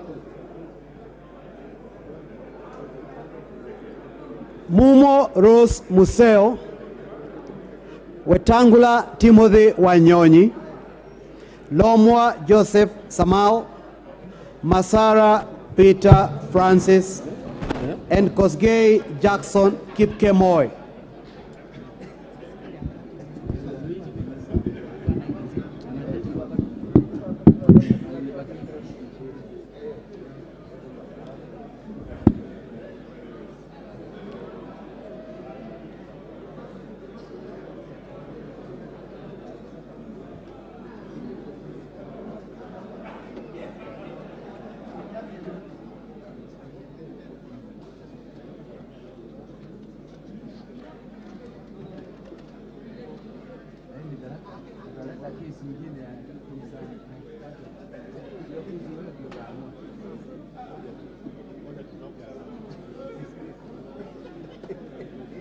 Ya te mata.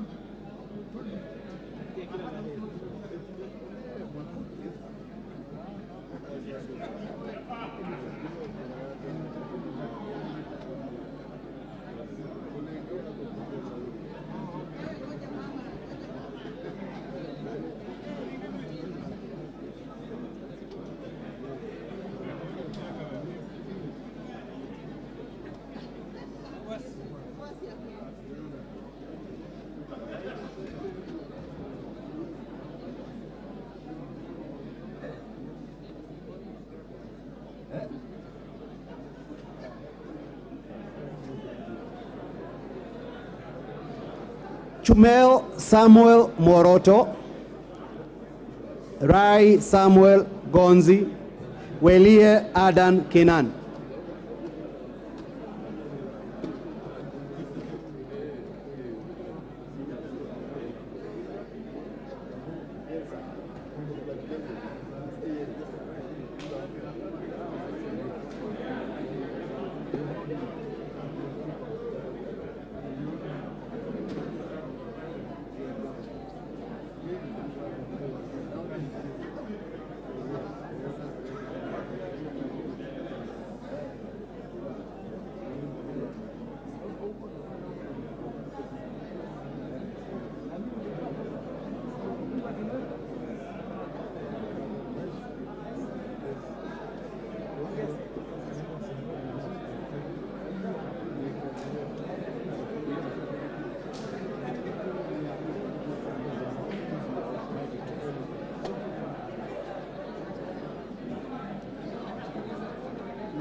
Ahmed Shakil Ahmed Shabir,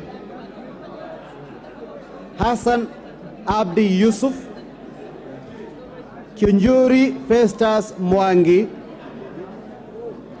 Lekuton Joseph, Mbiuki Japheth Meriti Kareke.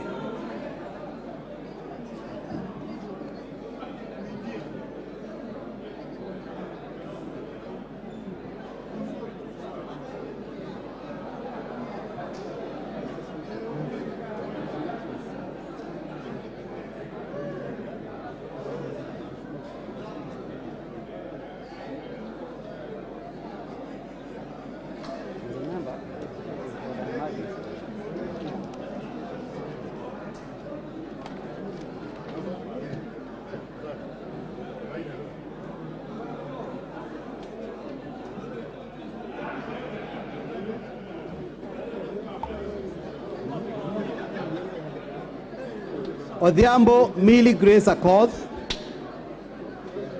Sirma Musa Jeru